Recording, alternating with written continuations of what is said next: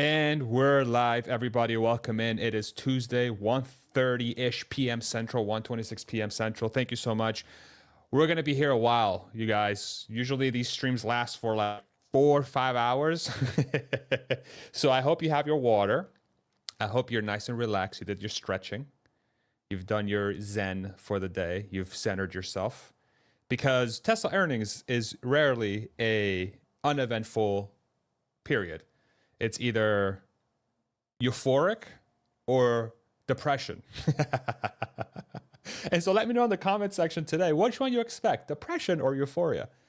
Anyway, I got a bunch of people joining me today on the stream. It's starting with just me right now, but we'll have a bunch of other people joining me as well. So sit tight, relax. We'll make this a long discussion, whatever we need to.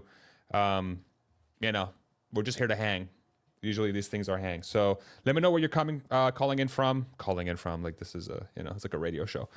Good morning, Wayne North. Thank you very much for joining me. Let me know where you're signing in from, where you're joining us from. What's up? TJC, we're live on X. We're live on YouTube.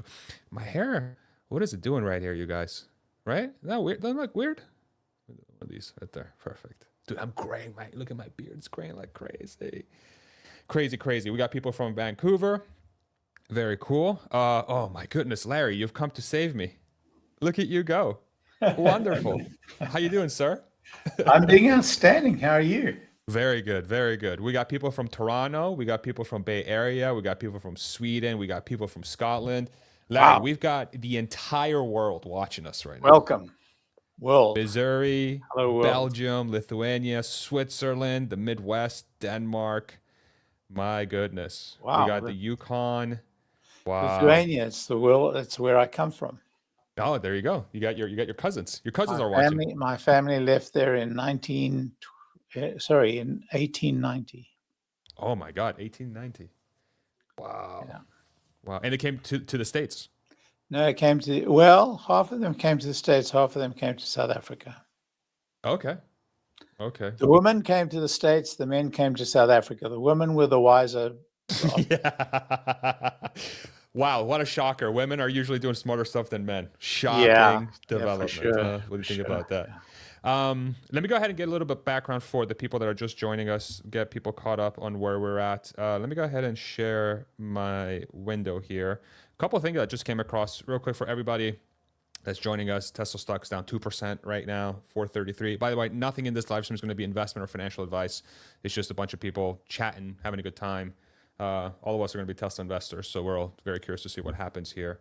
So we got people coming in from Michigan, Ireland, Indiana, from Britain. My goodness, worldwide audience, just amazing. Tesla's down. I just saw this come through on Sawyer's feed. I don't know if you saw this, Larry, but from the developer, the Tesla Robotaxi app, it has officially exited the beta phase. It is now, if people want to download the app, they have to go straight to the App Store. So it says, thank you for participating in the beta. Please download the latest version of the app on the App Store to continue receiving updates. I actually just did that on my phone. How exciting. Okay, so that was going to be, okay. So the first thing that comes to mind is like, okay, is this a signal that we might get something on the call that says, hey, you guys, by the way, we're going to remove the safety riders in Austin and we're going to add 100 cars to Austin so people can start hailing rides in Austin. Or am I jumping the gun, Larry? You're jumping the gun. Of course I am. So why do you think I'm jumping the gun? What do you think still needs to be done? I go by what Elon said. He said that 4.2 will be the real release. It'll be the general use release, and we're at 4.1.3 or 0.4. I forget. I think 4.1.3. Yeah. So I think we've got a release or two to go. Yeah. I think 4.2 is it, and I think once we see a 4.2 release and it gets like a couple of months out there, and they've resolved any issues with it. Although I do think that 4.2 is going to be a resolution of any issues in the earlier versions rather than a new, piece of technology, a new piece of a new architectural change in software. So I think that shortly, like within 2 months of the release of 4.2, we will see the probably in Austin first, but the release of the driver. That's my thinking. And I think that's going to be after the turn of the year. We'll learn tonight, maybe we'll learn tonight. And maybe Yeah. we'll learn at the meeting, at the shareholders meeting. Yeah, in November. Yeah, I do wonder, has Tesla been running 14 on Robotaxi for any significant period of time? Have they been using Robotaxi in Bay Area, with the 100 or so cars they have with the drivers? If that's the case, they've probably collected a ton of data during that period. I haven't been able, yesterday or a couple of days ago, I was trying to go to Austin. It was on a Monday. Usually I would park kind of far away from the city, far away, meaning like 20 minutes. Yeah. And then I would hail a Robotaxi to go in, and then the wait time was 24 minutes. I'm like, I'm not gonna wait. I'm not gonna wait. So I do wonder if I think ever since they started sort of allowing more people to enter the network, it's obvious that they've hit a choke point. I did a video with Peter Boghossian on his channel a couple weeks ago. It was posted last week, but we basically took Robotaxi all around town and we explored, when is Tesla going to do self-driving, when it's going to have Robotaxi. The wait times were no less than 15 minutes for most rides, which is longer than it should be. And so what my gut tells me is like, hey, for the size of thing that they have, for the size of geofence they have, they don't have nearly enough cars. They probably need to double it at least. Well, it's a function of number of users and size of the geofence. So, Right. They probably enlarged the geofence, but they haven't adjusted the number of riders. The number of cars. Yeah. As they've added more and more and more people to the app. Yeah. So it's time. It's really time that they start flooding the zone. But I think they're waiting for the Robotaxi to be ready and to roll out. So yeah, I've actually gained a lot of new thoughts on this in the last 48 hours or so. I want to throw by you real quick from Pajaro AT. How long until the event? So the earnings is going to be released at 3 p.m. Central, 4 p.m. Eastern, right about that time, usually 5 to 10 minutes after market close. And then the earnings call will be at 4:30 p.m. Central, 5:30 p.m. Eastern. You know what? I'll also throw out the time for our Pacific folks, 2:30 p.m. Pacific. Okay, so for the call itself, we're going to do that whole coverage on this live stream. So we'll go pre-earnings, post-earnings, pre-call, post-call. So we're going to be sitting here for a solid 4 to 5 hours, and we're going to be need to stretching, and I'm sure some of us will use the bathroom more than once, probably me, because I've been trying to hydrate. I'll probably jump in and out for a little bit because... Yeah, you got like 7 live streams to go to, right? Yeah. You're a very, very, very popular man. Yeah, I don't know. Like, I really think, this whole Duffy thing. You've been tracking this beef between Elon and Duffy. Yeah. That to me feels like a big risk for not just for like NASA, but transportation. So the legislation he wants to get through, because Duffy is the current department. He's the head of transportation for the United States. And so if you're getting into a beef with that guy, I mean, that doesn't bode well for us to get transformative legislation to be able to operate Robotaxi at scale. No, it does not. Would you agree? I do agree. And it could be contributing to the softness of the stock right now. I think that it would be, I would have hoped that we wouldn't get into the scrap. I mean, I can understand the frustration of the folks at SpaceX. I mean, this is it's a travesty what's going on. Yeah. So you've got to know the history of this. The history of the moon project is just terrible. $40 billion down the drain. I mean, to date, and just no end in sight. And by the way, that doesn't include the billions and billions and billions before they sort of set their sights on this project, on Optimus.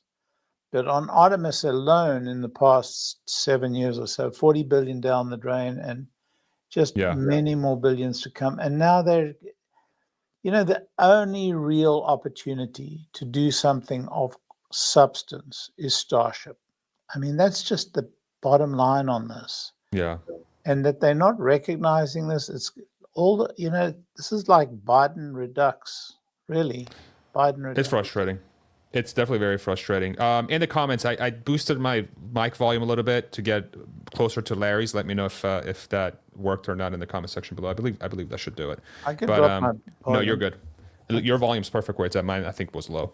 Yeah, it is a strange thing, and this is where my head has been for the last week. I made a post on X that sent a few in the Tesla community up a wall when I insinuated that the Cybercab will have steering wheel pedal or a Cybercab.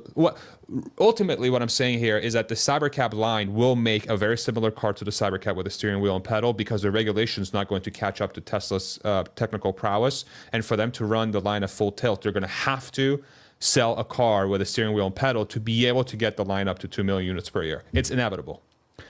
It's inevitable. And the latest happenings here with Duffy sort of reinforces that for me. It's like, even if the current cap for self-driving vehicles without a steering wheel and pedal in the United States is 2,500 units per year. That is a regulatory cap that they've put on cars without a steering wheel and pedal. And so the hope was, okay, maybe Duffy will go in and then up this to 2 million or 1 million or 500,000, whatever the number is. With whatever's happening now, in addition to the likelihood of that happening and depending on that happening, then depending on them to approve you, and then hoping that Uber doesn't lobby the shit out of the government to prevent you from selling your vehicles. To me, it feels like it's a lot of hope to try and get somebody else to get you where you need to be, versus just putting a steering wheel and pedal in the car and just selling it with it, right? Well, we know that they can put in a steering wheel in the car. We know that they can or can't? Can. Yeah, of course they can, of course. So, right. I mean, because they've had steering wheels in the car. Right. So they don't have exactly. Any Exactly. They've got no engineering to do on the problem. Right. There's Mr. Nick Gibbs. Mr. Daddy Nick Gibbs. Mr. Papa. New Papa. How's it going, Nick? I see it's going good. I see Larry got the outfit laid out for him this morning. So yeah. Heck yeah, man. I'm glad we're matching. It looks like Faza didn't get the memo, but I got a Tesla shirt. This is technically a Tesla shirt, right? Yeah, it's the but I mean, I know it's not the right one. Well, not the right. I actually have all my gear from when I used to be an employee. So if you really want me to flex on you guys, I'll flex on you guys. But this is from the 2022 shareholders meeting. Oh, okay. That's correct. Sorry, my apologies. And who's going to the 2025 shareholders meeting? Are you? Oh, you are. Okay. Well, rub it in our face, will you? I didn't even apply. You didn't even apply? I applied. Nah, but I with the newborn, it would be inconsiderate. Yeah, it's a lot. No, I didn't want to take someone else's spot in case I did get it, so I figured just bow out. I actually had a couple people reach out to me, DM me. They're like, "Hey, if you want to be my plus one," I'm like, "Give it to somebody else." I've been to so many Tesla events. It's like I would like somebody else to have the opportunity to go. So, Nick, and then I'll go to you, Larry. What do you expect from this call? What do you think is going to happen? Put on your crystal ball. Go. Before these past few days, I would have said that Elon's going to make sure that he doesn't do anything to screw up his votes. But it seems like Elon thinks he has everything in the bag now, and he's going to war with Sean Duffy. Well, I mean, with a lot of people, actually. He's aggressive today. With AWS, with Anthropic. I mean, he's just going at it on X past few days. So I don't think he's too worried about that anymore. So I don't know. It'll be interesting. I think obviously we're going to have decent numbers. There'll probably be some forward-looking statements that are very grandiose, but I don't know. I think there's equal amount of upward inertial potential, but also equal amounts risk. So I think this could go either way. What do you think, Larry? I'm very closely aligned to Nick. Everything on these calls always turns on Elon's demeanor. And if he's truculent and argumentative, and if he's not in very a good happy mood, bad mood. If he's in a bad mood, it never goes well. If he comes sunny, expansive, forward-looking, confident, has an enormous impact on, on everybody, from the top of the tree all the way to the roots. So I don't know what to expect until I know which Elon is turning up. And based upon what Nick has said, he's in a very, he's not in a collegiate mood. And so that doesn't bode well. Yeah, I wonder how much of his aggressiveness on X is like, is he usually aggressive when he's depressive?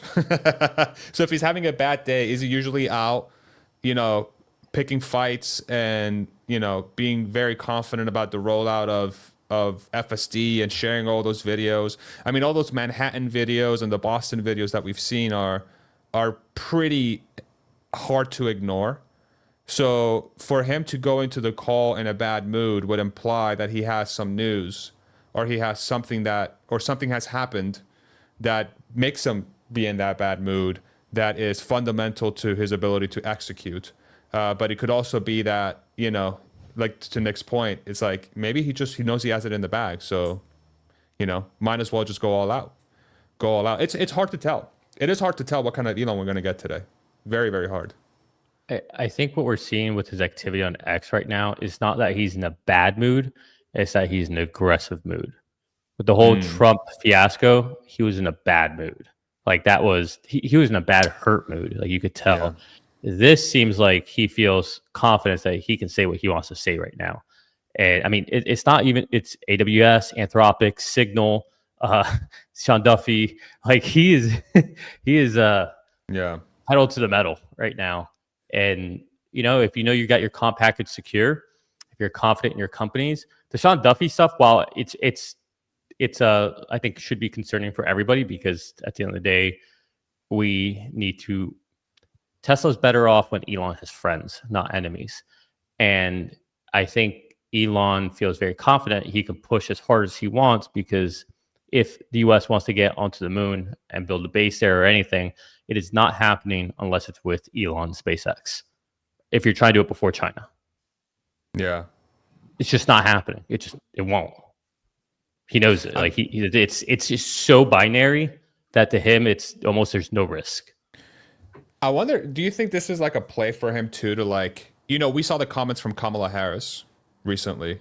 I don't want this to get overly political, but I mean, Elon's stature and his involvement in the Trump administration makes it impossible to talk about this, especially with the advent of the self-driving tech getting ready to be approved soonish, because the technology seems pretty damn close.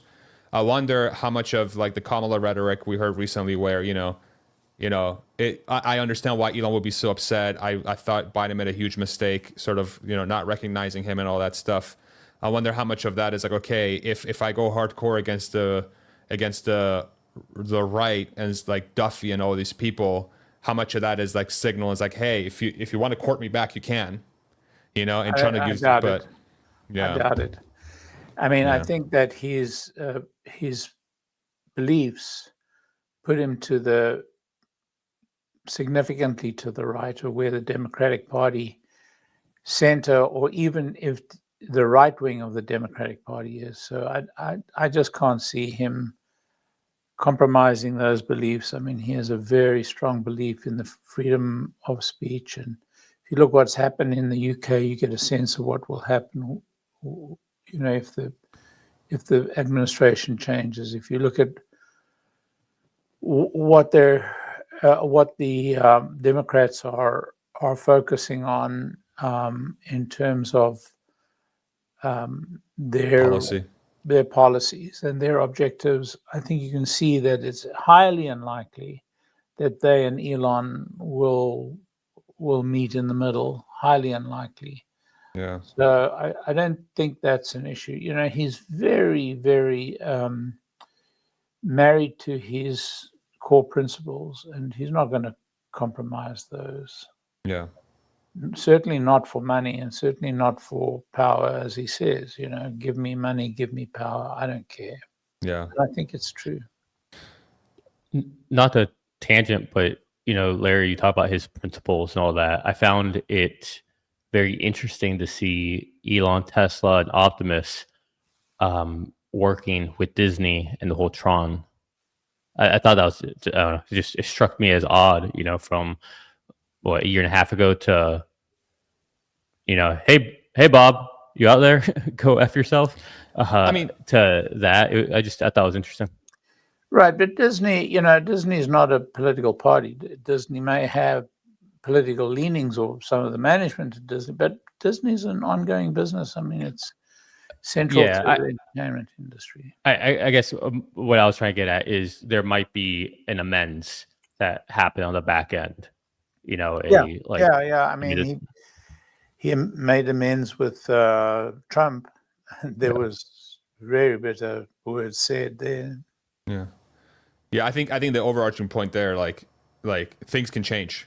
Things can always change. I mean, let's not forget, for the better or for the worse. Yeah, we were allies with Russia in World War II. Like things can always change. It's for sure. Yeah, fascinating. I think the the thing, if I switch gears to like what should we look for in this like call, the earnings, to your point, I think we're gonna get some pretty good numbers. 497,000 deliveries, so that's a record. I think we're like 40 or 20,000 short of the record production, or maybe 40,000. I think the record was 480 some odd thousand in 2023 or 2024.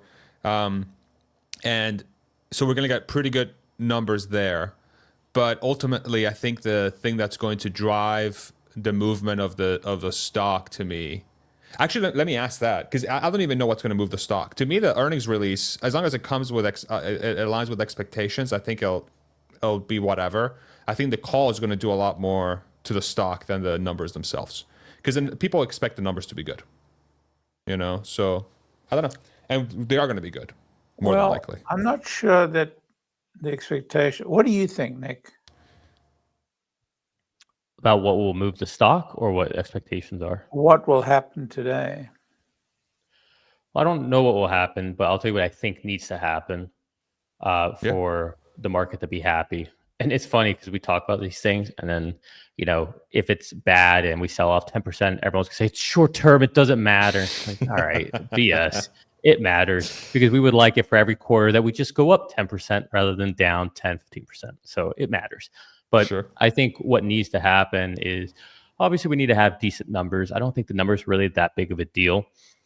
We need to, Tesla needs to guide for a Q4 of deliveries that are as good, if not better, than what Q3 was, to calm concerns that everything got pulled forward. And then I think they need to give some clear, they don't need to be overly specific, but they need to give a little more clarity on the next quarter to 2 quarter roadmap for how the Robotaxi business grows and expands. I agree. Because right now the perception is that it's stalled is the wrong word. I don't know what the right word is, but the expectation is that it's kind of paused before the next event, the next breakthrough, next whatever. They've made little expansions here and there, and it started off looking pretty exciting how fast it was, but then it's kind of come to a halt. They never really added more vehicles, at least not based on what I've seen out there. And so, I think a lot of us have thought, okay, they're just waiting for version 14. If that's the case, then, if they just share that message, that'd be great. If they talk about what cities they plan on being in, when they start to ramp vehicles, they don't have to say how many vehicles. They don't have to say how many cities. They don't do any of that, but just give some confidence, plus good guidance for Q4, have decent numbers, and I think the stock will reward Tesla investors. Anything short of that, and I think the stock's going to get punished. What do you think, Larry? I agree. I'm not aligned with Nick.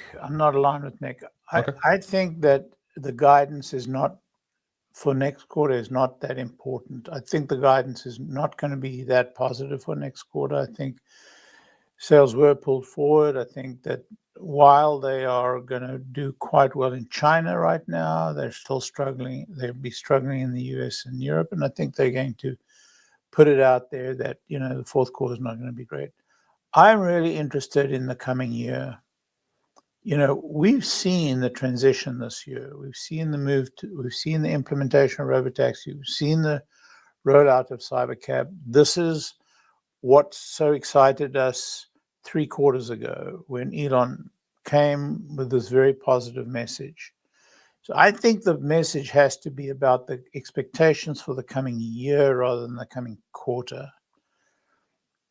The rollout of the Robotaxi is, as Nick said, very important. We need to get some notion of it. I don't believe they're stalled. I believe that they're doing what they planned to do. We just didn't. It wasn't shared with us what the plan was, and so we've invented a whole plan of our own, and we're disappointed where they are against that plan. So I think that if they were to give us a better sense of the rhythm of the coming year, this coming quarter and the following 3 quarters, that would make all the difference in the world. And that's what they've never done. They told us 3 quarters ago, famously, when the new cheerful Elon came back to the quarterly calls, and he said, we've turned a corner and it's all uphill. It's all downhill from here. And we've got Robotaxi, we've got the bot, and we're building the second Cortex, and we're A4 away. Now he needs to come and say, the coming year is going to be very exciting because during the course of the next 12 months, we're going to be rolling Robotaxi out across the United States. In the coming year, we're going to see the release of Cybercab. We're going to see energy scale by another very significant amount. We're going to see the semi roll out. He doesn't have to be as specific as many people want him to be, and I don't think he will be, and I don't think he should be. But he needs to be positive about what is going to happen, and he doesn't have to give exact dates. He has to give a sense of the date. By mid of next year, the Robotaxi will be in 20 cities. By mid of next year, the Cybercab will be in volume delivery. That kind of statement. And so that's the Elon I would like to see turn up, and that's the Elon that will make the share move. Whether we get 55 cents or 65 cents, 60, I think it'll be in the 60s myself, but it doesn't matter. It really doesn't matter. What matters is the sense of the rhythm of all these releases, of all these new products that are going to be rolling out next year. Yeah, I mean, I think if we get strong insights and guidance that are backed up by actions shortly thereafter on how they're progressing on their Robotaxi rollout, FSD, unsupervised, V14, version 3 of the bot, potentially, by Q4 26, we expect to have 100 V3 Optimuses working at the line. Something like that would be incredible, right? Now, they can say it, but they have to do it. Right. And so, yeah, go ahead. I think they're very cautious about saying what they can't do. And that's one of the reasons that they don't roll out these particular, projections. But, it would be really good for him to give us the sense of confidence about a roadmap that we can grasp and that we can have some sort of measure again. What I don't think the market will appreciate if he lectures us again on the most dramatic change of value of any asset, that. He's going to do that, right? Helpful. If you have a bingo card, you better put that on there because he's gonna do that. He's gonna say it. But I think the bigger thing is like he says that, but then on top of that, he's also going to say, give us that cadence, give us that cadence of the thing, because by Q4 26, we should see people that have cars that are capable of unsupervised self-driving should experience this, but now we can actually see that it's going to happen, because if you look at V14 out on the roads right now, doing drives in Manhattan, doing drives in Boston, doing drives in in Florida, in Austin, in California, you have this $30,000 COGS car that is able to drive around essentially flawlessly. So, you know, and maybe they can tie that story back. Let me pull up a couple comments here. Is Elon's pay package vote tonight or in November? That's in November. Tonight is going to be the earnings call for the third quarter of 25. Another comment here. What do you guys think of this morning's Reuters report on battery connector recall and its timing? I mean, I think it was like 12,000 cars. If they found an issue, fix it. This is good. You know, I think it's very small. You should see how many recalls Ford has, by the way. It's crazy. I think they have like 2 million recalls already for the year or something. Yeah. I gotta look it up. It's common. Yeah. It's common in the auto sector. What's up, Nick? Just going back real quick to the expectations. I agree with Larry. Like, I prefer them not to give too many specifics, but I think part of the problem is last earnings, Elon said that there would be hundreds of thousands of robotaxis by next year, and that's there. You said it. You put it out there, and to me, when he said that, it seemed believable, knowing that robotaxis had just launched, and we saw that the geofence had increased at least once in Austin, but we haven't seen much progress on that front yet. So I do think if they can, he can't say something like that again. I think it'll fall on deaf ears, because to go from 10, 15, 20 robotaxis to hundreds of thousands by next year, it just seems a little unbelievable when you can't even get to 100 yet, or you haven't. Yeah, so Nick, I'm a believer. I'm prepared. No, I believe too. I'm just saying, as far as if you want to know what's going to move the stock, that will move the stock in the wrong way. I'm not aligned. I think that 100,000 or even a couple of 100,000 is eminently possible by the end of next year. I mean, once they start scaling, they can move very rapidly, particularly once Cybercab goes into production. Maybe, but I guess the question is, there's something that we don't know that is taking them longer to scale or increase. And it would be interesting to know if they're just trying to figure out what's it look like to truly scale one city before they go to many. No, if they are, it's having the driver in the car. The driver is the problem. You have to hire. I don't think it is. Well, I think. Well, I mean, okay, that's obviously one. I agree. That is one element. Of course, it is. But I think there's other elements. Hey, Hans. Hello. We are no longer Hans Solo. We're Hans with. Yes. But I think the idea of a command center, the logistics of people, the vehicles, charging, cleaning them, I get these are small, not real issues, but meaning they're not issues that we have to solve, as in we don't know how we're going to solve them. They're not engineering problems that, like FSD, we're trying to solve a problem that had never been solved before. This is a logistical decisions that have to be made. And I feel like that's kind of what they're probably working on, or there might be something else going on, or they were just waiting for a V14. But either way, what you can't deny is that they have not really scaled anything right now. And so is it because they've been waiting for 14? If that's the case, then no big deal. They should make note of that. We've been waiting for this model because we take safety as the paramount thing for everything. And we had kind of a soft launch, a little MVP.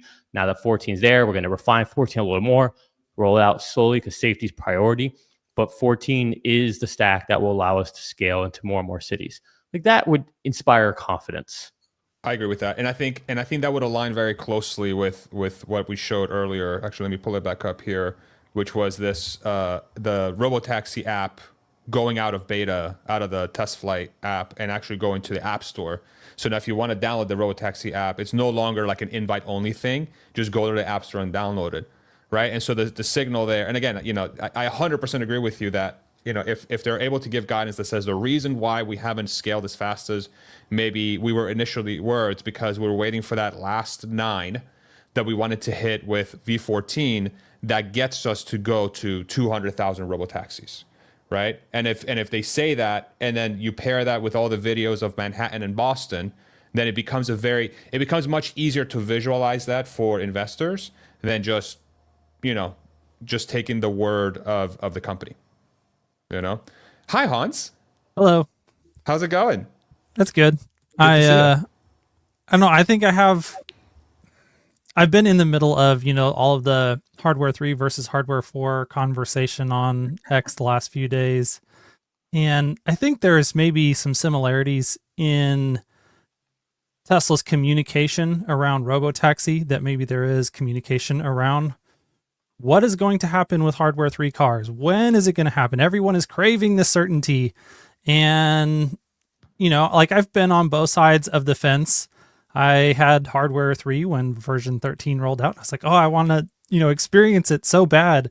But I wasn't in the camp of people who are, and, admittedly, I think there's a particular Tesla buyer who bought in COVID when the price of the car was super expensive, and then they paid like $15,000 for FSD on top of it. And the fact that they haven't received the latest and greatest functionality is particularly chafing for this particular buyer. And I can kind of understand that. But the deal is, no one has FSD unsupervised yet. And so all of this angst that we see amongst the community for, tell me when, tell me how. It's like, we don't know yet, because version 14 doesn't even work unsupervised on hardware 4 cars yet. And you can't make the technical plan of exactly what you're going to do for those hardware 3 cars until you have the software solved on hardware 4. And then you've got a whole bunch of possibilities like, can we compress this model down and make it run on hardware 3? Do we actually have to upgrade the computers? Okay, if we do upgrade the computers like Elon has said, then are we upgrading it to a hardware 4 car a hardware 4 chip that is smashed down into hardware 3 packaging, because they're definitely not plug and play replacements right now? Or do we wait until hardware 5 comes out? Like, all of these things, there's just, an endless complexity of possible solutions that people want to know exactly how they're going to be solved. And those are unanswerable questions at this point in time. And I think the reason that I say all that is that I think that it's similar with, okay, how fast is Robotaxi going to scale? I don't know. We've got a dashboard that's got like 100 different metrics on it that we're tracking it's a combination of this spider chart of metrics of things that we have to be able to execute on before we're ready to just say, okay, here, let's start printing cyber cabs, sending them wherever they're going to go, and they're going to get there without a driver, and then they're just going to immediately go into this Robotaxi fleet. And so, yeah, I think that we just have to trust that they are executing this extremely complicated engineering rollout as quickly as humanly possible. There's no one else that can execute it any faster. They will be the first one to the finish line. It's not even going to be close. And we just get to watch and divine what's going on behind the scenes as best we can from the little bit of public communication that's there. And yeah, they can't tell us things that they don't know, and they certainly don't want to tell us things that they think they know today that are going to change tomorrow and send mixed signals. So yeah, that's my my brief take on all of that. Can I save everybody a little bit of time on that first debate? You're going to have to get a new vehicle. That's what's going to happen. You might get free FSD, but you're going to have to get a new vehicle. That's what's going to happen. They're going to upgrade those computers eventually, but you're going to have to wait so long that you're going to wish that you bought a new car anyways in the meantime. Let's put money on this. I'll put whoever wants to bet, whatever amount you want to bet. Now we're talking. I'll put money on it. Finally, we get somewhere. Let's put some money on it. Let's go. Okay. I'll give odds. Pick a number. I'll take the bet blindly. And I'm telling you right now, they will not retrofit hardware 3 vehicles with new hardware so that they can be unsupervised. What's the odds? Give you 2-1. Well, there are two things in there, Nick. The one is that they will not be able to fit hardware change the hardware, and I think that's a very realistic viewpoint. The second leg of the bet is that they won't be able to run unsupervised. That's the area that I think you're on a little bit of loose ground, and I'm not sure whether your bet contains both of those legs, or you're simply saying that you have to get a new car, you can't use that car. Is that the bet? You'll have to get a new vehicle, correct? You'll have to. It doesn't make any sense. It is literal. I mean, guys, if we think about first principles, it's literal entropy to go back and try to retrofit these old vehicles with hardware to appease, let's be honest, a fraction of a % of people. It doesn't make sense. They've done it before. They said that they would, so they will. I will take your bet. We'll just do, make it nice and easy. We'll do even odds, $100. No, I won 2 to 1. What are you doing? I'm trying to take more money. I'll take those odds too. I think they will too. I think it'd be silly to think that Tesla has built hundreds of thousands of cars that they're not going to upgrade and put them on a fleet to be able to generate income for them that are already out there. The value conversion is so great, according to Elon, that it's just a no-brainer to do it. I mean, you're in on this It bet? depends on timelines. If they make just millions, if there are millions more hardware 4 cars when the conversion is finally happening than there are hardware 3 cars, then the financial incentive makes a little bit less sense. Hold on, Larry, are you in on this one? $100? 2 to 1 I want to odds? give some thought. I mean, what are the odds we're discussing? 2 to 1 odds that Tesla will not upgrade hardware 3 vehicles. Someone said this in the comments, and it's so true. You can tell sports betting and degenerate options gambling has proliferated into this panel. It's so true. Like, you're doing odds on this, like the side chain bets of what's going to happen today. Like, this is hilarious. That's amazing. Somebody somebody set it up on Polymarket or something. Well, exactly. And for the record, Nick, I think you're right. Yeah. So, Hans, I think you're too optimistic with what Elon said on that. I think it's probably not going to be a priority. Like you said, maybe you're right. Like, if it happens in 7 years, are you really going to want to upgrade it or just get a new car? Like, so yeah, I think there will be definitely a big lag in time between when it happens. I mean, I don't know, like 2 years after they get it working, it's going to be like an intern side project at Tesla to backport a working unsupervised model. It won't be as good as the current unsupervised model onto hardware 3 though. Why would you risk that? I have a question. Why would you not?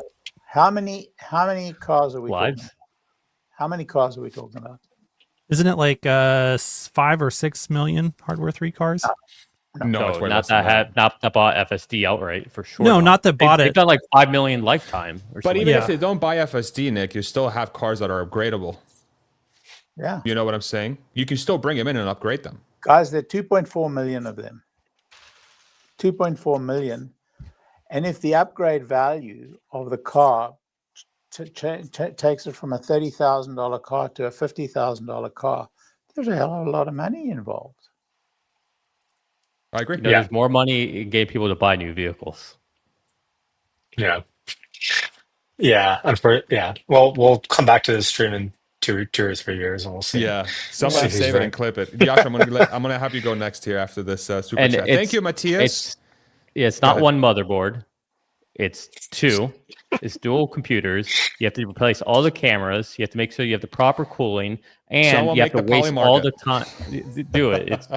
It makes no worse sense. than that. And Nick, Tesla's it's- forfeiting new vehicle sales. Nick, you're right. It's worse than that. Firstly, the actual form factor of hardware 4 is significantly larger than the form factor. I guarantee you it won't be a hardware 4 chip that gets put into the car. That is, like, I would take odds on that. If they upgrade those computers, smaller. it'll be an AI 5 chip that's put on like an old AI5 has AI. only just been taped It's out. not. Yeah. I know. don't even know if it's been taped out yet. I know. It won't get smaller. It'll get denser. It'll require more cooling. Yeah. It'll be like. I mean, it's gonna require. Yeah, I mean, I'm aligned with Nick. But what's cheaper, However- doing that or building a new car? doing that? Well, So okay, no, The that's the wrong economic question. incentive is there. What do you mean it's the wrong question? It's the wrong question. If you look, Go ahead. if you Tell me look the at right it from question. myopically at a one car, is that cheaper to just retrofit that than build a whole new car? Sure. But what makes more sense? What makes more economic sense? Get a new cell for a new vehicle, have a brand new vehicle that's going to be at least another 10 to 15 years out there of lifetime. And you don't have to waste time at service centers for all these retrofits. It's already part of your line. You already have that efficiency. Like it doesn't make any sense. The thing that makes the most sense is for Tesla to do a hybrid model of giving an incentive for people to trade in their car to get a new car, and then when Tesla centralizes all those old cars, they upgrade them. Yeah. No, Obviously, they you just scrap them and they assemble- recycle the batteries. That makes more sense than make a new vehicle. What? I disagree with that. You guys, this is the same guy that is scrapping every new idea. The same guy that's trying to be as cost effective with the existing lines. He's trying to reduce entropy. And you guys want to say, hey, nah, bring in your old threes. We'll waste service time centers because we know that they're not busy. And we'll retrofit this for you guys who don't want to, who already Tesla, you're such big Tesla fans that you want to retrofit your car because you want this. Like, this is the guy who's telling Duffy to go F yourself. I'm the only choice you have. What do you think? Yeah, but that's his customers, though. It's his customers. Like you have to be also like mindful of this. Is like, yeah, it might be like, let's say 10% or less. Let's say 10% of the 2 million hardware 3 cars purchased FSD. That's still 200,000 customers that were told we're going to get an upgrade, right? That will potentially now be like, okay, well, here's the economic incentive for you to bring it in. And what percentage of those people are going to be like, okay, I'm happy with that? I bet you at least 20 to 50% of those people are going to be like, no, give me my upgrade. I want my upgrade. And if he doesn't do the upgrade, name one person who will ever I guarantee you there will be so many lawsuits if 100%. hardware 3 cars do not actually get unsupervised FSD at some bro, point. some guy with 9 shares literally stonewalled Elon getting paid. You don't think hardware 3 not getting upgraded is going to be a giant problem? No. Just pay me my money now. Fine, just make it have to cost wait. make it cost like 10K to get upgraded, and no one's gonna upgrade. So for all intents and purposes, it won't matter. No, You know? I think they said for free. Like I don't think they're doing this for free. But like if they offer it for X amount of price, that's going to be ridiculous. Then it's like effectively they're not doing it. But if you want to pay arm and a leg, go ahead and do it. Also, like, okay, so for today's earnings, I am curious, right? What are we looking for? And maybe you guys had this conversation before I jumped in here. With this conversation about hardware 3, unsupervised, hardware 4, robotaxis, what do we actually care for about like today specifically on this earnings call when it comes to unsupervised? Because this is a bigger debate, but Can you answer what you're looking for? Just to I'm looking for a date. I think like Elon said, end of the year on no supervisor anymore in the cars. I think that it continues to be the date that really causes a big stir on Wall Street. Well, Larry and I did a show recently on Herbert's channel, and we talked about, okay, when could that date be? It's kind of inconsequential. It's like, is it end of this year? Is it beginning of next? Is it summer of next year? Yes, it doesn't matter in the grand scheme of things, but I think if we come out with a hard and fast date today with when that's going to be, and it's in the imminent future, let's say in the next several weeks, couple of months, I think that causes a big storm. I don't know if you guys agree. I 100% agree. I Yeah, do agree. 100%. I think it would. I don't think we're going to get it. Before you came on, Yashi, I said that giving an exact date is not important. Giving some sort of what was the word I used? Some sort of idea of what it's going to look like next year, between now and the end of next year, in terms of Robotaxi rollout, in terms of the Cybercab launch, in terms of semi launch, in terms of energy, just an outline for each of these things and what the rhythm of it's going to be. It doesn't have to be days, just give us a rhythm. Everybody expected immediate. Oh, Yoshi's left us. He's back. He's back. He got mad at you for a second. So I think that's what's important. It's not give us, the greatest transfer of value, blah, blah, blah again. Not give us exact dates, but give us a sense of what is in their plans from a perspective of how the year is going to play out. And I think that would be very important. And you know, they don't have to meet every date. They have to be shown to be executing on that plan. Look, I 100% agree with you. I'm completely on the same page. I think what's different with Wall Street is for them, they kind of feel like this is Tesla. Tesla has to put up or shut up. And up until when Tesla actually proves whether it's no more supervisor in the car or, bot or revenue, like I think up until that point, Wall Street will sit on their hands kind of in the same way that we saw a lot of stocks like Nvidia. They take a big jump only when they printed a lot of their growth. And we talked about that, right, Larry? So I completely agree with you, by the way. Like it totally makes sense. Like I would love for Elon to just lay it out in terms of timeline and what he's thinking. I'm just thinking from a Wall Street lens of what would the stock need to go up or down? And I think in the immediate future, some sort of timeline of unsupervised, no Robotaxi, I think that would be a key trigger. And I'm not sure what else in the next little bit would cause that type of stock effect, I think. Can I offer a just a little bit of pushback on that, Yashu, as far as NVIDIA and earnings before stock move? Or not pushback, but a different opinion or a different way to think about this. NVIDIA was never seen as a storied stock as far as AI and everything. In fact, people used to just laugh at Jensen about this, that one day this is going to happen. And all of a sudden, boom, they dropped some numbers. Everyone's like, what the hell? And then next quarter, same thing. And next quarter, same thing.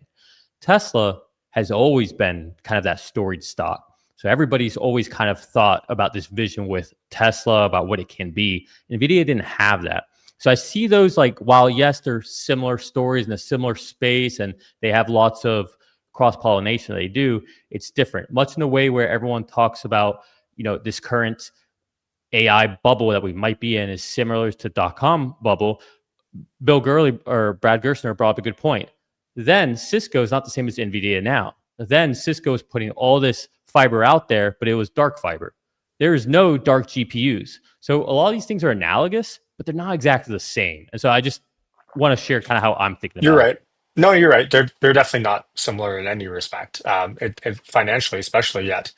But I guess like I look at a stock like Apple, right? If you look at Apple and you go, okay, when Tim Cook comes out and he says something about a launch, a new product line, unveiling, you almost see like 80% of that of net effect of any sort of cash flows, what's going to happen in the next 2 or 3 quarters, start to get baked into the stock within a week-ish, let's call it, to be generous. It's probably a day or two. Meaning Wall Street looks at Apple and kind of goes, yeah, whatever they kind of say will more or less happen, right? And we know, all of us know this, with Elon and Tesla, Wall Street will look at Elon and Tesla in the face. And even when they come out with something like Robotaxis in Austin, despite having a supervisor, even still then they don't believe it, right? So like there's this almost pendulum swing of Apple versus Tesla net effect of stock. And so if we know that there are robotaxis on the streets today, albeit not at the scale that we're looking at, like at what point does Wall Street, I'm just trying to get to the bottom of like at what point does Wall Street go, okay, this is nutty, buy hand over fist because this is about to get crazy. And I think, yes, we're on the precipice of that, but like what are the 1 or 2 things that I'm trying to dig into that could cause that? And I think the date being in the next several weeks would be like an immediate one that stands out. Yeah, I agree. Go ahead, I don't see anything that Elon is going to say on this call that will result in Wall Street changing its collective mind. I can see the Dan Ives of this world, whipping it up, but I don't see Wall Street on any particular statement that Elon makes going to go, through the roof. I don't see it. Yeah, I agree with you, Larry, and I think that I would, probably expect that it's going to be a sell the news type of earnings call. I'm not putting money on that one way or the other, but it wouldn't surprise me at all. I think the things that I'm looking for in the call are really more some of those leading indicators that I think we might actually get that can provide retail with a little bit more confidence. And so things like, tell us how many cars are you actually operating in the network now? And what's the growth rate of the number of cars? Like those would be great things. We've been able to see what's the coverage area. And it seems like now that they have thrown down the gauntlet and they cover way more area than Waymo in San Francisco and in Austin, that they've said, okay, that's big enough. Like now we're just going to digest as far as coverage area. And now we need to backfill because they like expanded coverage area way before they expanded fleet size. And so now they've got to go back and grow fleet. And so I think fleet size is one of the most important pieces of data that we might get that would give us a real indication of technical progress. And if they'll share with us intervention data, that would be even, I think, more insightful, but I don't think that they're going to do that. So I think that fleet size is like the main Robotaxi piece of data. Did he freeze for everyone or just me? Just you. Just you. Okay. But yeah, that was it. What do you think about, like, what's the likelihood we get a metric like cost per mile? It's like, hey, like we expect Robotaxi to run at X cost per mile once we yank the supervisor. 0, right? 2 years away from that. Son of a. Well, I mean, but why though? Like once you remove the safety monitor, like shouldn't the service be at a point that it's cash flow positive? What company in the world Yeah. broadcasts the gross margin of a product that's about to launch? I have never heard of that in my life. But it's not about to launch. It is launched. Oh, I'm about to. Like it's already come there. on. Right? Farzad, Let me dream. There's got to be one dreamer on this panel. there's no way that any company in its right mind would tell its competitor what it's looking at in terms of margin. I mean, they're about to enter into a very fierce competition with a massive leader in the field. They're going to turn the field upside down. I mean, why would they tell anybody anything? Yeah, I mean, if anything, you see more companies becoming more recluse, right? Like Netflix doesn't want to talk about subscribers. What was the company? I forget. Big company recently. They said that they're not even going to do earnings anymore on a quarterly basis. I mean, like everyone's just wants to like give less and less information out there, which I don't blame them, because I mean, even Trump's talking about this now about trying to make it where companies don't have to do quarterly reports, because it is a kind of perverse incentive is to think about everything in 3-month increments. Otherwise you get hammered rather than thinking bigger picture, longer term. I get it, but at the same time, I just think it makes more sense for them to not share, unfortunately. So, I mean, what I'm gathering from the panel is that there is the likeliest scenario, and y'all tell me if I'm thinking about this incorrectly, is that this is going to be another wait and see quarter, and nothing's going to happen until they start printing on the P&L for their next generation. I don't agree with that. I've been pushing back against that for every earnings call for like a long time, and here we are near all-time highs. You do not need to see it on the P&L for Tesla. All you need to see is steps moving the ball down the line of what Elon said is going to happen. That's all you need. It just if they do what Yashu says, if they tell us, hey, if they were to say 14 is the version where we will pull the driver, they don't need to talk about a date. That's all they have to say. That will move the stock, in my opinion. Nick, But How much do you think? But doesn't that directly contradict what you were just saying, though? Or like, No, they've actually I don't said think it. so. So Elon has said it. He said 14.2 is the F is full self-driving, unassisted. No, he said it's going wide. 14.2 goes wide. yeah. He said 14.2 is there's a wide version of V14. Yeah, don't get in the backseat of your car, Larry, when you get 14.2. Or do and record it. Let us know how it goes. Yeah. Bring this up here. My IT work sees no good reason why FSD 14 Plus can't be optimized to work in hardware 3. It's not as though FSD takes remotely as many local cycles as controls. Thank you for sharing that super chat. I don't want to go back to hardware 3. We started a roll with a different thing to argue about. So, but thank you very much for the super chat. Really appreciate it. Hilarious. Um, Can we talk stock for a second, Farzad? yeah, of course. Like stock price. So Tesla is what, up 13% year to date? I was just looking at these stats now. Something like that. Real quick, Right. 550. 550 would be the answer. 550. Okay, that's if Tesla says, "Oh wait, are you answering the super chat guy?" Sorry. No, I'm answering you, Yashu. If Tesla comes out and they say, Oh. "Yep, 14 is the branch, we're gonna pull out the driver," we think Okay. that'll happen end of this year, might be early January, but 14 is when we'll pull Yeah. out the driver. I think we're on our way to 550. Really? Okay, good. Oh, yeah. Yeah. Well, I'm surprised that you heard 20% me. move. Yeah. So actually, this is a good segue because I was looking at Tesla stock, and Tesla stock is up 13-14% year to date. If you look at the NASDAQ, if you look at the S&P 500, they're up currently about 13-14% as well. So what's interesting is Tesla usually has Sorry, like a Yashu. bait. Tesla's actually up 8% year today. Even worse. Okay, my point Yeah. is even better now. You're So welcome. thank you. Yeah, we definitely planned that. So if you look at it this way, Tesla has a beta of 2, meaning whatever the NASDAQ or S&P you do, plus or minus, it should be double that, right? So NVIDIA, I'll say NVIDIA, first time I've ever said it like that, but it is up 30% year to date, okay? So Tesla should be up closer to 30% rather than it's 8 or 10 or 12%, depending on the day. So can this earnings present as a time where there's a catalyst that we see Tesla play catch up? Because we've seen it on the downside. Often we'll see like the Nasdaq's up 10, Tesla's up 30, and you're like, okay, it's 3 times higher than the Nasdaq year to date, and then we see a pretty substantial drawdown.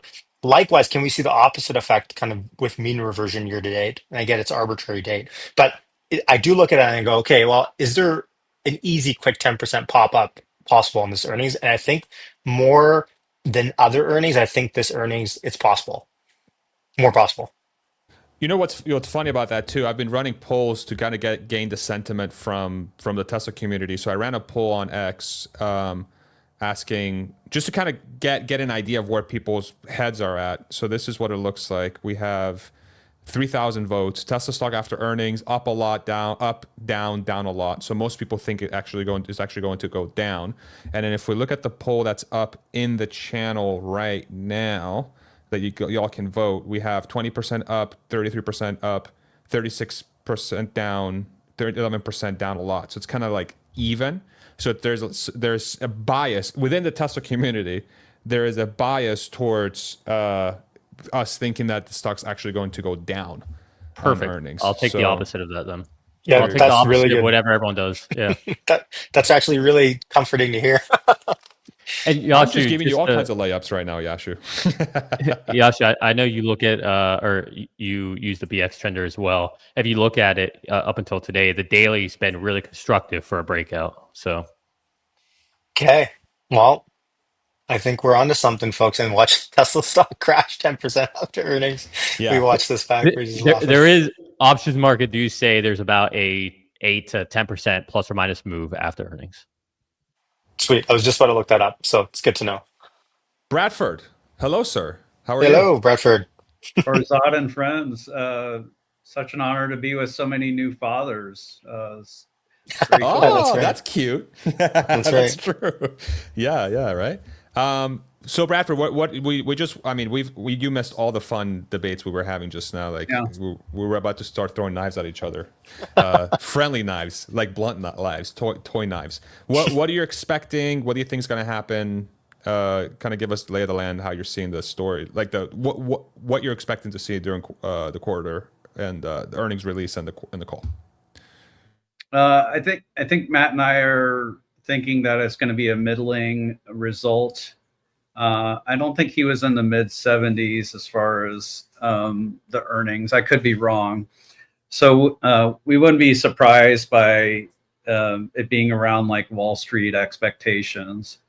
They did lose a tax credit from California sometime in the fourth quarter or third quarter. California is cutting Tesla off at the knees with different moves that they're making, including taking away the HOV lanes for electric vehicles. So I don't expect big fireworks to the upside, but we'll see what happens. I'm obviously super thrilled with how good version 14 looks. The latest version looks ready for Robotaxi. I'm curious when we see that. I will be attending the shareholder meeting and looking forward to trying it out. I got an invite from a very kind person that's here. Larry, thank you. Cat's out of the bag. Thanks for the invite, Larry. I'm kidding. Brad, Awesome. I knew you were going to get me into trouble. In front of 10,000 people. Yes. Good job, Bradford. Larry, you promised me. Well, at this DM point, Larry on Yeah, I X thought it if was you wanna next, go to the Larry. I think at shareholder this point meeting. it would be, it would be the right time for me to join to join Herbert's Get out of here. live stream. Uh-oh. That's funny. That's so funny. Well, actually, I am going to go and join Herbert for a while. Yeah, okay. so Yeah, I'll I see you figured. I guys think it in just a while. started. Yeah. I'll see All you right, thank later Larry. tonight, Larry. Yes, you will. Yes, you will. It'd be very exciting. See you in a bit, All right, brother. guys. See All right. you all Tell later. Herbert we'll say hi. Yeah, I think you just came in at the end of that sort of debate we were just having, where it seems like if we can get some sort of guidance from the company, this is sort of where at least where Nico and Need Yash some were future landing. guidance. Yeah, decent future guidance that is relatively, within the next few weeks around unsupervised self-driving, then that's going to create some sort of move potentially, we would expect. But we'll see. We'll see if that we would actually get that. I mean, I do agree. Like I saw y'all's call with. Thank you. I saw y'all's call with JC. Yeah. And he's a Uber driver that has V14, has been using V13 for Uber driving. He said on the stream that he hasn't had any safety critical interventions on 13 while Ubering, and then V14 from the videos we're seeing seem to be a step up in a lot of different ways. It just makes it a lot. Those videos out of New York City from Jordan, just blow. I actually just had a podcast with him yesterday. We recorded a pod. It'll go live tomorrow morning on the channel. Absolutely insane. And so from a technical perspective, it looks like Tesla has what it takes to go unsupervised. Just the question becomes, when are they comfortable enough to announce that? Because unsupervised, does unsupervised have to go into Robotaxi, or does it just have to become available? And I think as long as it just becomes available and a regular person can just go to a Tesla store and get a car that they can drive around without having to pay attention, that in itself is such a material event that how could it not have an impact? How could that not have an impact, right? So, but then the other flip side of me says, okay, FSD 12, V12, I think for the people that were watching the story closely and understood what end-to-end neural nets actually meant, we knew we would eventually be here in this day. And, Wall Street didn't really take that too seriously at all, if at all. And they were just kind of like, okay, cool. I want to see it on the P&L. And I know Nico's going to say, stop it with that. But it's like, okay. I mean, we're very bullish about what the consequence of unsupervised self-driving actually means. But could it just be that Wall Street just has priced it in so much that they're like, okay, once you put it on the P&L, then we'll take your word for it. So I don't know. I think they priced in some kind of call option on Robotaxi, but they haven't priced in the fullness of it. So they're assigning some kind of probability of success, and maybe that is further out than what the Tesla bulls think. I think even there's a lot of Tesla bulls who are skeptical of version 14. So we're seeing it. There's some stuttering with the brakes and some other things. It's very good. I'm about to borrow a V14 car from someone in my area. Unfortunately, it did scrape their garage, so they triggered it. Come out of the garage, and it did scrape the garage. So that's not ideal. It was backing out. What part of the car did it scrape? Was it the rims or the side view mirror? No, it's the front right bumper, or the front right fascia. Yeah, that's so that's no bueno. But like you said, in New York and other places, we are seeing that it does really well in very complex situations. It's using reverse, so it's going to be able to avoid half the accidents that Waymo gets into. Is a lot of the accidents that Waymo gets into, it's being either rear-ended or backed into, where it's not at fault, but it's being hit by the other cars. And the Waymo, for whatever reason, probably because it's programmed by humans, like it's not able to back up to avoid those accidents. Whereas the Tesla's been programmed to back up. A dirty Tesla showed that. We've seen that with the Costco parking lot with Devin Olsen in Canada as well. So it seems to be extremely close, and I'm really excited. But I do think there's a lot of skepticism that's still out there because it's not perfect. It's not perfect. Yeah, I agree. But I think that implies that once that, if we think, again, the polls that I showed where even the Tesla community does not expect the stock to go up after the earnings.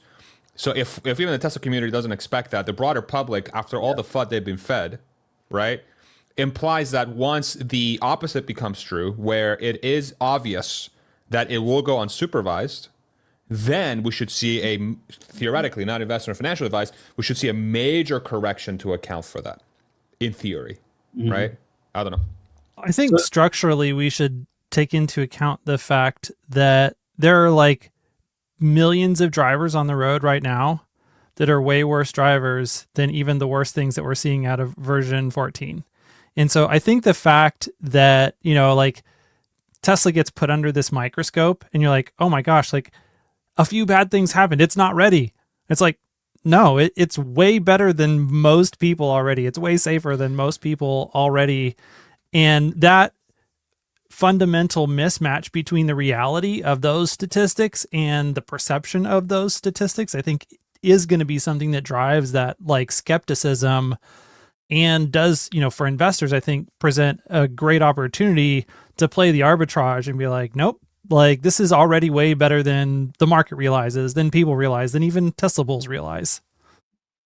Actually, can I share an anecdote that just happened to me last week to prove that case? I was stopped on the frontage road off of 183. So for those that are familiar in Austin, 183 is a toll road, 75-mile-an-hour toll road. It also has a frontage road. So that basically has a road right next to the highway that goes. And I'm stopped at a red light.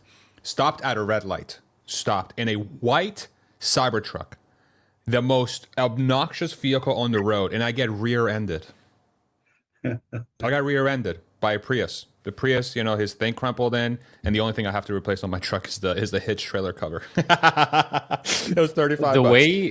The way you said that story, I heard it as a white Cybertruck rear-ended you.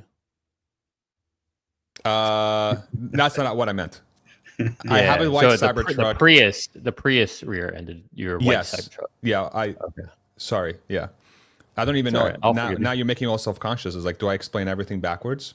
What am I doing? I think you just assumed everyone knew you had a white Cybertruck. I didn't realize you wrapped it white. Yeah. Yes. I have a white Cybertruck, of which it was rear-ended by somebody else in a Prius, and I was in the white Cybertruck. Is that better? What happened to the Prius? Did it get mauled? It had more than enough damage. New fascia, new grille, probably new headlights. And your car? Your truck? How? Trailer hitch cover, $35. Yeah. Hilarious. Yeah. It's a pickup truck. I mean, that's the nice thing about a pickup truck. You're riding higher off the ground, and it's some of the advantages. Okay. We are 20 minutes away from market close.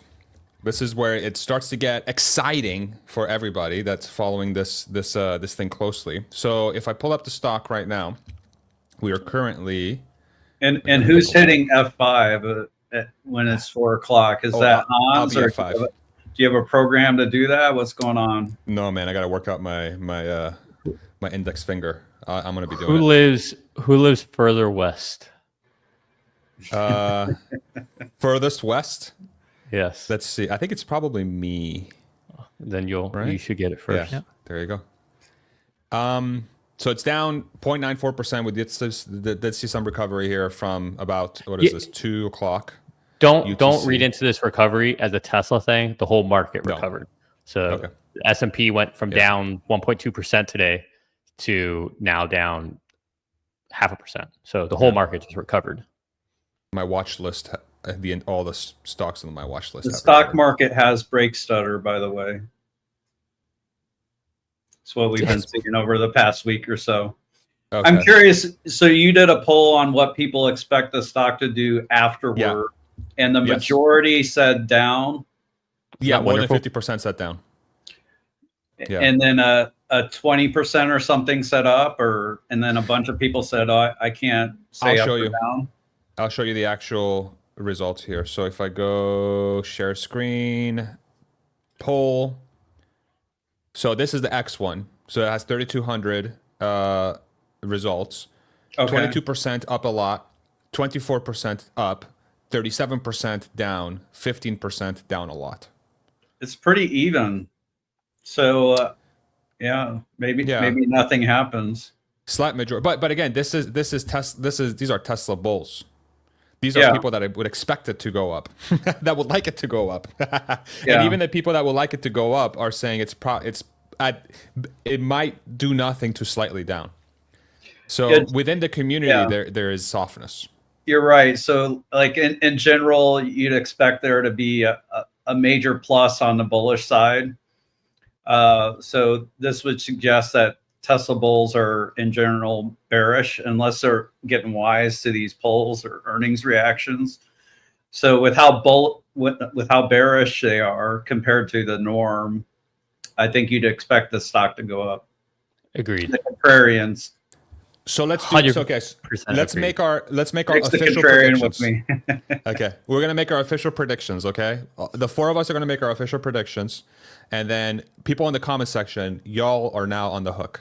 It's official prediction time. Let me actually end this poll where we're at it because we're about 15 minutes from the earnings release. So I'm gonna go ahead and end the poll. So the results are.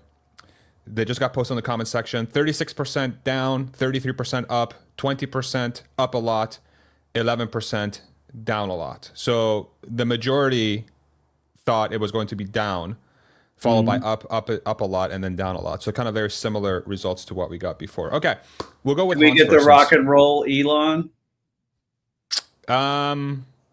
We don't know. Or does he get annoyed before you joined? It's hard to tell. I mean, he's been fighting everybody on the next. So we're going to get aggressive. We landed on aggressive Elon. We're going to get aggressive Elon is what we landed on. All right. Okay.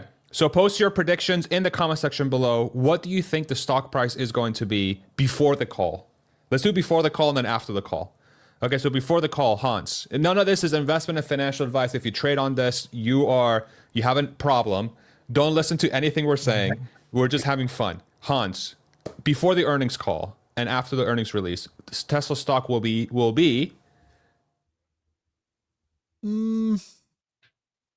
I'll go with up. How much? 4%.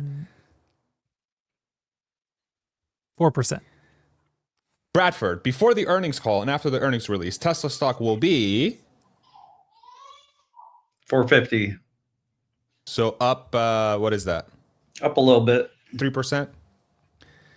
Nick, after the earnings call, but before the earnings release. Oh, sorry. I don't understand this question. You got to say it backwards for Nick. I got to say it backwards. After the earnings release, but before the earnings call, Tesla stock, right before the earnings call, Tesla stock will be up. It'll be up. How much? And it'll be up 7.3%. Very specific. Okay. That would be $469.97.4. Okay, there we go. Gotta get to 469. I'm gonna say it's literally the expected move. By the way, like I'm not just making that up. It's the expected move. Okay, I'm gonna say it is going to be up 5% before the call. 5%. Lame. And then after the call, I'm gonna say. Now we're going to do the after the call. See? There's two parts to this. I'm going to say it's going to be down 2%. Oh, down from your 5 or down in aggregate? So net 5 up before the call, net down 2 after the call. So it's going to have a 7-point swing. Yeah, we're gonna get angry Elon. We're gonna get aggressive Elon, but it's gonna go to shit. Okay, Nick, what do you think after the call? Oh, we're going round robin style. I thought I was gonna have a second. Nope. I think it'll be up 477. So it's going to go down a little bit on the during the call. What? No, sir. Up means it's going to go up, and 477 is higher than 469. Yes. Oh, so it's going to go 470. Oh, for some reason I thought 477. I know you're backwards. 4.77%. Whatever.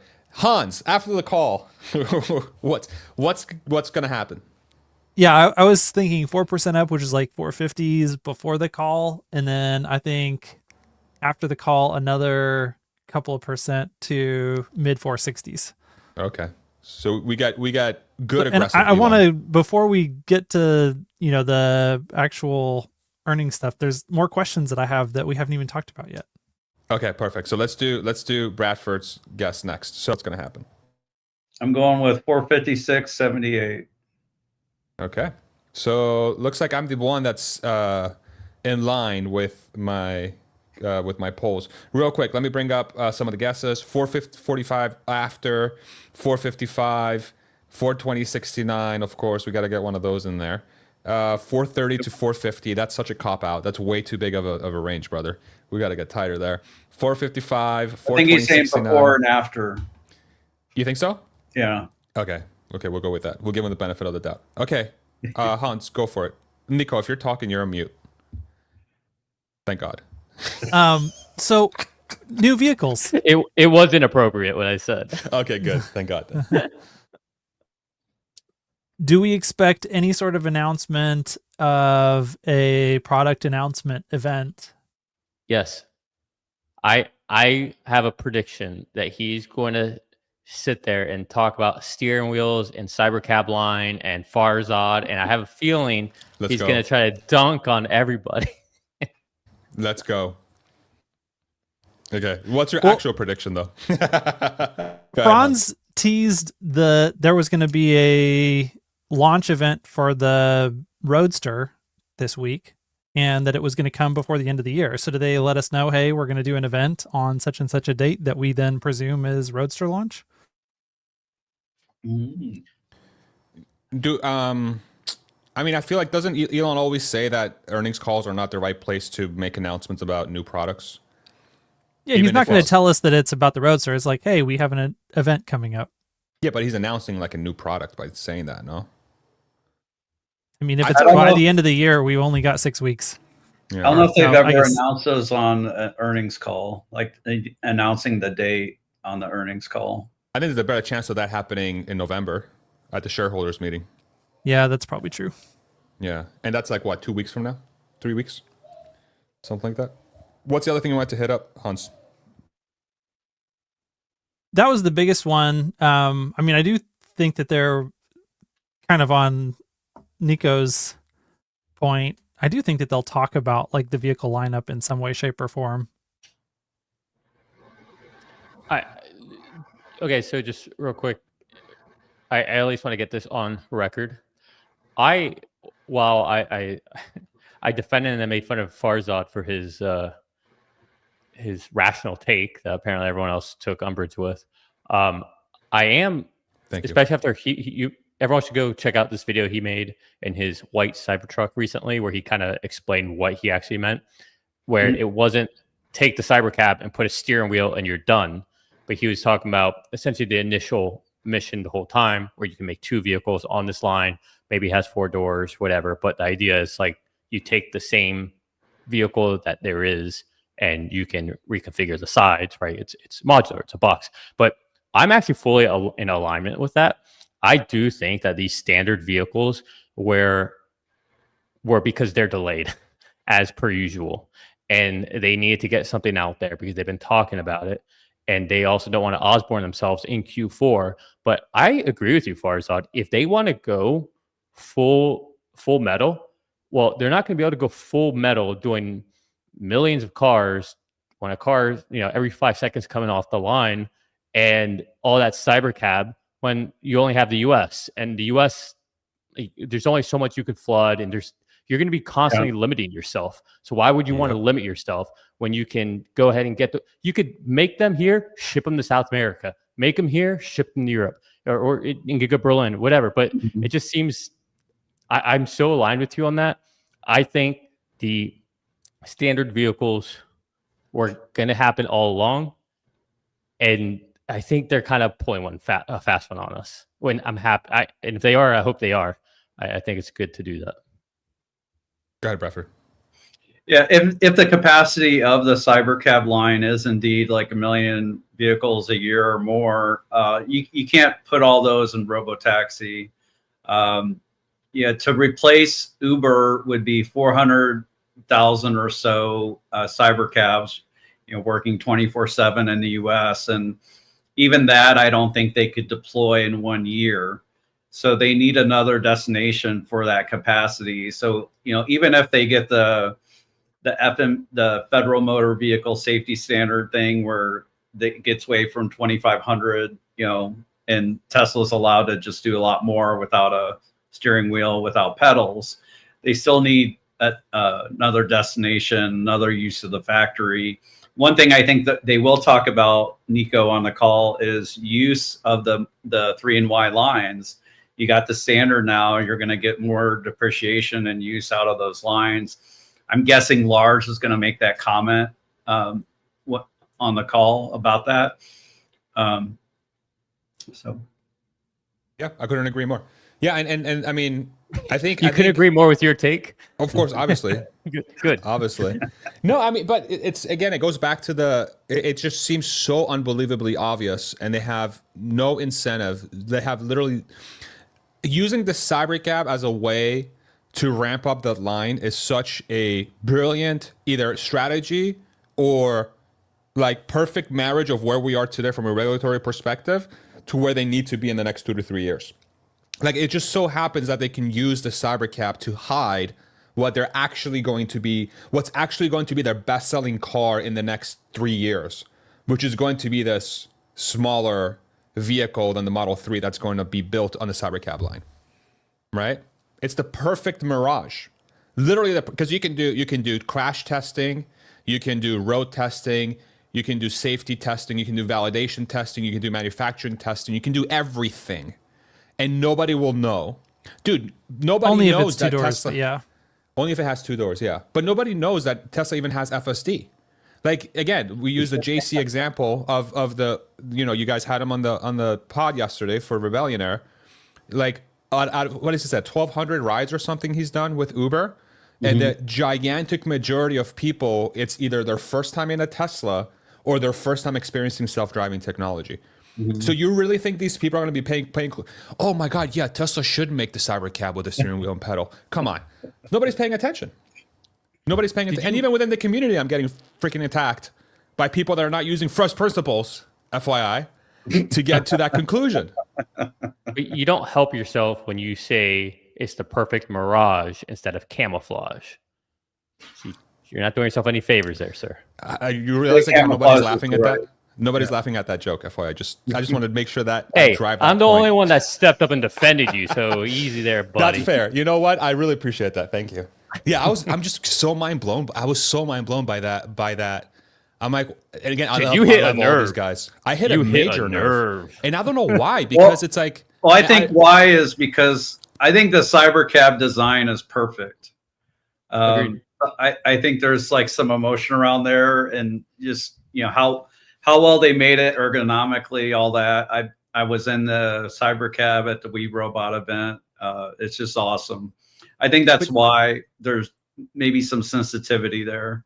But Bradford, when you think about just 2 little things that I can't get my head around, or that I can't stop thinking about, since I saw it in person here in Tampa Bay, the trunk is so big. It's ridiculous how big that trunk is. And if this is a modular unbox method, that means you could strap on whatever you want for the side and doors. And so it just seems so obvious that this is designed to be configurable so easily to have 4 seats. Just all you have to do is, change the trunk lid, essentially, or latch. Put in 4 seats, put in 2 doors on the side. Boom, you got a brand new vehicle. And we already know that they could put a steering wheel in there because they have one in there now to move it around. So it's not like it's that crazy, and you still have the exact same design. They literally have Model 3 and Y on the same line. They have 3 and Y on the same line. It's much harder than what you just said, though, Nico, because of the form factor that we've seen specifically for the castings. And so now I'm not saying they can't do different castings. They absolutely can. But right now, the rear underbody casting has basically a wall behind the front seats. And so it would require a complete redesign of the castings. And now they could totally be doing that. They could be hiding those, only showing the ones outside. Yeah, it's just a die, though. Yeah. Swap out the die. Yeah, I think the reason the trunk is so big, though, is like they designed it so that it has a wide opening. And if you're throwing luggage in there, you can't get it snagged on anything. There's no like little offshoots like right before the exit to the trunk, so nothing can get snagged. So I think that's why they made it like that. I did want to add about Cybercab. I think the line is built. I think the line is built, and maybe it's not quite ready. Maybe they're dialing things in, but I think we keep seeing new job postings for different things on Cybercab line. Let me actually bring up some pictures from Joe too. Joe's been posting stuff from the factory. Go ahead. Sorry, Bradford. Have you ever? I know you do a lot of your own kind of market research, billion style, going out there counting mega packs and all that. Yeah. But if you've never seen the show Billions, you should watch it. It's great. But do you know if there's anyone who's ever made a connection between when a job posting comes out for something like that, like new lines, and when the given line or whatever is actually activated and things are rolling? What I've heard in the past is like it's generally about like 6 months. Okay. So it may be April by the time we see Cybercabs rolling off in earnest. But I'm guessing they would start trialing production before then. I love those covers on those cars. That's really sweet. And they look shorter, so I'm guessing those are some kind of 2-door. It's Cybercab for sure. I mean, it's pretty obvious. Otherwise, why cover them up?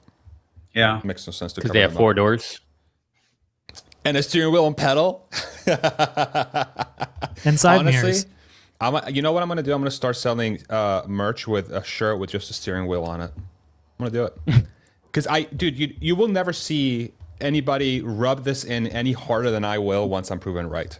I'm going to bring the internet down. It's going to be amazing. Anyway, we're 1 minute away from earnings. Thank you very much for joining us. We have 11,800 people across all things joining us today. I know the X one is probably not concurrent, but a bunch of people. Thank you so much, very much for joining us. We are about 30 seconds from close, and we are going to probably close the day about flat-ish, if I were to guess. Are we close now? Go ahead. No, not yet. We're about to. And it's probably going to take about 15 minutes before it drops. But what do we have? Listen, I watched Netflix earnings last night. I've watched Palantir's earnings a few times. What do we have to do to get Tesla to join us in the 2020s? I agree. And do video conference? I agree 100%. Can we get a petition on that on the next shareholder meeting? We should. I think it makes a big difference when you can see someone. How about this? Who's doing investor relations right now? We just need to bomb their LinkedIn. Travis Axelrod, yeah. If you're going to the investor meeting on November, and if you're one of the very few lucky people that get a chance to ask a question, can you please ask them to start recording their earnings with video like everybody else in the world? Thank you very much. Like awesome. Every other top tech company. I mean, these guys literally build self-driving cars. Especially companies that have such heavy retail investment participation. It should be a question like, since Tesla believes so much in photons in methodology, how about for our earnings call? We take a photons first approach. I love it. All right, everybody. We are waiting for the earnings deck to drop. It is 3:01 Central, 4:01 Eastern. Nick, you can be our behind the scenes guy with the stock if you want. Oh, What are sure. you seeing? What was it? It's not good, guys. We're only up 23 cents. Okay. So Yeah. that was really dry. Were you joking or were you being serious? Well, now we're up Guess 3 we'll never cents, find 12 cents, 10 cents. Okay. So usually we get what, 10 minutes, 15 minutes after the stock market closes, something like that. Yeah, we'll see. We'll see what happens. Excited. Okay. So I guess while we're waiting, I have more questions I Oh. can pick Nico's brain on. Yeah, just real Yeah. quick. This is why the market recovered. Besant is essentially a little more soft talk. So on China. Oh, okay. Good. I Yep. mean, that's good. Stability. Oh, yeah, I don't know. Whipsaw Go ahead. back and forth, back and forth. It'll be it'll get Breaks negotiated. So question though is on Optimus timelines. What do you think, Nico? Over under year that we finally pass 10,000 Optimus robots deployed. Deployed or just built? Like deployed doing actual. I mean, I assume that it'll be, they're not just going to sit around in a warehouse forever. Earliest 2028. Bradford? Deployed Yep. in Tesla specific word. factories or non-Tesla factories. It doesn't matter anywhere. Like they just have to be doing useful work somewhere, whether it's inside of Tesla, in their supply chain, external customers don't care. I think it's got to be next year. Spicy. That's bullish. In as your, hell. but Bradford, when you say that in your head, you're not thinking like, I pick this thing, I move it there, and yeah, it's doing it. But like, I would take did even you really that, need honestly. it to do that? Really? I don't know. Yeah, I don't know want that it they're to going be to build like an 10,000. asterisk. Like, if yeah, it it does that. I don't. Yeah. I don't want it to be like an asterisk. We're like, yeah, it's doing useful work. See? Dude, but And no, it's like, just well, moving something from one point to another in a factory is very valuable. Don't underestimate how I mean, you should know this. Super easy jobs are very, very valuable in a factory or warehouse environment. Yeah. You know? I hear you, but I'm just saying, like, if it's something that's like, okay, yeah, it's doing it, but we could have done that a lot faster, a lot quicker, but we're doing it It's just out. to say we did It's it. out. It's out. Oh, let's go. All right, what's the stock We doing? are selling off. In Q3, the Tesla team achieved record vehicle deliveries globally, showing strength and growth across all regions, while also achieving record energy storage deployments across the residential, industrial, and utility sectors. This strong performance resulted in both record revenue and free cash flow generation in the quarter. We continue to launch new products that excite our customers across automotive and energy. We launched the Model Y L and Model Y Performance and further expanded our vehicle offering with the Model 3 and Model Y Standard, our most affordable vehicles. We also unveiled the Mega Pack 3 and Mega Block, which will further simplify large battery installations by reducing cost and time to deploy. We believe our scale and cost structure will enable us to navigate the shifting market dynamics across the globe more effectively than our peers, with advances in AI making our products the most compelling in the market. Our focus remains on scaling our core hardware business by maximizing our deliveries and deployments, as these products will deliver increasing value to our customers over time via services powered by AI. Every Tesla vehicle delivered today is designed for autonomy, while every Tesla energy storage product is capable of being enhanced and optimized by our virtual power plant or Autobidder functionality. We continue to deliver a fleet of products that brings AI into the real world as we pursue a future of sustainable abundance as outlined in our master plan part 4. While we face near-term uncertainty from shifting trade, tariff, and fiscal policy, we are focused on our long-term growth and value creation. We're prudently making the necessary investments in our business, including future business lines that we believe will drive incredible value for Tesla and the world across transport, energy, and robotics. As far as some of the financial summary goes, looks like total GAAP gross margin is up 0.8%. Total automotive revenues 21 billion, and energy generation at 3 billion, and services another at 3.4. Energy 3.4, services another 3.4. Operating margin of 5.8%. So a little bit of a boost there, 1.7%, 170 basis points or so. Adjusted EBITDA of 15% margin, which kind of came in from the previous. If we look at the financial summaries, what they say for pluses: increase in vehicle deliveries, growth in energy generation and storage, growth in services and other, and then the things that have hurt them: lower regulatory credit revenue and lower one-time FSD revenue recognition year over year due to Q3 24 releases related to Cybertruck and certain features such as Actually Smart Summit.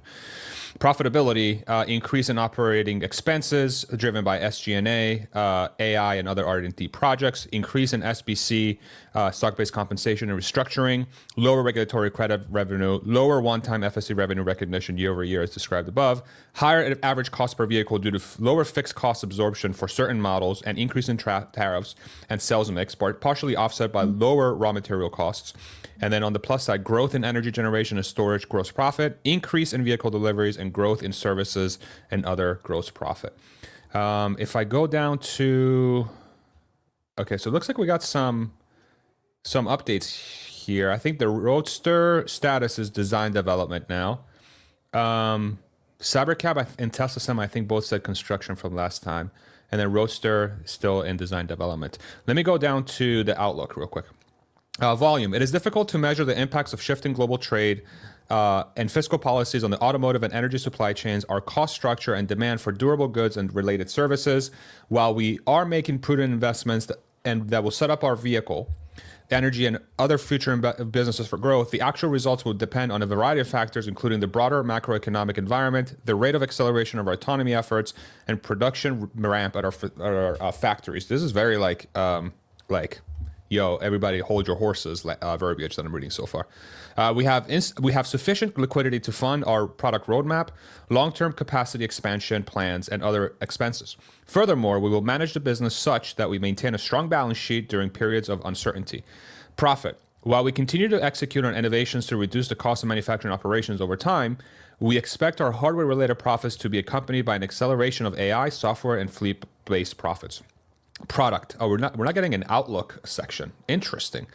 We continue to evolve and augment our product lineup with a focus on cost, scale, and future monetization opportunities via services powered by our AI software. We remain focused on growing our sales volumes, through a differentiated and efficiently managed product portfolio, which includes leveraging and optimizing our existing production capacity before building new factories and production lines. Cybercab, Tesla Semi, and Megapack 3 are on schedule for volume production starting in 2026. First generation production lines for Optimus are being installed in anticipation of volume production. So that's cool to see. Okay, let me pause there. Where's the stock at? I'm gonna guess minus 4%. Or flat. Oh, okay. After reading that, I would have expected us to. So there must be something in the numbers. Some juicy things if you back up 2 pages to core technology where it's talking about V14, and maybe I'm misreading it, but it says what page? Page 8 on the lower left. Says bringing a large portion of the Robotaxi FSD. Sorry, one second. Hold on. I need to find this so people can follow along. It's the one that looks like an infinity symbol. 8. Sorry, I was making a joke. Bad joke. Thank you. Vehicle and other software. Okay. Oh, right here? We continue? So it says core technology, artificial intelligence, software, and hardware. So what they say is we began deploying a V14 of FSD supervised in October, bringing a large portion of the Robotaxi FSD model to consumers. So they had been using V14 in Robotaxi. Okay. We know at least in San Francisco because we got that gold line, right? You're saying up here. This is what you're talking about. We began deploying V14 of FSD. Okay, got it. Let me go ahead and read this for the audience. We began deploying V14 of FSD Supervised in October, bringing a large portion of the Robotaxi FSD model to consumers, plus improved handling of several complex scenarios such as avoiding road debris, yielding for emergency vehicles, and adding arrival options to indicate where FSD should park. We expanded both our service area and fleet count for our Robotaxi service in Austin and launched our Bay Area ride-hailing service. These efforts help refine our Robotaxi service by providing valuable real-world data that will allow us to quickly scale to other cities in the future with our universal model. We announced a deal to manufacture advanced semiconductors for AI inference and training in the US with Samsung, and further expanded our AI training compute capacity, bringing Cortex to a total of 81,000 H100 equivalents. Okay, interesting.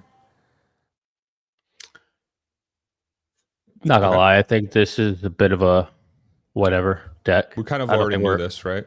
Yeah. Yeah, I don't think we're learning anything new here. I don't think there's. Let me see. Nick, what is he? Like this confuses me. It says bringing Cortex to a total of 81,000 H100 equivalents, but then it says Tesla AI training capacity ramp through end of September. H100 equivalents is 120,000. So there's like a 40,000 Delta. Where is it? It was on that page 8. That was the end of on Core Technology. This guy? So yeah, like the end of section 1 there, it says bringing Cortex to a total of 81,000 H100s. Yep. And then the chart there to the bottom right is That's different. 120,000. Yep. So that means they got 40,000 elsewhere. Where else would they have it? Well, so there's 2 other things that they have. They have Dojo, that's in Buffalo.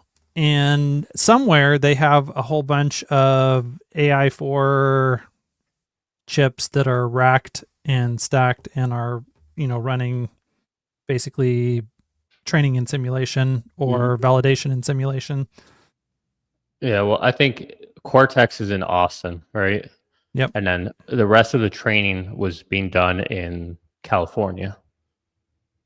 Right, that's where Tesla AI headquarters is. Yep. Okay, that'd be interesting. So between Buffalo and somewhere else, they've got a whole nother 40,000 H100 equivalents. Yeah. Yeah. There's not much in here. There's nothing. Well, there's a They're couple like things. nothing. So I'd say the biggest one that stands out that I think we were expecting, but $5 billion increase in cash. Oh yeah, sure. People are thinking, Tesla shouldn't do a buyback. They Damn, keep accumulating cash.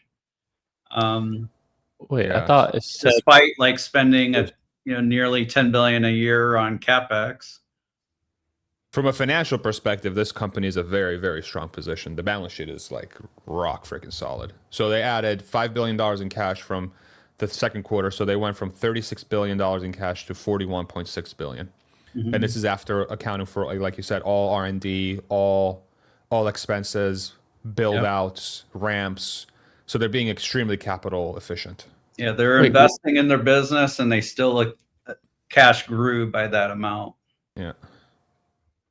I think it is about the same too, quarter over quarter. I think it's important to like internalize the significance of that they're willing to put $5 billion down to the balance sheet. I think there's a couple of things going on there. Like, where could they put that money? Obviously, Elon could be buying more GPUs. So why is he not buying more GPUs? If he thinks that that's going to accelerate it must not accelerate FSD or Optimus in a significant way if he's not doing that. That's an interesting takeaway. But B, also, I think it says a lot about, they mentioned it here in the deck, that they do see a lot of choppiness in potential market conditions here in the near term. And that they want to have lots and lots of cushion in the bank for crazy things to happen, I think, both in the domestic US market and internationally. Yeah. Interesting. I don't think it's a call on how many GPUs because they do have Cortex 2 on the way. So they got approval on like the HVAC and the permitting for it. So I think they'll be kicking that into high gear. So as soon as that building's ready, they'll be throwing them in there. I wonder if in between they'll rent some compute from XAI. Yeah, or Oracle or Yeah. Weave. Yeah. Yeah, because I mean, I don't think XAI has any. It seems like the play so far is that all of the compute that XAI has is just for training, and that even XAI then goes to Oracle for any inference needs. And yeah, so I don't think there's any extra capacity just laying around there. So I think it would, if they were going to get anything, it would probably be go get on the phone with Larry and get some. The EPS came in at 39 diluted. What is it? 52 cents adjusted. Yeah, we were expecting in the 50s for non-GAAP earnings.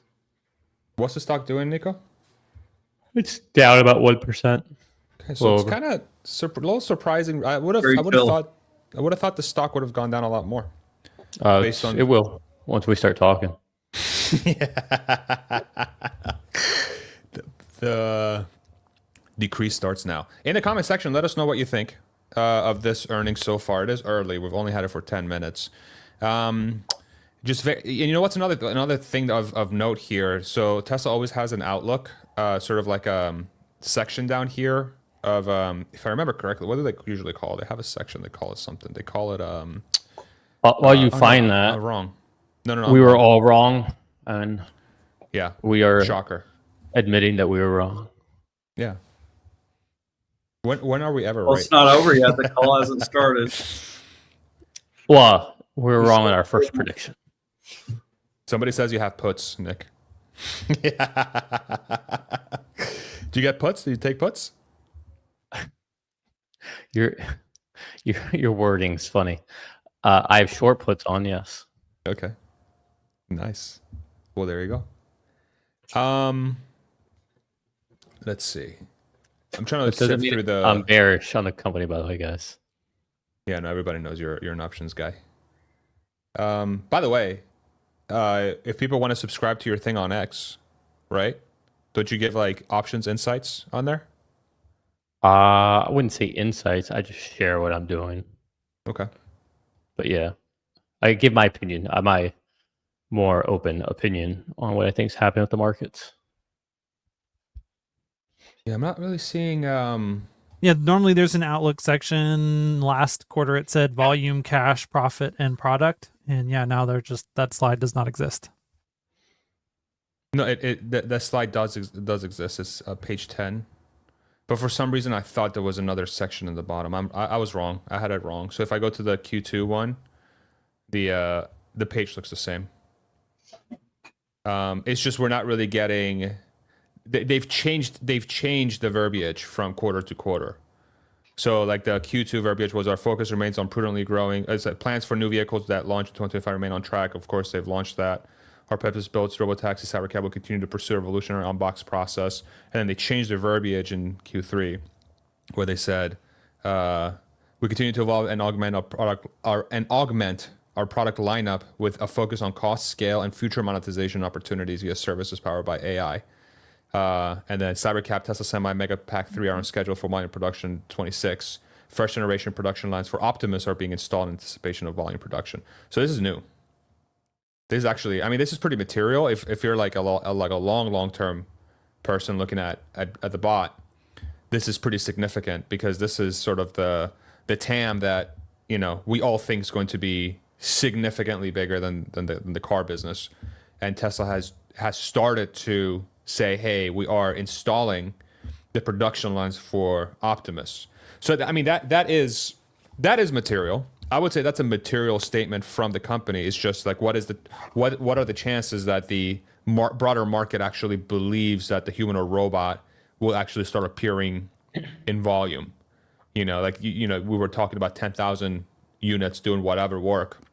If we think it's going to be next year, I don't know if the first generation production lines are going to be ready to actually get us there by next year to have 10,000. I would guess this is more of a 2027 or 2028. First generation production lines for Optimus are being installed in anticipation of volume production. So volume production is going to be late next year at the earliest, if I were to guess, for Optimus. So we'll see. This is all a call now. I mean, this is like the earnings is really not, there's a couple, from my perspective, I don't know what y'all think, but it seems like there's not much in the deck at all. And it's just going to be the call. And the call will dictate what happens. I've been telling you guys, earnings don't matter. They don't matter anymore. Welcome to a stream that doesn't matter. The least consequential stream in the world. Honestly, my thought in my head was we should one of these days just not even look at the deck, go into earnings, just go and just have fun. Go in raw. Yeah, just go in raw. Yeah. And just like we can just look at the stock and be like, interesting. I wonder what's in that deck. Yeah, by default, if it's flat, nothing has happened. If it's down a lot, what we thought happened. And if it's up a lot, then we're like, oh, it's a surprise. No, we could just play a drinking game. Yeah. Just looking through the pictures right now. Sometimes they have some Easter eggs in here. This is the Tron bot thing, that Disney comment you made from before. This is the Vegas loop. Mm-hmm. Okay. Yeah, Cybertruck there. They got some bots The Las Vegas Mega Block event. Oh, okay. Which it was really smart when they had that, because it was around, there were 2 conferences in town for energy generation and data center hookups. So it was really smart for them to piggyback off of 2 conferences. Yeah. Okay. The call is going to be at 4:30 p.m. Central, so in about an hour's time. Until then, we're just going to be hanging out and waiting for the call to start. We're just going to, talk about what we're seeing come through, talk more about things that we're seeing in the deck. Still kind of flipping through and checking out what things are there. I mean, the biggest thing by far that I've seen so far, and again, like, this deck feels shorter than usual too. How many pages was the deck previous one? Makes me think Elon's gonna come out here feisty. All guns blazing. Yeah, sell our stock. You don't believe in what we're doing. Like, we might get that Elon. This deck feels like, I imagine Elon has to review the deck before they. I imagine. Does he?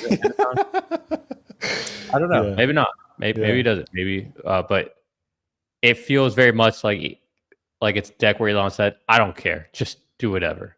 And they're like, "Oh crap! If Elon doesn't look at it, we're going to be very conservative." I don't know. It feels. I'm with you. Something feels different, and not in a great way. It feels like they've pulled back. They've pulled back on the hype. Okay. So, and here's the thing. I have a contra take on this. Usually when Elon wants people to pay attention to Tesla, and he's like, yo, just let me get you excited because we have things coming, he goes hard. When he stops hyping, that's when shit starts to happen. I've seen that happen before. With Model Y, it was super subdued, right? Once the stock starts running like crazy, it's too high. He's like when things are going well at the company, he steps back. When things need a little bit of help or needs a little bit of hype, he's at the front. So I don't know. We'll see. I'm just, maybe that's me saying, okay, the call is actually going to turn out to be better than we think. The thing that I can't stop thinking about now, it's like V14 is very hard to ignore. Mm-hmm. And then you have that happening with this whatever thing. Like, if you really wanted to create hype, you'd be like, yo, FSD V14 completes intervention-free drives in Boston, New York City, etc. if you really wanted to hype up what's happening at the company, but instead it's like a cognitive dissonance of sorts, or like some sort of like weird bizarro world that Tesla's in right now, which is the product is doing incredible things, but they're not even saying it. In a place where they should be telling investors, look at how amazing our company's doing. They're like, yeah, little section about FSD, like to your point, FSD V14 is doing this, and it's just this little block. And then the rest of the pictures are just like, look at how cool our new cars are, right? Like, oh, look, we have a cheaper Model Y now. Oh, we have a performance Model Y. Look at how pretty the light bar is, Oh, 3 rows. Whoa, 500,000 cars out of Gigafactory, Texas. Oh, look at this Tron thing great. When can I get the robot? Fantastic, right? Look at this event that happened 2 months ago. Look at these wonderful people celebrating Megapack.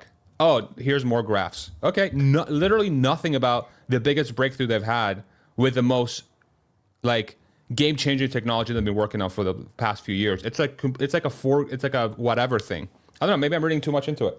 So it's just weird. Let me give a counter take to that. So Please. The head of IR puts the slides together for the quarterly deck that we're looking at. They also prepare the board of directors on a monthly basis. So they have a lot of work they do. And essentially, Travis Axelrod and his team, my throat just got dry. They're recapping the quarter. And V14 happened after the end of the quarter. So I think that's maybe one reason why they're not talking about it. But also, there might be really like intricate or new ways that they're tracking V14 that they don't want to share every quarter going forward. So they may not put it in materials, but instead talk about it on the call. That's fair. So okay. So the deck itself is not really geared for us. The deck is geared for another group. And then the call is geared for us, for the psychos. Yeah. That are seeing what's happening. And we actually want to know what the hell's going on. Okay. It's just, I know in the past, the deck has usually been a little bit more, I don't know, like, I don't know if hypey is the right word, but like a little bit more forward looking. But they on purpose pulled off guidance on this, like very, very strategically, just with the verbiage they've used, how they're framing the conversation, just a very cautious tone. And it could be, some of that could be because they pulled the EV tax credit in the U.S., of course. And like, the softness in the U.S. economy, outside of AI, nothing's growing. AI is the only thing that's growing, that's keeping up at GDP. We're seeing layoffs happening. Like we have a Fed that doesn't want to lower interest rates as much as it should. You have Europe and China. China still hasn't gotten out of its funk. Europe is Europe, and will forever be Europe. So, yeah. I do think it's somewhat interesting that we got pictures of stuff that didn't happen in Q3, like the standard Model Y. That's true. And Model 3 happened after the end of the quarter. Performance. So like we did get a few pictures of stuff that happened after, but still no mention of FSD. But also, like obviously they knew that they were going to be releasing this. So like this is easier to prepare before the end of the quarter. Versus, when is FSD V14 going to roll out? I don't know. It's going to roll out when it rolls out. This is such a brilliant summary. Summary is basically they're still doing what they've been doing, LOL. Yeah, pretty accurate. Matt, how you doing, you handsome fella? Good. How's it going? Very, very good. Good to be with this esteemed group of colleagues here. So what's everyone's reaction so far? I was just on with... I want to hear yours. Brian White and that whole team. Everyone was scratching their head at how the numbers could be so bad. This is actually pretty close to what I was forecasting. So, it's clearly a miss. I haven't done the full kind of detailed line by line item, but I don't know. But my first take at looking through these numbers is like they're reasonably close to what I was assuming. I think my revenue was a little bit higher, so I need to dig into that. Or sorry, my revenue is a little higher, so there's a bit of a miss on the revenue. So I'm assuming ASPs were a bit lower than what I had been assuming. Probably that translates into some gross margin pressure that I wasn't assuming. But really, a lot of the line items from credits to energy margin was very close to where I assumed it would be. So there's not a whole lot of surprises in here from my kind of first glance. Yeah, I mean that's kind of like the what we were talking about, and the crew can step in at a time. It's it's kind of like whatever. There's like they're being very purposeful on the guidance. They're not like, they are being very soft on saying, hey, we have a lot coming. They're like pulling back a lot of guidance. They're not really, they keep saying that it's, we're going into uncertain times. We're not really sure what's going on. The biggest breakthrough they've had, which is V14, which is an unbelievable product that's doing crazy drives in New York and Boston, is like an afterthought. And they're like showing pictures of just like whatever. So it's like, my takeaway is you have unbelievable things happening with a company from a technical perspective, but you're not even bothering to mention them on the deck. So like the deck is like this boring thing. And they added $5 billion of cash, while Bradford's point was they added $5 billion of cash while investing in R&D, building out their lines, coming out with new products, building out the cybercab line, and they're still adding $5 billion. Okay, great. So they've got $42 billion of cash on hand. Ford's market cap is 48. How crazy is that? That's wild. Like, jeez. For all those people who were, saying, oh, like, it feels so vividly like yesterday, the 2019, like, oh, how could like Tesla ever be worth, more than all these other auto companies combined? Meanwhile, they've generated Ford's market cap in cash in the last, 5 years, basically.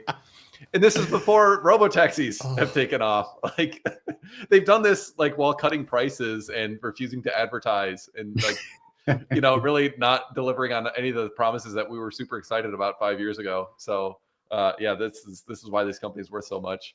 Pretty incredible. I mean, that's such a good like framing of it. Go ahead, Nick. How much all right, I'm going to sound so stupid here, so bear with me, Matt and Bradford, but just out of curiosity, I know like Ford and GM, they carry a lot of debt.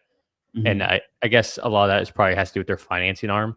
But when look at the valuation of the company, like let's say the company just sold today for its value, what's the real value with the debt? Like how would that work out? So that's called enterprise value. So if you add back if you add the market cap plus the net debt, so the debt minus the cash, because the cash is inherent in the market cap, so you don't want to double count it. But when you do that, Ford's enterprise value is $171 billion.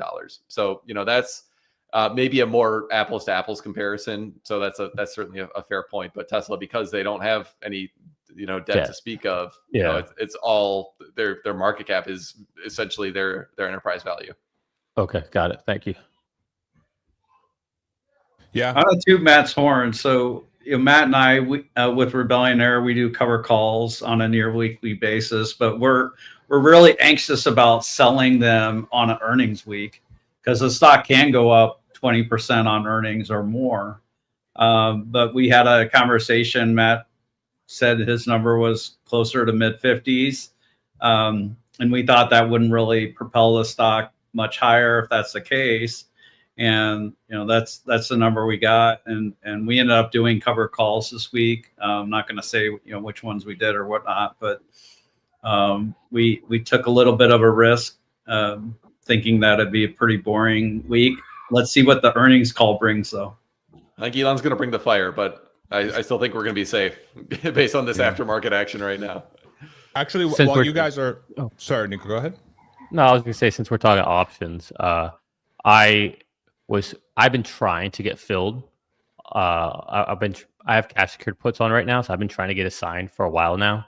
And it's been nice just rolling them up this whole time.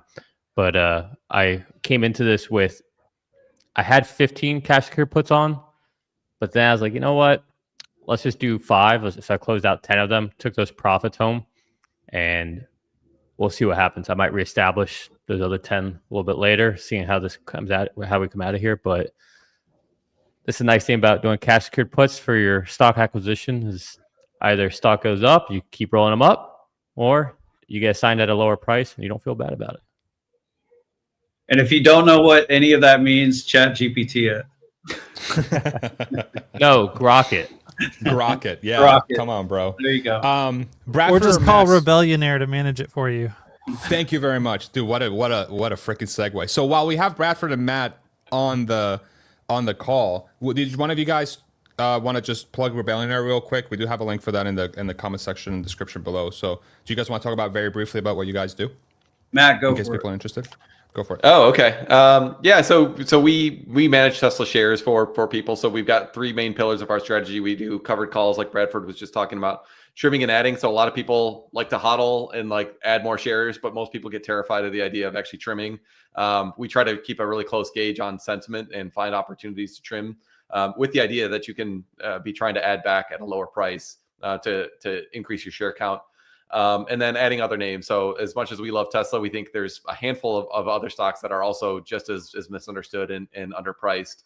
And so we try to find opportunities like that. The idea being with those three kind of pillars of our strategy, what we try to do is outperform Tesla. Not a guarantee that we can, and not financial advice, but we try to use those tools to our advantage to increase your Tesla holdings over time, or to, said another way, just generate that outperformance. So that's what we do. We're managing over 500,000 shares of Tesla right now, which is pretty awesome and very humbling that so many people have entrusted us with their assets. And we also provide financial planning, which is another kind of key aspect of it, because so many of us are focused on like our, what's our portfolio doing? Like, what's my balance today? Like, where am I going to be next year if Tesla does this? But like, maybe you're spending too much money, or maybe like you've got so much money, but like you never thought you would have this much money, so you don't even know what to do with it. So financial planning can be really helpful as a tool to like figure out how to manage your wealth from here until end of life. So that's the kind of services we provide. Real quick, do you guys also handle tax strategy or just investments? We're not CPAs, but we do look at and help to plan around things like Roth conversions. The ideal time to do Roth conversions, if you're in a concentrated portfolio, is when the stock is low. So then your dollar amount of tax is low on the Roth conversion.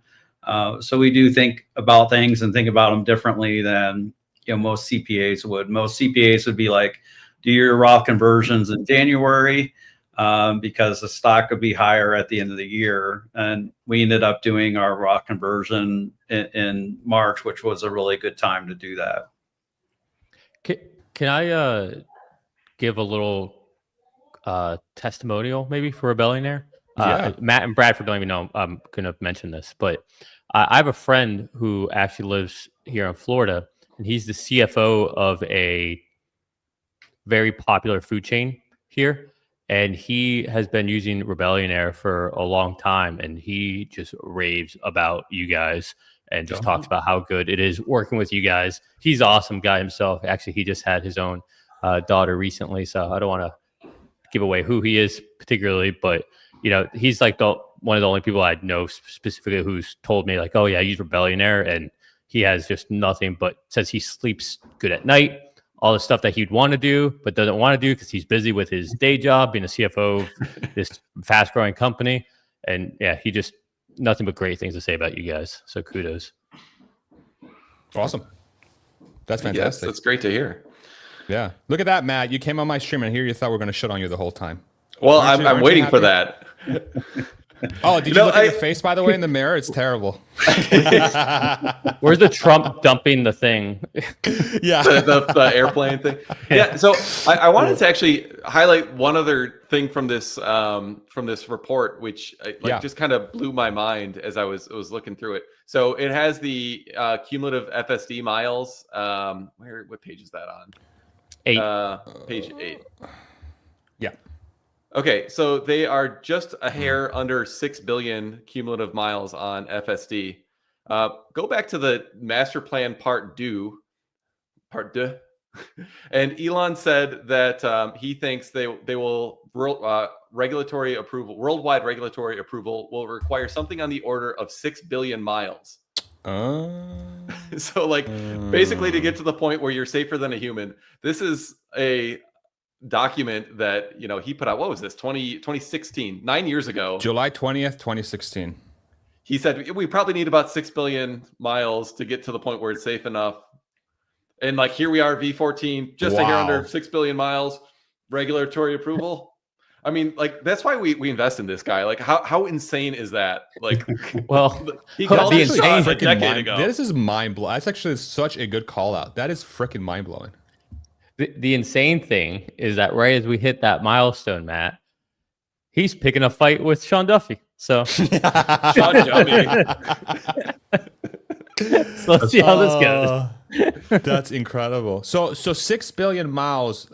Just looking at this trend, will probably hit by middle of next year or so. Is that fair? I don't know. I can't see this. I can't tell the slope. No, quicker. I think Like it'll be quarter. quicker. First quarter. Because we know FSD take rate is increasing, so that does look somewhat linear the last year or so. But I think the fleet size is increasing, the number of FSD purchasers and subscribers is increasing. So, I mean, we're not far away. I mean, the point is like we are very close. To hitting that number, and it seems about right. Seeing how V14 is doing. That's crazy. Let me go ahead and read this paragraph real quick, so this is from this is Tesla's master plan part 2, the second one, July 20th, 2016, written by Elon Musk under autonomy. Even, let me read it from here. As the technology matures, all Tesla vehicles will have the hardware necessary to be fully self-driving with fail operational capability, meaning that any given system in the car could break and your car will still drive itself safely. Cool. Well said. It is important. That was great. Thank you. Just stumbling over my word. I'm having tea and I can't even talk. It is important to emphasize. Yeah. It is important to emphasize, son of a bitch, all those nice things that were just said about you, and you're over here shitting on me.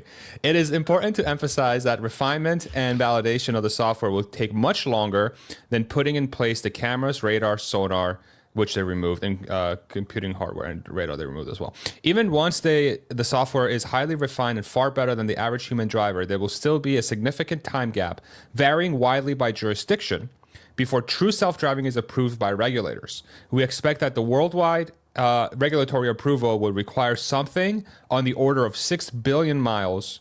Current fleet learning is happening at just over 3 million miles per day. And then as we saw before in the graph, looks like 6 billion miles would be hit sometime around the first quarter of next year or so, given current trends. It looks like they've actually added about 1 billion miles just in the last 3 months. And so we'll probably cross that here in November is what it looks like to me.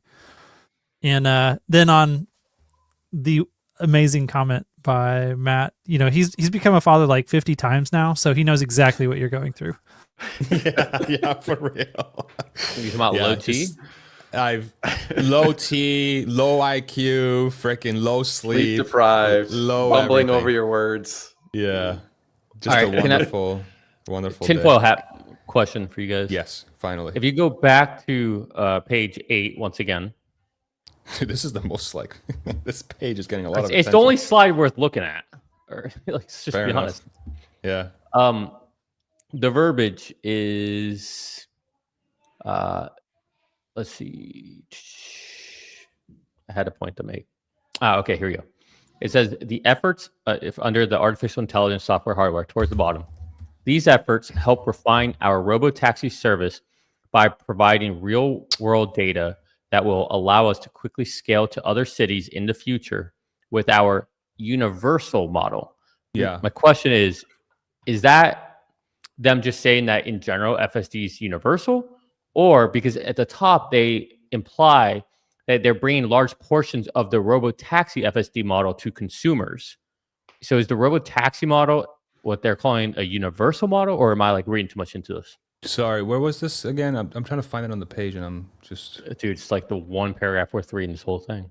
I know, but I'm trying to. Artificial intelligence software and hardware, the very first paragraph. Oh, here. Where are you? Yeah. But if you read it from the top first, they say that V14 is bringing features to the consumers of the Robotaxi model, and then they refer to the bottom of a universal model. Yeah. So I don't know if I'm reading too much into this, but it's weird that they're talking about these different. I don't know. So you're thinking the universal model is the one that has the bot and the car all in the same thing? Is that's what you're implying? Bot. No one said bot. Well, isn't No, that I what the don't know. long-term goal is? I don't know. Hans would I know just- about this. I feel like there's something there. No, they're definitely gonna be like there's gonna be parts of them that are shared, but it's definitely different models between bot and Robotaxi. But I think Nico's on the right track here with it. Like there's there's the Robotaxi version and then there's the consumer version. And they're There's dumbing clearly down a something. version that we get. And then but they're taking that, pre-deploying it in areas where the Robotaxi doesn't operate, then gathering learnings from that and then sucking the learnings from that back up into the parent model. Yeah, I mean, it seems to me kind of similar to what they did when they rolled out to FSD to China. They didn't have access to a lot of the like vehicle data from China itself, so they had this universal model, base from the US that they then subsequently trained on some Chinese videos, like literally off of YouTube. So I think they're moving to this standard where they've got like an amazing universal driver like stack that's going to work in every single geography, and then it's probably going to be tweaked, for cybercab or for different geographies. To me, that would make sense, that you get like the best possible driver that knows how to avoid a mistake, at a level that's 10 or 100 times better than a human, once they get really good, and then you can just, figure out all the optimizations that you just need to handle for any individual region off of that one really good driving model. I was looking at the Q2 deck. That's why I couldn't see it. That would do it. Yeah. That doesn't help. My tinfoil hat theory on this is that the universal model may actually be a reference to I believe that they're setting up a virtual world simulator for driving, like a driving environment that is a virtual driving environment, that the data inside of that virtual world is mostly sourced from the real world, but it has a good representation of all the crazy crap that happens here, and that they're increasingly moving towards a world where they actually train the FSD driver inside of this virtual world in a way that's different than what they've talked about doing, end-to-end or doing training runs of discrete neural networks in the past, that it's a lot more based on RL than what they've done before. And so I don't know, I could totally be out over my skis, but that seems like the direction that they're moving, or that seems like the direction that a lot of frontier LLM models are moving. And I think this would be an application of that would work for Tesla. And once they get there, I think it becomes easier and easier and easier to train and validate better and better performing FSD models faster. That would be great. That would What be time's the awesome to call? see. The call is in 40 minutes at 5:30 your time, Eastern. I got a hop soon, so I'd like to stir up a little drama before I go. Great. Ooh. We love drama. Drop a bomb Please. and then leave. Yeah, exactly. I want to see if I can make Matt a little uncomfortable here. Bye. So first, can you show the picture of those covered vehicles? And Wait, those on are slide really, eight? those are really fancy covers. Oh, this is. I like where this is going. Like, Yeah, why I are do these too. why are these By the covers way- so fancy? By the way, Real ahead. quick, friend of the podcast, Tasha Keeney is back from hiatus. She just had a little kiddo. Oh, So Yay. congrats to Tasha. Look at that. Everyone's having kids, dude. This is awesome. Huzzah. This is great. All right, let me go ahead and pull up the thing that you're talking about. So you want me to pull up Joe's video? Sure. All right, so here we go. Let me go ahead and mute this. Whoops. Joe, we got to get you better music, brother. Okay. Yeah, these covers are really fancy. So Why- what's fancy about them? They got special colors. I haven't seen tires covers on them? like that. I don't know if that's common. but the tires on them, making sure they don't come off. Yeah, they want to make sure that it doesn't come off. I wonder if this is something for the shareholder meeting. Maybe not. Maybe these are crash test cars or whatever, but it'd be exciting if they had a bunch of cyber cabs for the shareholder meeting, and if they allowed people to ride on them, maybe not just on the private roads around Giga Texas. Like, it'd be interesting if they allowed full autonomy at the shareholder meeting. I don't think they will, but that would be really cool if they did. Yeah. I mean, there's nothing that's stopping them from a regulatory perspective to do that, right? Because it would be allowed to operate the 2,500 cars. No problem. Yeah, so it's just a matter of having them available. I mean, wouldn't you think that they would have these inside of the factory if these were actually things they wanted to run in a couple weeks? They wouldn't want to risk any sort of damage, you know, like hail damage or something. Yeah. It looks like some of them are missing the front fascia. Yeah. So, you know, they may not be like a complete cyber cab that they're saving for the shareholder meeting, but I just love to see something for the shareholder meeting, like they're saving something for it. I love that comment. The purple cover is on backwards. It totally is. Yeah, that's funny. And purple's my favorite color, so is it? Well, sorry to hear that. Yeah, I think my theory's shot down, so I'm gonna go hide in my hole. But I'm curious, Matt, what you think of when you see those with the special covers. Primary colors. I mean, they're special in that they've got an interesting color on them, and they've got like some, you know, like markings where the lights go. I mean, to me, it just looks like they're kind of cool looking cybercab covers. Yeah. I'm not sure there's too much to read into it aside from that. And now, like, will they do something for the shareholder meeting? I kind of think so. To me, it would seem like it'd be a missed opportunity not to. I mean, Elon has already said that they're going to share some stuff with Optimus, you know, on stage there. So I would think that, you know, they'll do something with Cybercab too, since we're, you know, a little closer to that. He's also got some stills here. Purple's not a primary color, Matt. All right. I guess turquoise isn't neither either. is teal, by the way. Teal, All right, turquoise. now how Look about at 90s colors? Oh, that's nice. I like that. That's a good characterization. That's the hood, yeah? That looks like the hood. That's the You're bumper. I'm from the hood. You know, when we first moved to the States, actually, in New Jersey, we lived in Montclair. And Montclair got some hood spots, bro. Is that where you got your street cred? That's totally where I got my street cred, actually. That's where I got my Pokemon cards stolen. I had a hologram Charizard and it got stolen. I was so mad. I was mad for like 10 years. Bro. You know how much that's worth right now?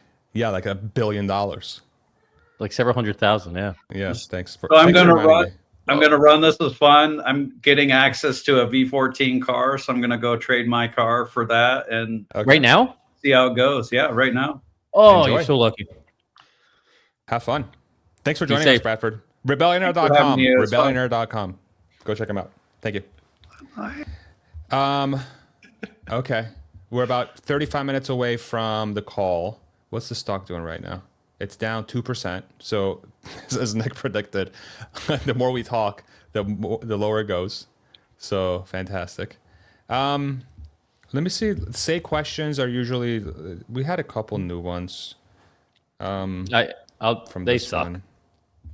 I thought the first one was pretty The first good. one was good. Yeah. I was surprised that there weren't more questions What's the about first one? Hardware 3 cars in the Say questions. They probably are. They're just not upvoted. It's like 80% of them are that, but nobody's upvoting them. All the people who have shares bought a Hardware 4 car and they downvoted all the Hardware 3 complainers. Yeah. I think that's sadly accurate. Yeah. Yeah. Jimmy, I agree with you guys. This one's good. What are the latest Robotaxi metrics? Fleet size, cumulative miles, rides completed, intervention rates, and when will safety drivers be removed? What are the obstacles still preventing unsupervised FSD from being deployed to customer vehicles? I mean, this is the question. And it's all rolled up in one question, and it's the top question. Yeah. So, in theory, we could get fireworks immediately. Except That that question Elon's should going not to have pick to be answered. one thing and he's going to talk about that one thing and he's going to ignore all the other parts of that question. This is the thing that people suck at. They're like, oh, this is my... chance to ask a question. I'm going to ask 10 questions in one, which means you get 1 out of 10 answers max. Yeah, you give him outs. You give him outs to be able to answer this other question that's not really that question. That's a great observation. So if you're watching this and your questions get upvoted often, just do one question at a time. I know you only allow 3. Get 3 other friends if you have 10 questions or 9 questions, and just each of you just do one question at a time, and then we'll upvote them.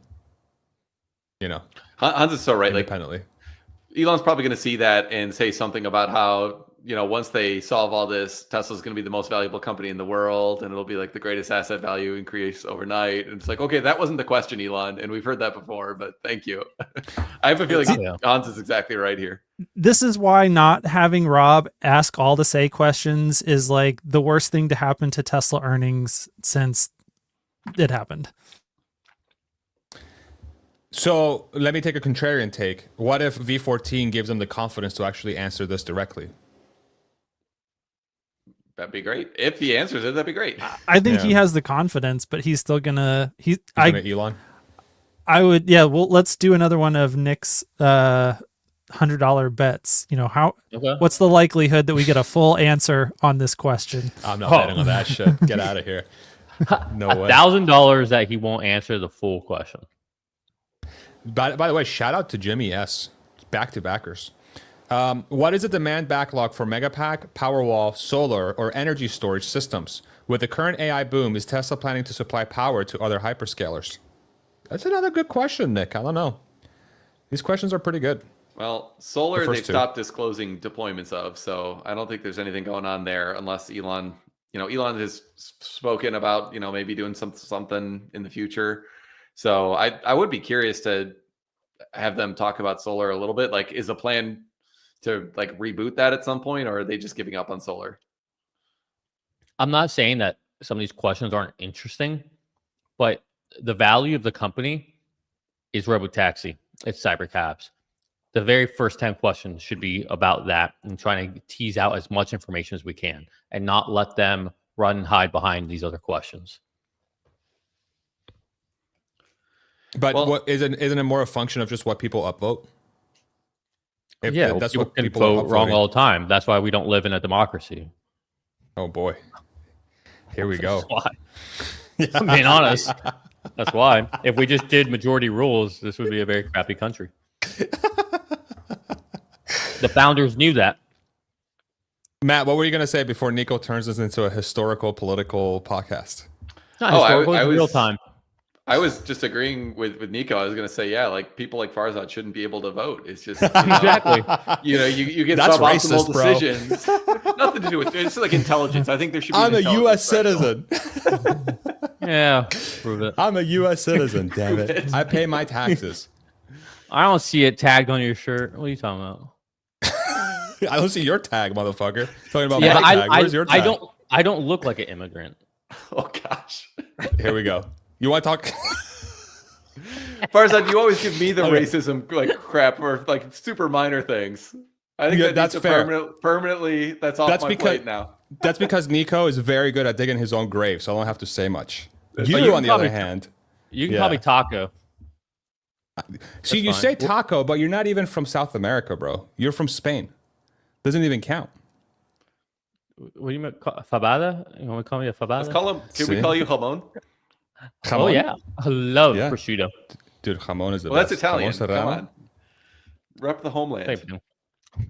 Yeah, this is what I'm talking about. You see how he digs his own grave? You don't have to do anything. You just let him go for a few seconds, and it's like game over. That's a good point. James F. What are the plans for new car models? Will Tesla build compact car models leveraging the Unboxed Cybercab platform? James, Farzad loves this question. James, listen, James, if you're watching this right now, I want to thank you very much. Send me your address so I can send you a nice bottle of wine. Thank you very much. Farzad's going to send you a steering wheel. I'm going to send him a steering wheel with a cover on it just so he can get that little plush, Will Tesla build a traditional SUV and pickup truck in the Cybertruck platform? I mean, I think this is, I think these answers are yes. These are obvious yeses from my perspective, but They're not going to answer this. Yes. So was the joystick, Farzad. Remember that theory of yours? I'm allowed one crazy idea a year. That one was by far ridiculous. Yeah. Well, again, I'm trying to solve for the comment of Cybercab's not going to have a steering wheel and pedal. And then what became obvious to me is like once that platform has a steering wheel and pedal, it's not going to be called Cybercab. That's how they're going to solve for that. You know? But they're not going to answer this because what's Elon going to say? We don't like to use quarterly earnings calls for new product, releases or new product announcements. That's it. I'll tell you, his opening statements, if they don't address a lot of that first question, get ready for a concerning call. 100%. I agree. I think if they're dodgy about this, I couldn't agree more. I think the rest. But his opening statement should address all these things. 100%. That I don't know about his opening statement. Oh, it no, should. not his opening statement.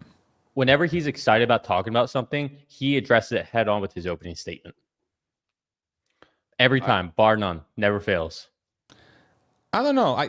It's rare that he gives detailed insights like this in his opening statements. Usually he'll say things like, Tesla's on the he'll say something like Tesla's on the cusp of solving for supervised autonomy. We're beginning the build out for our manufacturing lines for humanoid robots. It's going to be a very exciting next remaining decade and next decade for Tesla. We are an AI company. We're going to show the world that we're an AI company.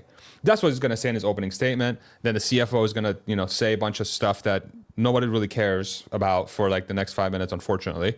And then the question is going to come up. Well, Matt cares. That says everything about Matt. Not to shit on financial people, but let's be honest. Most investors want to hear from Elon, not from the other folks. Maybe I'm wrong. Another James F. question. Poor Vibov. Yeah, lovely man. What are the present challenges in bringing Optimus to market, considering app control software, engineering hardware, training general mobility models, training task-specific models, training voice models, implementing manufacturing, and establishing supply chains? I don't know if we're going to get too much of an answer in this one either. So yeah, the thing that I have been thinking about a lot more recently is just the challenge of making great hands for humanoid robotics. And I know that James Dalma has talked about this. Obviously, Elon has been saying, dang, it's really hard to make good human hands. So this shouldn't be a surprise to people, but I do think one of the things that might be a surprise to people is how long this problem is really going to take to solve well. Think about every single fancy humanoid robotics demo that you have seen. Not a single one of those demos shows a hand that you could go put to work in a factory for a week, much less a fucking year. These things are so far away. And that's the thing that, if you can get it to do an hour's worth of work continuously without having issues, you are in hog heaven right now. That's basically where we're at right now with humanoid hands. And that's just not going to be good enough for something that you intend to make money on. You're going to have a fleet of people whose job is just fixing humanoid robot hands. If we were to deploy 10,000 Optimus humanoid robots inside the factory in Tesla, I guarantee you would need a fleet of 6,000 or 7,000 humans whose only job is to go around and fix Optimus robots immediately.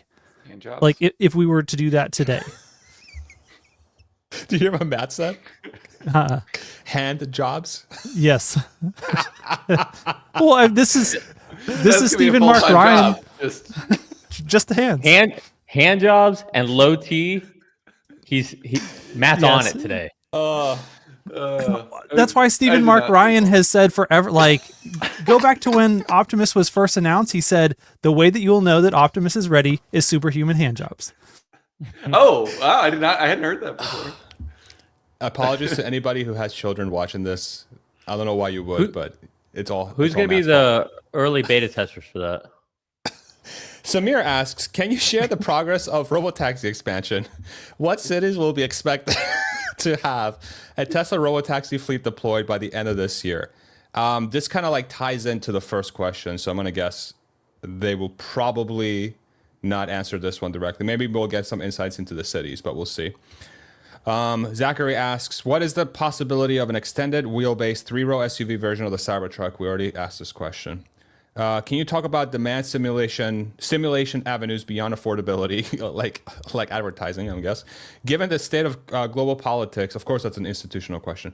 Can Tesla's brand elevate above the divisiveness and return global perception back to our inspirational roots of ludicrous performance, environmental good, and superior safety? Did Ross Gerber write this question? Well, that sounds like a committee wrote that. Like, yeah, interesting. Only 32 votes, by the way, but it's from it's from people that want that question answered. That's crazy. Like that, 32 votes gets that question. Okay, I mean, whatever. They'll answer, and I'm sure they'll say something that's not going to answer that. Can you update us on the $16.5 billion Samsung chip deal in Taylor? Given the importance of semiconductors to autonomy and Tesla's AI-driven future, what gives you the confidence Samsung can fulfill A16 at Tesla's timelines and achieve relatively better yields and costs versus TSMC? Finally, yeah. Go ahead. No, please. I mean, it's I was definitely in gonna the say weeds, but that's a great question. Yeah. That's a very good insight one, because this is going to really give us an idea. I mean, it's going to help people, like at least the people that follow this story very closely, to see how serious Tesla is about really getting into chip manufacturing themselves, but I just don't know how much detail they're actually going to provide with this question. What do you think? Do you think they'll actually get? Yeah, no, I don't think that they will. But like to Nico's point, it's on the nose of the types of questions people need to be asking about. Yeah. And like this is the type of stuff that, investors should be thinking about at least. Yeah. There's another one. What is your projection of when FSD will allow for supervised self-driving? Is in the first question. Instead of trying to replace. That's a clean, direct question that doesn't give a lot of outs. Yeah. Yeah. Great call. Instead of trying to replace hardware 3 with hardware 4, why not give an equal incentive to trade in for a new vehicle? That backs back to our hardware 3 conversation. They might answer that one, Farzad, and you guys can all pay me. And I'll say, yeah, we'll do that. Instead, we'll do that as well. They'll say that we'll do that as well. Wait, what's Matt's take? Yeah. We made a bet before you came on. Yeah, so we made a bet before we came on where Nico gave me 2-to-1 odds that Tesla will not upgrade hardware 3 vehicles, and it will instead just replace them with new cars. And they'll just recycle the cars. Like, Tesla won't give people new cars, is not what I'm saying. They'll give it an incentive to trade in their car, and then they'll just recycle the hardware 3 vehicles. Yeah. I mean, that seems like the much cleaner approach. So, I mean, I think they'll try to do that as much as possible. They'll try to wait a long time, I presume, so that you don't have many FSD purchasers who are still driving a hardware 3 car. But then if you're, I think, inevitably going to have some people that 10 years from now are still holding on to them. And Tesla, I think at that point, maybe they won't be legally obligated. Maybe they will. I'm not sure. But I think they'll have some small program to do those retrofits for those types of customers. That'd be my guess. But they'll stretch it out as long as possible. Yeah. And so as long as one person gets their hardware 3 car upgraded, I'm going to get paid. Right, Nick? Yeah. 100%. $200 right there. So easy. The easiest $200 I've ever made. Just 6 years from now. Enjoy. I don't know if Larry took. Did Larry take the bet or no? Or was it just you? I wanted inflation adjusted. Okay, so I need $400 in 6 years instead of $200. FYI, we should have shook on that before. Dollar today is more valuable than dollar tomorrow. So, John K, how long until we see self-driving Tesla semi-trucks? And could you see this technology replacing trains? I don't know if I don't even think this guidance is going to matter too much to the overarching story. What do you guys think? I think it's another stupid question. I think it is possible though.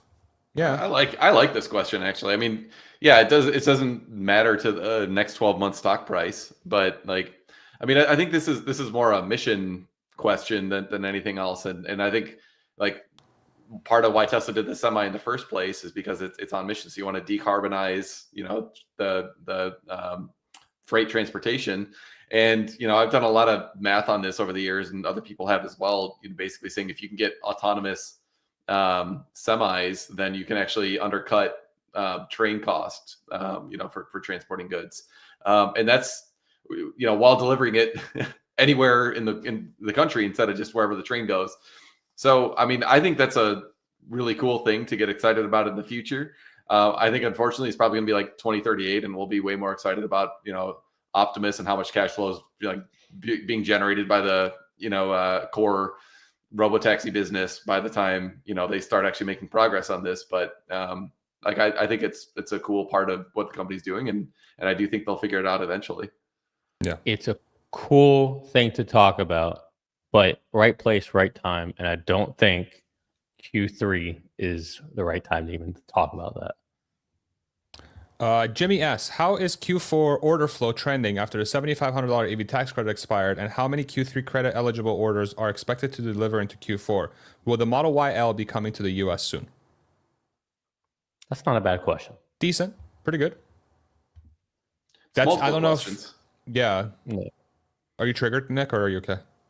Should I DM him or break it up? It's a waste.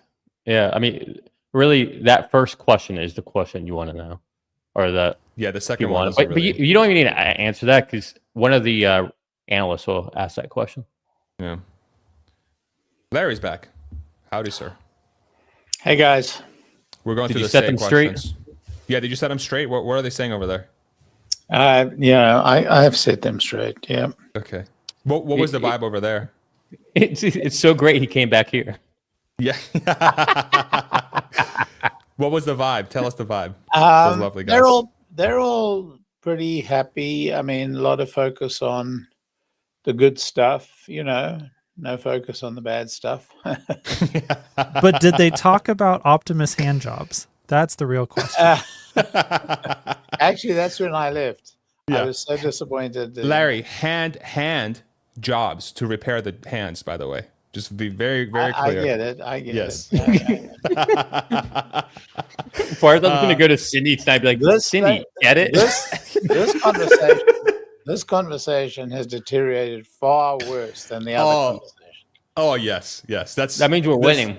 This is what this channel is all about, Larry. It's all about about precipitous. What's going on with Tesla insurance was the next question. I think we've probably gotten to the point. Will it still expand to states like New York? I thought the one. I didn't mean to put this ugly fella on the screen. Yeah, what's going on?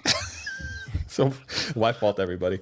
Will it still expand to states like New York? That one comment by the Lemonade executive was fascinating. Matt, did you have any thoughts about that? So, just give some context to the crew, to the audience. One of the executives for Lemonade, which is an insurance company that uses AI very heavily to come up with its plans and all that stuff, whatever you want to call it. They reached out. They made a tweet on X saying that they would be willing to insure for FSD at basically almost no cost if Tesla would allow them. What do you think about that? So there was that, and then there was another post about how they actually had API data from Tesla, which would enable them to have more accurate pricing for people who are using FSD essentially. So I invested in Lemonade. We're big supporters of what they do. We think they would actually be a really good fit to partner with Tesla in something like this. Tesla's insurance product, I think, has fallen way short of the initial expectations. Originally when they launched it, they were talking about how, the existing EVs or the existing insurers charge way too much to insure, a Tesla. And so they wanted to, launch insurance basically to make it part of the mission. Since the cars were going to be so much safer, the rate should actually be lower. So that was like a nice theory. But, I think what's turned out in practice, probably with some exceptions, but from what I've heard from a lot of people who actually have got quotes is, there's actually not a significant cost savings. And then certainly what we've seen since Zach Kirkhorn left is they've not really made any efforts whatsoever at expanding. So I did a little bit of looking into this, and they do have an insurance entity set up like in New York and in Florida to like do the fleet level insurance that they're going to need to have to operate robotaxis there. So I think they can probably handle the robotaxi piece by themselves. But I think as part of the goal of having the lowest cost insurance possible, which like you should definitely, if FSD is actually as good as we think it is, you should have a significantly lower rate, insurance rate than a comparable car. But my experience has been the exact opposite, even though I'm using FSD all the time. So, I think this is a really exciting thing. I hope Tesla will actually take it seriously, because I think one of the reasons it works for both parties is if you can be saving the average customer 50 cents or $500 a month or $100 a month, well, maybe all of a sudden they can afford to buy FSD now. And it could even be the case under extreme enough circumstances that you could be saving $110 a month if you use FSD all the time. And so then maybe you could, get FSD for free, as long as you use Lemonade as the insurance and like you're using FSD all the time. So I think this could actually be a way to push more FSD sales if they can figure out a way to make this work for both parties. But can you imagine when FSD becomes, unsupervised, the value add of getting Lemonade insurance is incredible. Not even on the Robotaxi, thinking about Robotaxi, just in general. Mm-hmm. I mean, you're going to save so much money on your insurance. This is, to me, it's an incredible opportunity. Incredible opportunity. And, even if Tesla doesn't jump on it, I think, the retail buyer of a Tesla would be interested. I would love to see it in Florida, but Tesla doesn't have it here. Lemonade's not here, and rates are insane here. Yeah, Lemonade's expanding nationwide soon-ish. I think that they're kind of taking it state by state, but they really they've been working on getting the product right for a long time now, and they're starting to expand this year in 2025, and they're gonna only increase the number of states that they're going to. Yeah, but if they go to Florida, they'll lose their boots. They're such bad drivers. Those Florida. This is not a lie. Facts. Facts. All right. I'm gonna go ahead and pull up. Go ahead. You're gonna pull it out? I'm gonna pull up the stream. Oh, okay. Yeah. Matt, do you know if Lemonade does home insurance at all? They do. Yeah, I'm a customer actually. Oh, okay, good. Because I think that's one of the hiccups for Tesla in Florida, is that this might have changed, but I believe in Florida, if you're going to provide insurance here, auto insurance, they require that those insurance providers also offer home insurance. I think it's to keep insurance companies from leaving. Yeah, that's probably not going to work with Lemonade too, because they are very risk averse with the cat events like hurricanes. So they are very unlikely to be insuring in any large numbers in Florida, home insurance at least. I don't think it has to be a large number. Like USAA, they offer home insurance in Florida, but they only do a certain amount of policies. They'll only do a certain amount of policies each year, and that's it. They're very limited, but it allows them to offer auto insurance everywhere. Yeah. So, I mean, if that's a loophole where, if you're doing a couple hundred homes or something like that, or a couple thousand even, Tesla or Lemonade could presumably do that, because they do home insurance. It's a great product. I've really enjoyed it. And I saved money when I signed up.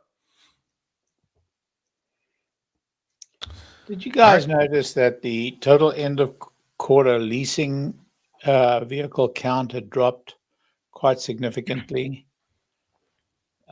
Just going into the detail of it just seemed to be a surprise to me that the leasing vehicle fleet should drop in a quarter where leasing was such an important component of the the original financing bill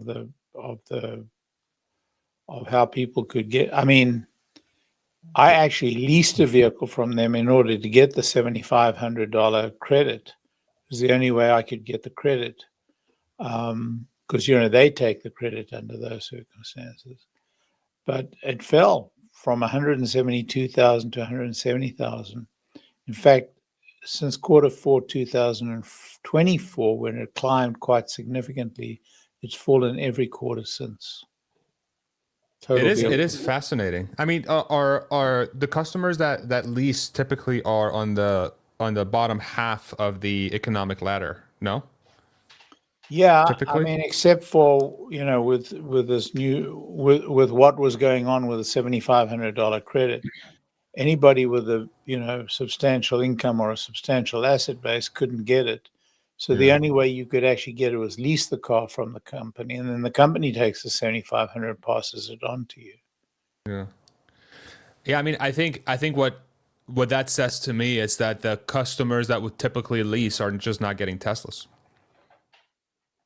There's a huge leasing market out there, but they're not getting Teslas. They're getting Corollas. They're getting Camrys. They're getting Accords. They're getting Kias. They're getting Hyundais. It says to me that the leasing pricing is too high, and I've always felt that way about Tesla. I don't. They actually just lowered it in Q4. I saw. Yeah, they did. But what about? Didn't they also just start leasing used cars too?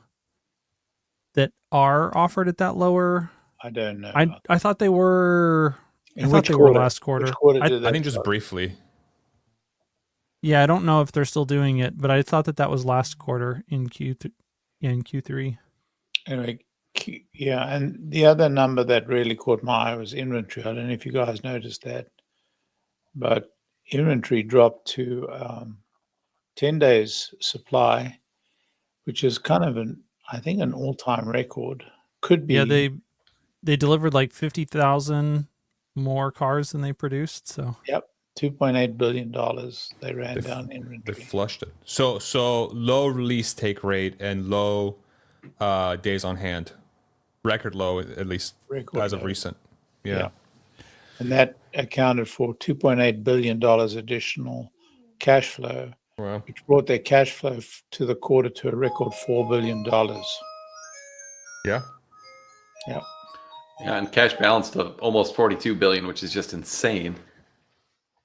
I mean, it is without it. Like, this is the craziest thing about this company. It's like we're waiting for it to execute one of the greatest product ambitions of all time, while it is executing at a very high level from a financial perspective. Just from just pure numbers, just looking at the balance sheet, it's like it's such a and there's a reason why it's a $1.4 trillion company, 1.3 trillion, whatever it is. It's because of that. I think the market realizes that this is a very unique company, and they're just we're all waiting with bated breath on FSC to go unsupervised, so that the next leg can finally start being realized, and it gives the foundation for the following leg, which is the bot. That's the story. Yeah. Okay. Yeah, I will admit, when I first got completely convinced of Tesla's, as I went all in 2019, I did not think they would get this good at manufacturing. I thought they'd improve. The Model 3 progress was pretty apparent by that time, and I thought they'd be a reasonably profitable car maker. But I thought almost all the upside was in autonomy, and man, have they shown how much they can do just in reducing cost and making Crazy. a compelling product. So that's been a very pleasant surprise for me over the last several years. Crazy. Let's answer this question here before we go. We tune over to the earnings call, which is going to start in about 5 minutes. Do you think that Tesla will eventually give dividends? I think this is inevitable. I mean, they're already creating this much cash flow and adding a ton of cash to the balance sheet. At some point, with FSD unsupervised, with the Robotaxi network, with the humanoid robot, to me, it's like owning Tesla stock is like a quasi UBI, because you're getting the winnings from the AI, from the robots doing work, and then you're gonna get paid.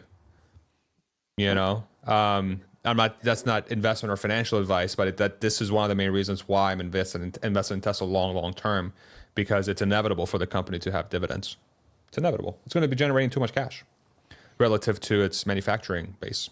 So I think that is going to be quite a while between here and there, though, depending sure. on the business model of Optimus. Because one of the things that you could definitely see them doing is a robots as a service model, which I know Larry has talked about that extensively, and CERN and lots of different people.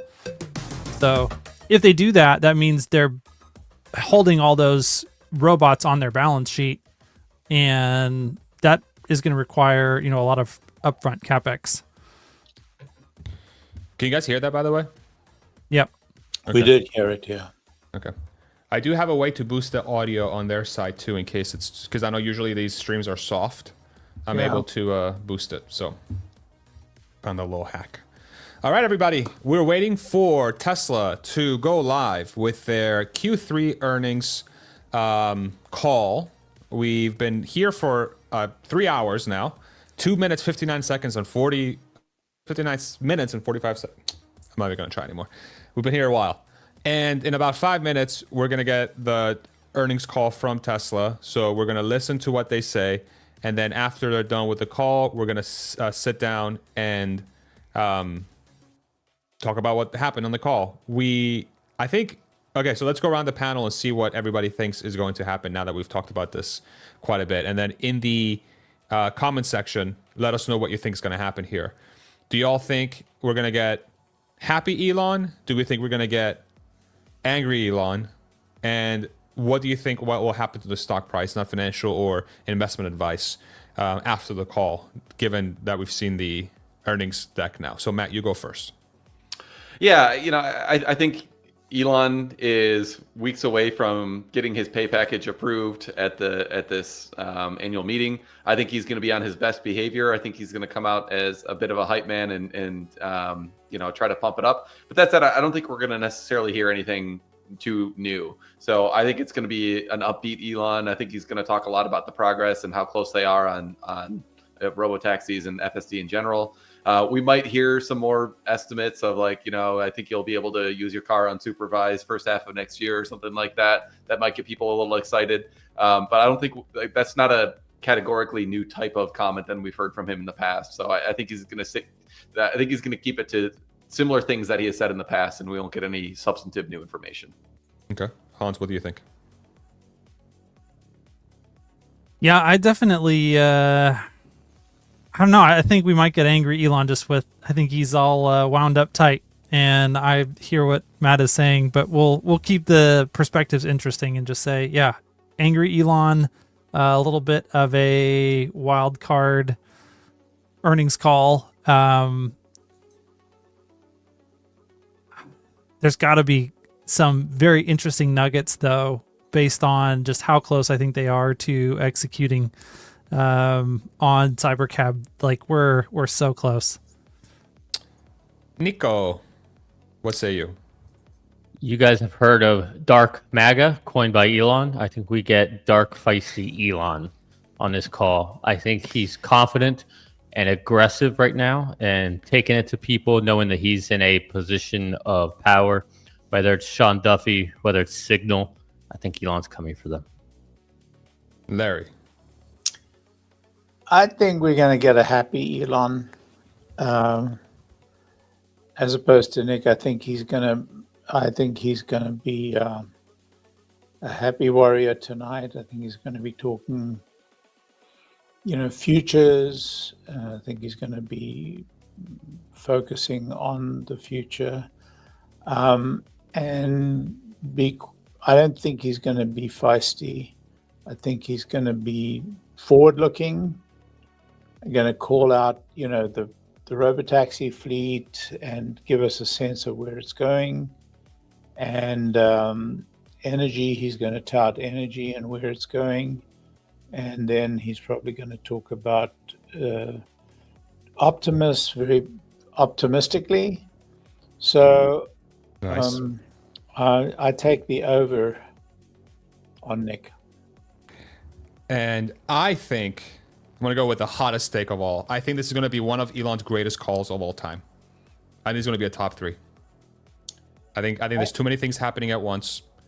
I think his comp package, I feel like he's going to know he's going to have the votes.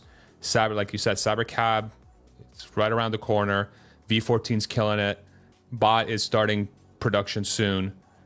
Sitting on cash real pretty. EV tax credit's gone, so legacy automaker can't even compete anymore, not that they could before, and it puts them in a very unique position to leverage your existing fleet and destroy everybody. And I think the reason why he's going crazy on X is because he knows this, and he's going to come out and just go crazy in the best way possible. So you're dark Elon too. That you call that dark? I call that like the brightest Elon of all time. No, like dark MAGA, like he's in the lab. He's like Michael Jordan, tongue out, like let's go, bring it on competition. Okay, like go. You're saying like go Elon. Yeah, he's gonna goat it. Yeah. Okay, like that's what dark MAGA was when Elon did that, It's your right. definitions of things don't make any sense to me. I just want to put that out there. You're the one saying mirage instead of camouflage, sir. The way your brain works is very special, and that's why I have you on, is because every time I bring you on, I just don't. I'm always left in awe. It's Jordan, Tom Brady, like these. You wanted to get them upset. How is that Dark Brady? Oh, Dark Brady. He's talking about Chainsaw Elon. Like Kobe Bryant, like you want to get like crowd start booing. Let's go. I would argue Chainsaw. I would argue Chainsaw Elon was probably like bottom Elon.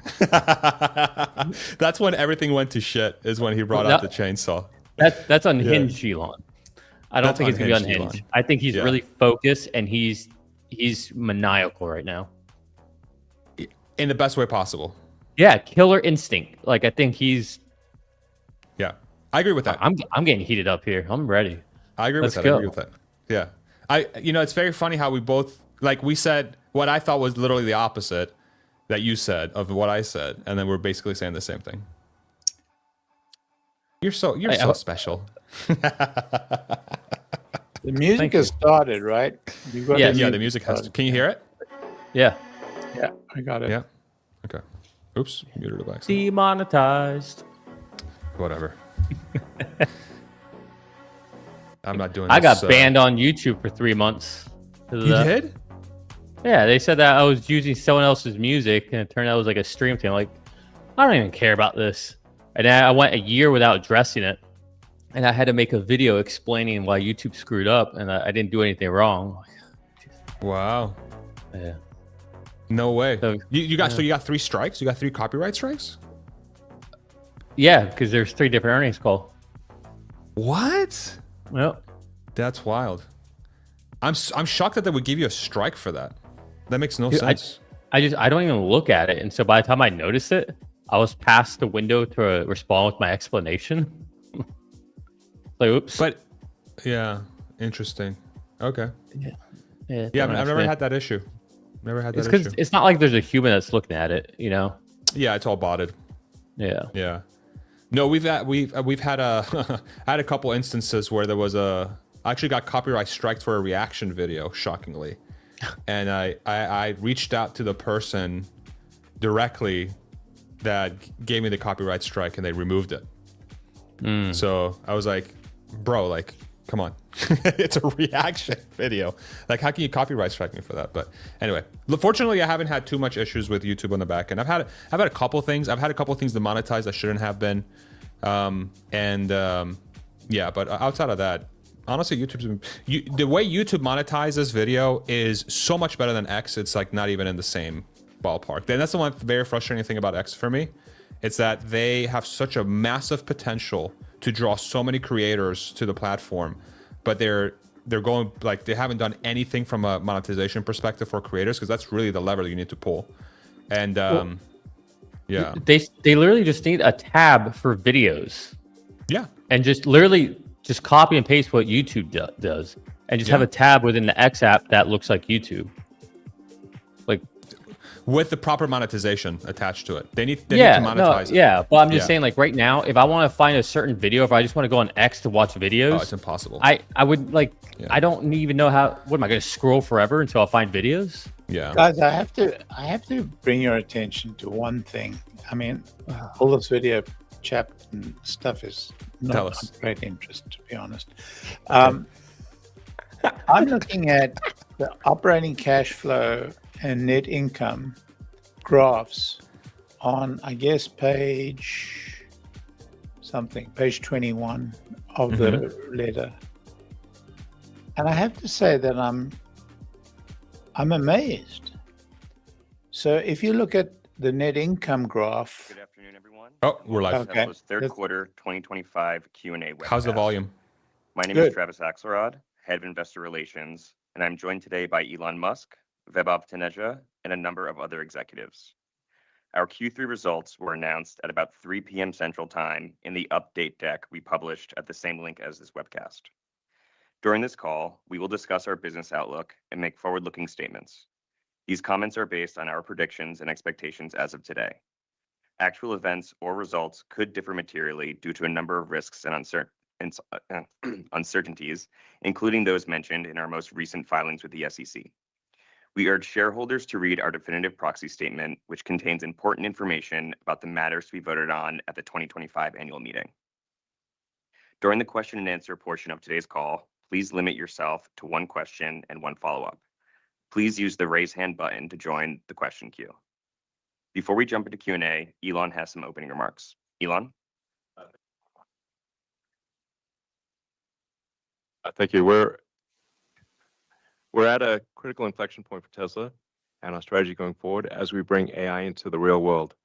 I think it's important to emphasize that Tesla really is the leader in real world AI. No one can do what we can do with real world AI. I have pretty good insight into AI in general. I think that Tesla has the highest intelligence density of any AI out there in the car, and that is only going to get better. And we're really just at the beginning of scaling at a quite massively full self-driving and robotaxi, and fundamentally changing the nature of transport. I think people just don't quite appreciate the degree to which this will take off. Where it's honestly it's going to be like a shockwave. So it's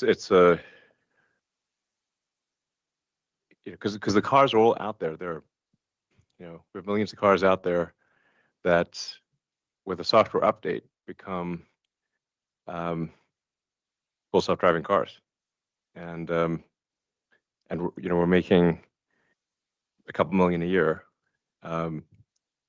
and in fact, with the advent of with what we see now as a clarity on achieving full self-driving, unsupervised full self-driving, I should say.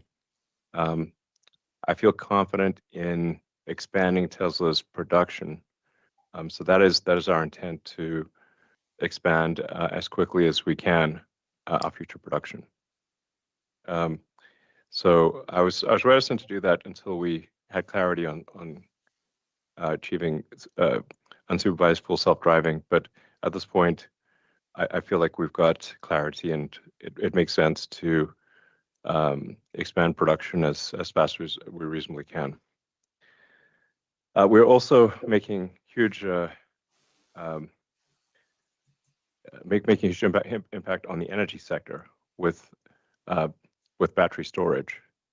So with both the Powerwall and especially with the Megapack, we are dramatically improving the ability to generate more energy from the grid.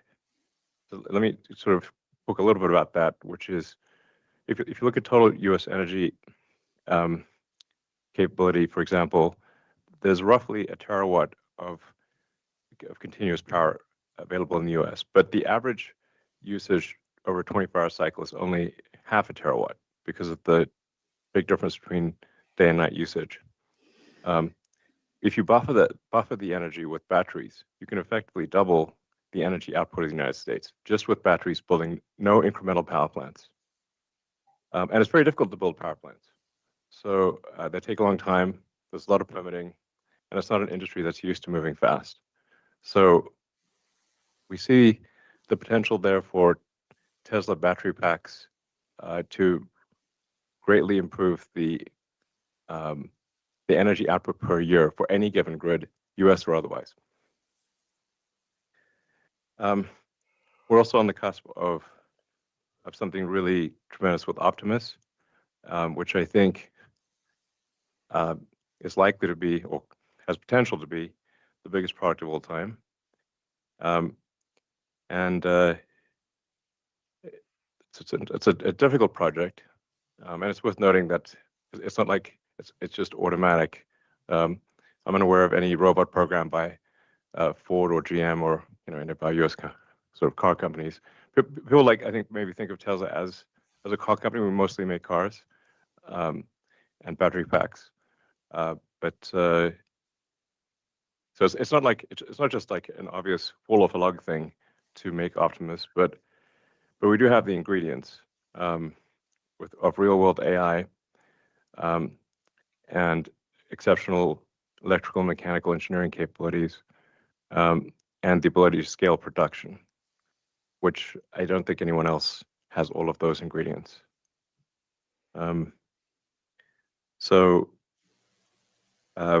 Yeah, with version 14 of the of self-driving, which you can see the reactions of people online. They're quite amazed. Actually, anyone in the US can get version 14 if they just go and select, I want the advanced software in their car. So if you're listening right now and you'd like to try it out, just go in settings and say, I want the advanced software, and you will get version 14. Yeah, so on the Megapack front, we unveiled Megablock, Megapack 3. We also have exciting plans for Megapack 4. Megapack 4 will incorporate a lot of what is normally in a substation and be able to output at probably 35 kilovolts directly. So this greatly improves our ability to deploy Megapack because it's not dependent on building a substation up through 35 kV for Megapack 4. So that'll be that's the engineering priority for Megapack. And we look forward to unveiling Optimus V3. Probably in Q1. I think it'll be ready for to show off, and that I think is going to be quite remarkable. It won't even seem like a robot. It'll seem like a person in a robot suit, which is kind of how we started off with Optimus. But it'll seem so real that you'll need to poke it, I think, to believe that it's actually a robot. And obviously, the real world intelligence we've developed for the car, most of that transfers to Optimus. So it's a very good starting point. In conclusion, we're excited about the updated mission of Tesla, which is sustainable abundance. So going beyond sustainable energy to say sustainable abundance is the mission, where we believe with Optimus and self-driving that you can actually create a world where there is no poverty, where everyone has access to the finest medical care. Optimus will be an incredible surgeon, for example. And imagine if everyone had access to an incredible surgeon. So I think there's, of course, we need to make sure Optimus is safe and everything, but I do think we're headed for a world of sustainable abundance, and that I'm excited to work with the Tesla team to make that happen. Great. Thank you very much, Elon. Vaibhav also has some opening remarks. Thanks, Travis. Q3 was a special quarter at multiple levels. We set new records not just for deliveries and deployments, but also around a range of financial metrics from total revenues, energy gross profit, energy margins to free cash flow. This was the result of continued confidence of our customers in our products and the relentless efforts by the Tesla team. The strength in deliveries was attributed to strong performance across all regions. Greater China and APAC were up sequentially 33 and 29% respectively. North America was up 28%, while EMEA was up 25%. The pace in deliveries was the function of continued excitement around the new Model Y. We had previously talked about 2025 being the year of the Y and have since delivered on that promise with the new Model Y released in Q1, followed by Model Y long wheelbase and performance, and more recently, Standard Y in North America and EMEA. We're now operating a Robotaxi in 2 markets, Austin and most Bay Area cities. We've already expanded our coverage area in Austin 3 times since the initial launch and are on pace to continue expanding further. Unlike our competitors, our Robotaxi fleet blends in the markets we operate in since they don't have extra sensor sets or peripherals which make them stick out. This is an underappreciated aspect of our current vehicle offerings, which are all designed for autonomous driving. We feel that as people experience the supervised FSD at scale, the demand for our vehicles, like Elon said, would increase significantly. On the FSD adoption front, we've continued to see decent progress. However, note that total paid FSD customer base is still small, around 12% of our current fleet. We're working with regulators in places like China and EMEA to obtain approvals so that we can get FSD in those regions as well. Now, covering a little bit on the financial side, automotive revenues increased 29% sequentially in line with the growth in deliveries. While regulatory credits declined sequentially, we entered into new contracts and continued delivery on previously entered contracts. Our automotive margins, excluding credits, increased marginally from 15% to 15.4%, which was attributed to improvements in material cost and better fixed cost absorption due to higher volumes. The energy storage business continued to deliver with record deployments, gross profit, and margins. As discussed before, this business has a bigger impact from tariffs as measured by percentage of COGS, since currently all sales procured are from China, while we're still working on other alternatives.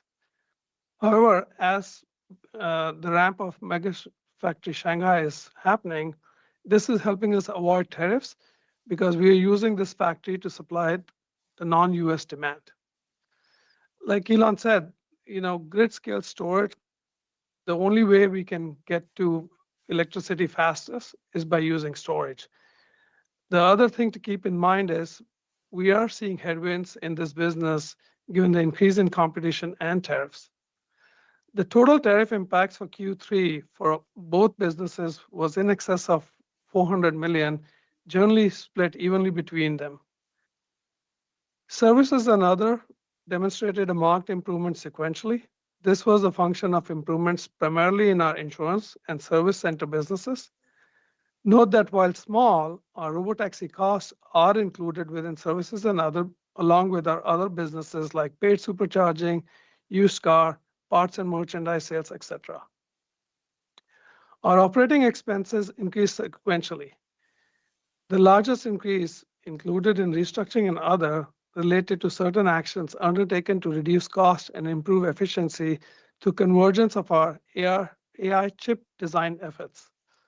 Additionally, we incurred legal expenses related to proceedings in certain legal cases, as well as incremental costs incurred in preparation for our shareholder meeting.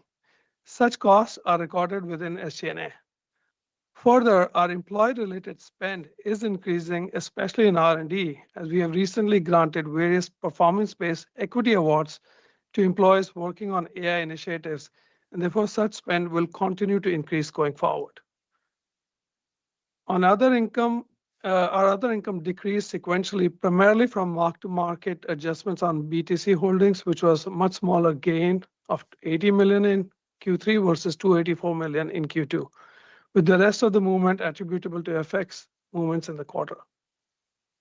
Our free cash flow for the quarter was approximately $4 billion, which was yet another record.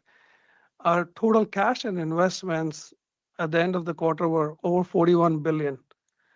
On the CapEx front, while we are expecting to be around $9 billion for the current year, we're projecting the numbers to increase substantially in 2026 as we prepare the company for the next phase of growth, in terms of not just our existing businesses, but our bets around AI initiatives, including Optimus.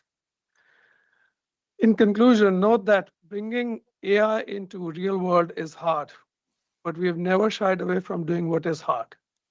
We are extremely excited about the future and are laying down the foundation, the benefits of which will be realized over years to come.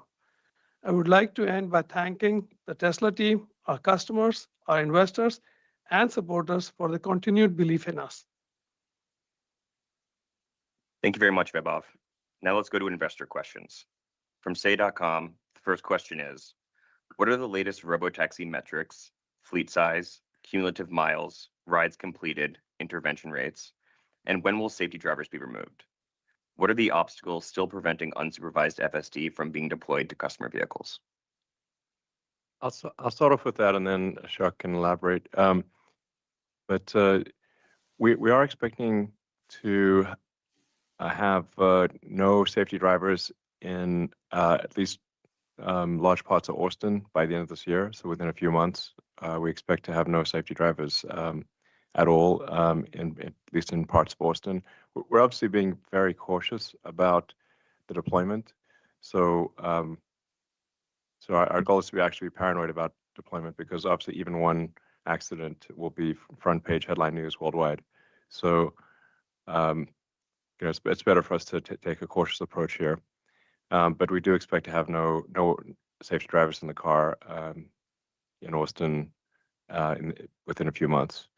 I think that's perhaps the most important data point. And then we do expect to be operating Robotaxi in, I think, about 8 to 10 metro areas by the end of the year. It depends on various regulatory approvals. But you can actually, I think most of our regulatory applications are online. You can kind of see them because they're public information. But we expect to be operating in Nevada and Florida and Arizona by the end of the year. Ashok? Yeah. We continue to operate our fleet in Austin without anyone in the driver's seat. And we have covered more than 250,000 miles with that. And then in the Bay Area, where we still have a person in the driver's seat because of the regulations, we crossed more than 1 million miles. And we continue to see that the fleet, Robotaxi fleet, works really well. Customers are really happy, and there's no notable issues. On the customer side, customers have used FSD Supervise for a total of 6 billion miles as of yesterday. So that's like a big milestone. And overall, the safety continues to be very good. And as Elon mentioned, we are on track to remove the person from inside the car altogether, starting with Austin. Great. The next question is, what is the demand and backlog for Megapack, Powerwall, solar, or energy storage systems? With the current AI boom, is Tesla planning to supply power to other hyperscalers? Thanks. Demand for Megapack and Powerwall continues to be really strong into next year. We received very strong positive customer feedback on our Megablock product, which will begin shipping next year out of Houston. And we're seeing remarkable growth in the demand for AI and data center applications as hyperscalers and utilities have seen the versatility of the Megapack product to increase reliability and relieve grid constraints, as Elon was talking about. We've also seen a surge in residential solar demand in the US due to policy changes, which we expect to continue into the first half of 2026 as we introduced a new solar lease product. And we also began production of our Tesla residential solar panel in our Buffalo factory, and we will be shipping that to customers starting Q1. The panel has industry-leading aesthetics and shade performance and demonstrates our continued commitment to US manufacturing.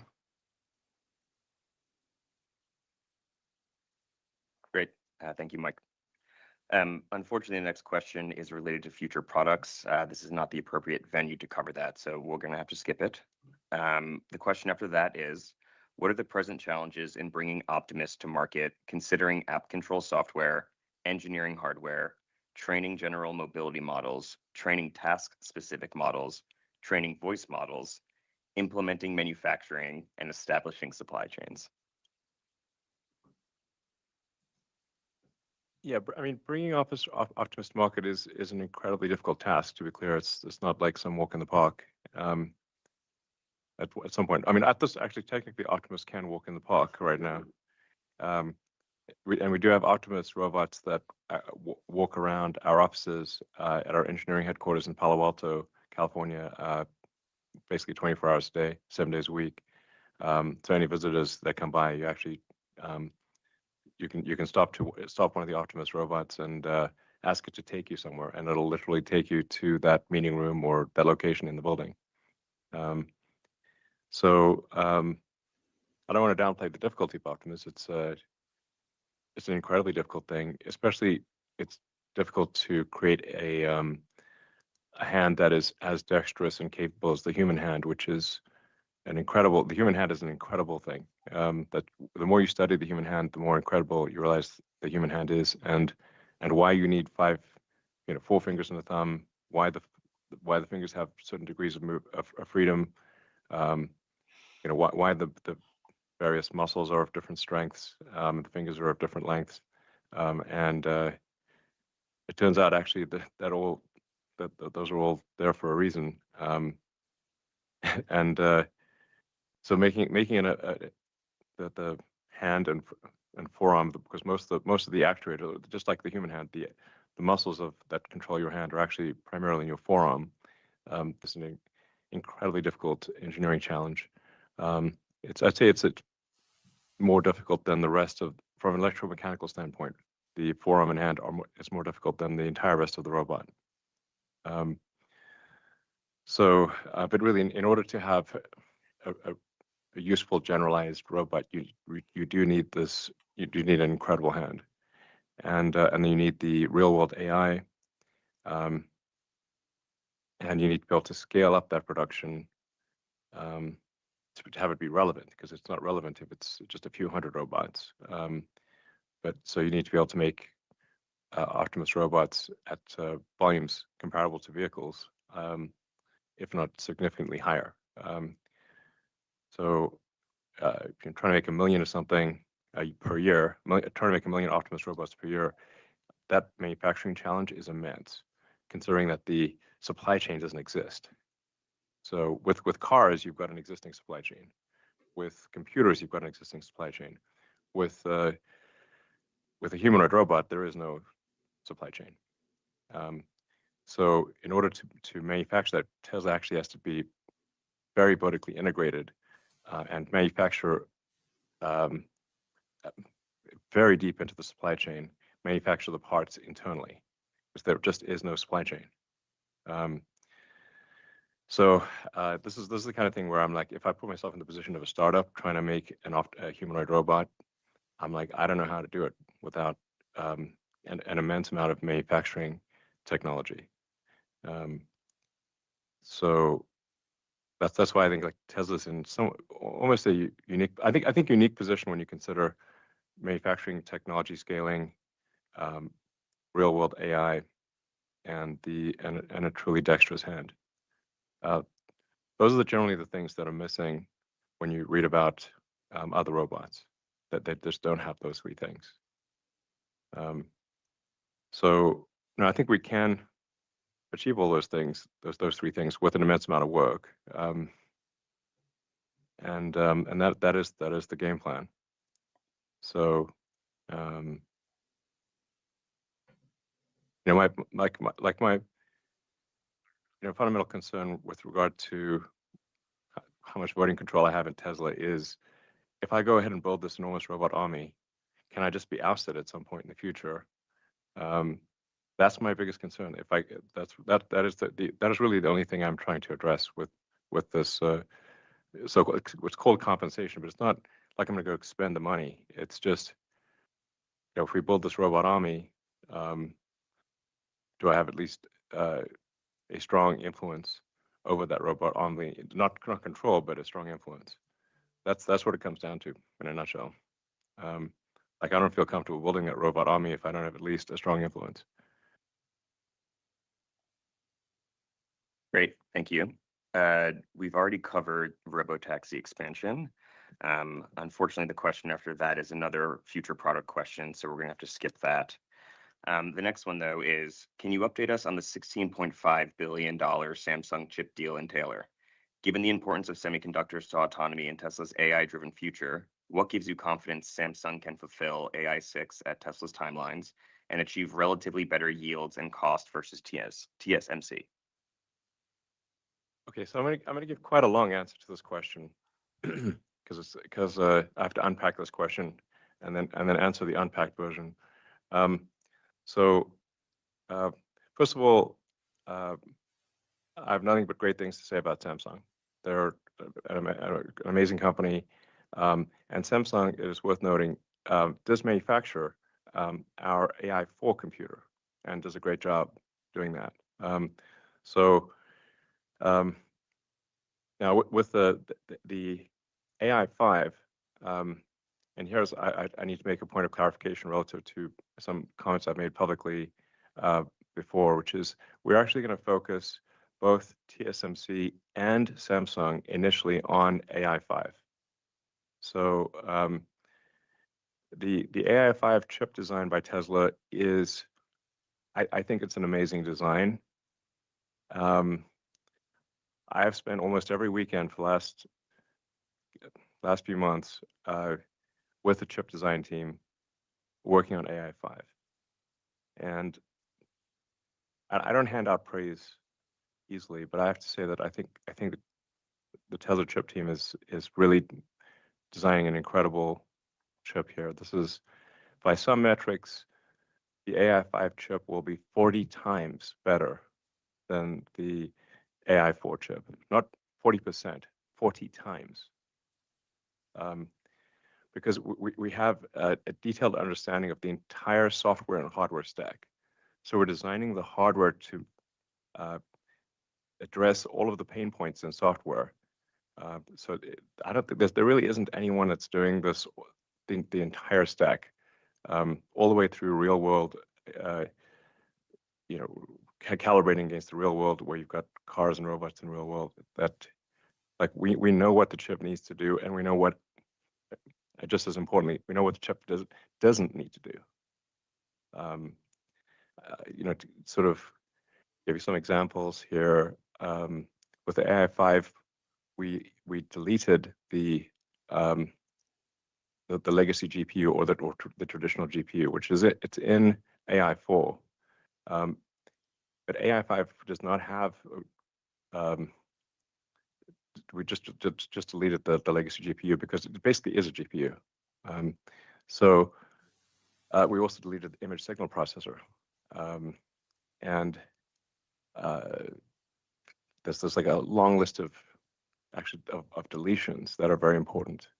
As a result of these deletions, we can actually fit AI5 in a half reticle, and with good margin for the traces from the memory to the Tesla trip accelerators, the ARM CPU cores, and the PCI X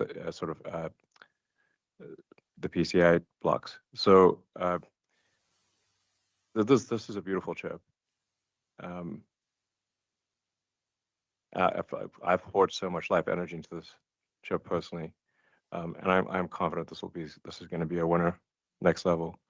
So it makes sense to have both Samsung and TSMC focus on AI5. And so even like technically the Samsung fab has slightly more advanced equipment than the TSMC fab. These will both be made in the U.S. But in one TSMC in Arizona, Samsung in Texas, but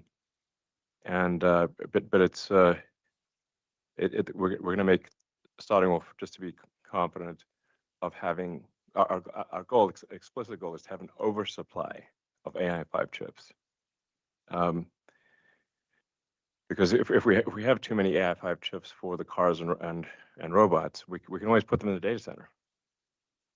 So we already use AI4 for training in our data center. So we use a combination of AI4 and NVIDIA hardware. we're not about to replace NVIDIA, to be clear, but we do use both in combination, AI4 and NVIDIA hardware, and the AI5 excess production we can always put in our data centers. NVIDIA keeps improving. The challenge that they have is that they've got to satisfy a large range, a lot of requirements from a lot of customers, but Tesla only has to satisfy requirements from one customer. That's Tesla. That makes the design job radically easier and means we can delete a lot of complexity from the chip. I can't emphasize how important this is. So like when you look at the various logic blocks in the chip, as you increase the number of logic blocks, you also increase the interconnections between the logic blocks. So you can think of it like just highways. Like how many highways do you need to connect the various parts of the chip? And especially if you're not sure how much data is going to go between each logic block on the chip, then you kind of end up having giant highways going all over the place. It becomes an almost impossibly difficult design problem, and NVIDIA's done an amazing job of dealing with almost an impossibly difficult set of requirements. But in our case, we're going for radical simplicity, and the net effect is that I think AI5 will be the best performance per watt, maybe by a factor of 2 or 3, and the best performance per dollar for AI, maybe by a factor of 10. So, that's, we'll have to, the proof's in the pudding. So obviously we need to actually get this chip made and made at scale. But that's what it looks like. Great. Thank you, Elon. We've already covered unsupervised FSD. So the next question is, instead of trying to replace hardware 3 with hardware 4, why not give an equal incentive to trade in for a new vehicle? Yeah, we've not completely given up on hardware 3. However, over the last year, we've offered the customers the option to transfer FSD to their new vehicle, which at times we've been running some promotions. If they got FSD, they can get better preferential rates. So we've been definitely taking care of this, but we do want to solve autonomy first, and then we'll come back with a way to take care of these customers. These customers are very important. They were the early adapters. For what it's worth, my daily commuter is a hardware 3 car, which I use FSD on a daily basis. So we will definitely take care of you guys. Great. Thank you. Hey, yes. In addition, once the V14 release series is fully done, we are planning on working on a V14 Lite version for hardware 3, probably expected in Q2 next year. Awesome. Thanks, Ashok. Alrighty. It's got to be our final unsupervised. question from Say is, how long until we see self-driving Tesla semi-trucks? And could you see this technology replacing trains? Yeah, so I guess I'll start with that in terms of the semi production plan and schedule. So the factory is going on schedule. We've completed the building and are installing the equipment now. We've got our fleet of validation trucks driving on the road. We'll have larger builds towards the end of this year, and then our first online builds in the first part of next year, ramping into the Q2 timing with real volume coming in the back half of the year. So that's going quite well, and that's the first step to obviously getting autonomous trucks on the road. In terms of trains, they're really great for long point-to-point deliveries. They're super efficient, but that last mile, the load unload, can be better served for shorter distances with autonomous semis, and that would be great. And so we do expect that to probably shift as we, really, as Elon said, change the way transportation is considered. And so we're looking forward to that timeline. And Ashok, I know you can take the full self-driving part.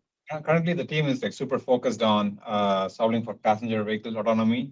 That said, the same technology will extend quite easily to the semi-truck once we have a little bit of data from the semi-trucks. Great. And now we will move over to analyst questions. The first question comes from Emmanuel at Wolf. Emmanuel, please go ahead and unmute yourself. Great. Thanks so much. Hi, everybody. So Elon, you talked about expanding production of vehicles as fast as possible now that you have confidence in the unsupervised autonomy. How should we think about that in the context of your existing capacity of 3 million units? Is that where you're hoping to get volume to? What sort of timeline are we talking about? And would this require, some level of boosting or incentivizing demand? Like, would this basically be prioritizing volume over near-term profitability given the longer-term opportunity? Well, our capacity isn't quite 3 million, but it will be 3 million at some point. Aspirationally, it could be 3 million within. We could probably hit an annualized rate of 3 million within 24 months, I think, maybe less than 24 months. Bearing in mind, there's an entire supply chain, like a vast supply chain that's got to also move in tandem with that. But we're gonna expand production as fast as we can, and as fast as our suppliers can sort of keep up with it. And then we're going to think about where do we build incremental factories beyond that. Like the single biggest expansion in production will be the Cybercab, which starts production in Q2 next year. That's really a vehicle that's optimized for full autonomy. It, in fact, does not have a steering wheel or pedals, and is really an engineering optimization on minimizing cost per mile, for fully considered cost per mile of operation. So that's for our other vehicles, they still have a little bit of the horseless carriage thing going on, where obviously if you've got steering wheels and pedals and you're designing a car that people might want to go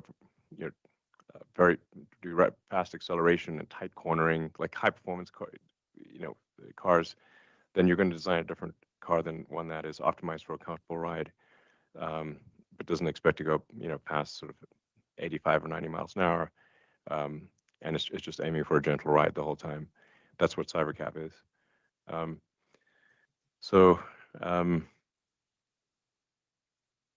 Yeah, so it's.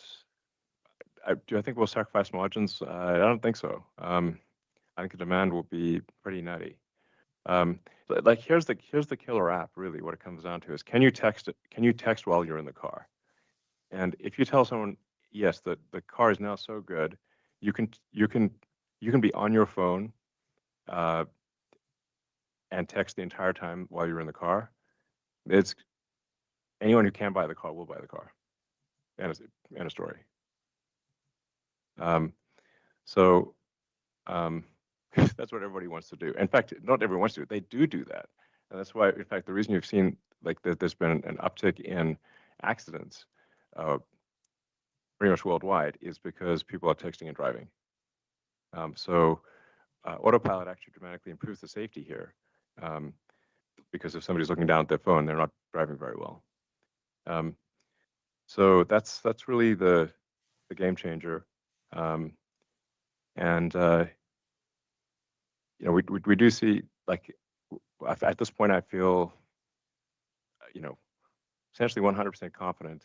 I say not essentially, 100% confident that we can solve unsupervised full self-driving at a safety level much greater than human. So we've released 14.1. We've got a technology roadmap that's, I think, pretty amazing. We'll be adding reasoning to the car.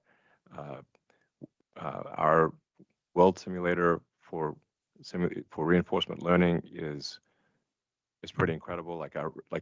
When you see it, the Tesla reality simulator, you can't tell the difference between the video that's generated by the Tesla reality simulator and the actual video. It looks exactly the same. So that allows us to have a very powerful reinforcement learning loop to further improve the Tesla AI. We're going to be increasing the parameter count by an order of magnitude. That's not in 14.1. There are also a number of other improvements to the AI, just that are quite radical. So it's this car will feel like it is a living creature. That's how good the AI will get with the AI4 computer. With this before AI5, and then AI5, like I said, is by some metrics 40 times better. Let's just say safely, it's a 10x improvement. So it might almost be too much intelligence for a car. I do wonder, like, how much intelligence should you have in a car? It might get bored. Actually. And then one of the things I thought, like, well, if we got all these cars that maybe are bored, well, while they're sort of, if they are bored, we could actually have a giant distributed inference fleet, and say, like, well, if they're not actively driving, let's just have a giant distributed inference fleet. At some point, if you've got like tens of millions of cars in the fleet, or maybe at some point 100 million cars in the fleet, and let's say they had at that point, like, I don't know, a kilowatt of inference capability of, high performance inference capability. That's 100 gigawatts of inference distributed with power and cooling taken with cooling and power conversion taken care of. So that seems like a pretty significant asset. Great. Thanks, Elon. The next question comes from Adam from Morgan Stanley. Adam, please feel free to unmute yourself.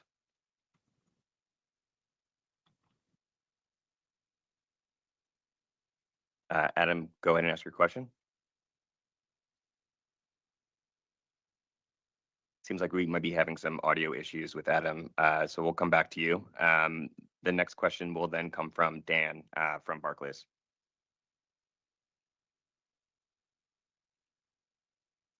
Hi, good evening. Thank you for taking the question.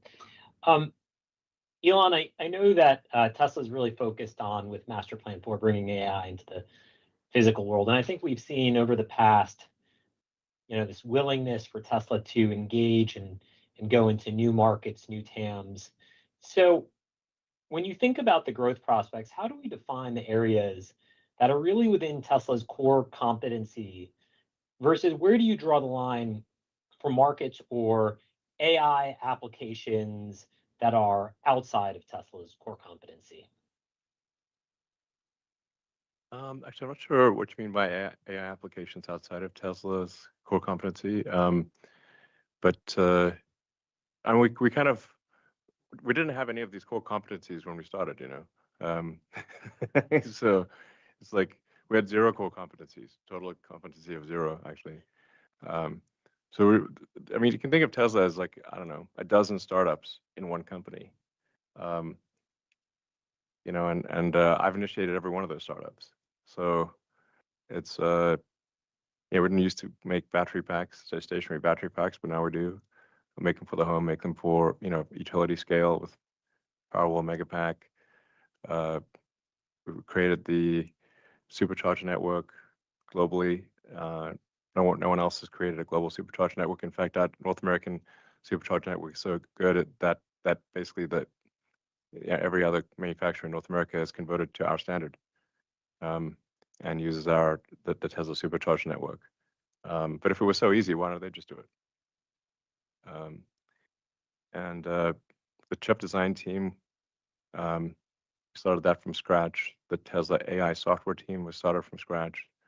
I literally just say, hey, we're going to start this thing. I post it on Twitter, now X, and then join us if you'd like to build it. In fact, Ashok was, I believe, the first person I interviewed for the Tesla Autopilot team, which we now call the Tesla AI software team, because it is the AI software team. So it's core competencies created while you wait.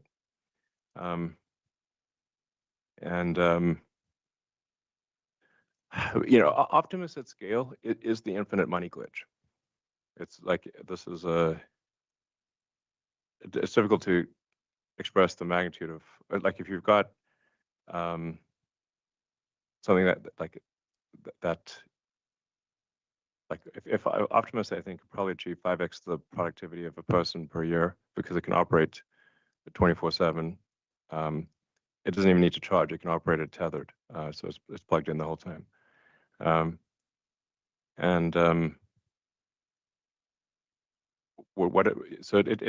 why I call it like if you're true of sustainable abundance, where working will be optional. You know, there's a limit to how much AI can do in terms of enhancing the productivity of humans, but there is not really a limit to AI that is embodied. That's why I call it the infinite money glitch. I mean, one thing which I'll further add is, I mean, people forget, like our first iteration of autopilot was 10 years back. So, you know, Elon had started this way back in the day. We've got the tweets to prove it. Exactly. And then even on the Optimus side, right, as much as people think, okay, this is a new thing, I still remember, was it 4+ years back, we were in a finance meeting with Elon, and Elon said, hey, our car is a robot on wheels. And that's where we started developing. In fact, most of the engineering team, which is working on Optimus, has come from the vehicle side. And that's why, you know, when we talk about manufacturing prowess, we have the wherewithal because the same engineers who worked back in the day on drive units are working on actuators now. So that's where we can do, if there is any company which can do it at scale, that is going to be us. But we also have actually added a lot of new engineers as well to the team. So there's actually a lot of the credit for the Optimus engineering is actually also new engineers, many of them that are just out of college, actually. Yeah. So the Optimus engineering team is a very talented engineering team. I'd say like, wow, actually. So, you know, the Optimus reviews at this point are there's the engineering review, and then there's the manufacturing review being done simultaneously with an iterative loop between engineering design and manufacturing. Because then we see we design something and we see like, oh man, that's really difficult to make. We need to change that design to make it easier to manufacture.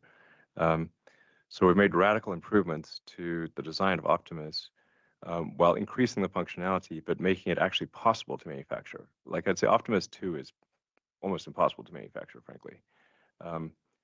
But to Vaibhav's point, we've gone from you know, a person in a robot outfit to what people have seen with Optimus 2.5, where it's doing kung fu. You know, it was like Optimus was at the Tron premiere doing kung fu, you know, just out in the open, you know, like with Jared Leto. Like there wasn't nobody was controlling it. It was just doing kung fu with Jared Leto, you know, at the Tron premiere. You can see the videos online. Actually, the funny thing is, like, a lot of people walked past it thinking it was just a person, even though with Optimus 2.5, you can see that it has you know, a waist that's 3 inches wide, which is obviously not a human. But the movements were so human-like that people didn't realize. A lot of people didn't realize they were looking at a robot. So, and what I'm saying is, like, Optimus 3 will be a giant improvement on that, animated scale. But like I said, a very difficult thing. You know, the Optimus sort of engineering and manufacturing reviews, and there's the Friday night meeting with Optimus, which sometimes goes till midnight, and then my Saturday meeting is the Saturday afternoons with the AI 5 chip design team. So those two things are crucial to the future of the company. Great. And Dan, did you have a follow-up? Yeah, I mean, just as a related, maybe you could just talk about to what extent are the AI efforts at Tesla and xAI complementary, or are they just different forms of AI? Maybe you can just help distinguish for the audience. Thank you. Yeah, there are different forms of AI. So the the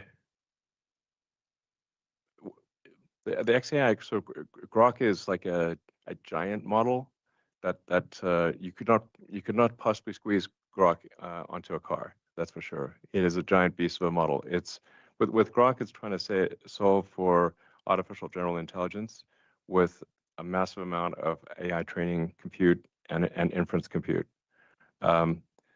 So, for example, for Grok 5 will actually only run effectively on a GV300. That's how much of a beast that Grok 5 is. So, whereas Tesla's, models are, I don't know, maybe about less than 10% the size, maybe closer to 5% the size of Grok. So, yeah, they're really coming at the problem from very different angles. XAI and Grok are they're competing with Google Gemini and OpenAI ChatGPT and that kind of thing. So and some of it's complementary. I mean, for example, for Grok Voice, being able to interact with Grok in the car is cool. Grok for Optimus voice recognition and voice generation is Grok, so that's helpful there.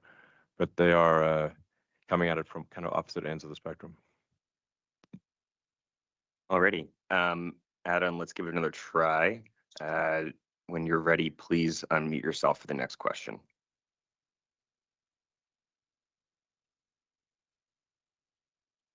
Alrighty, unfortunately, still having audio issues. So we're going to move on to Walt from Lightshed.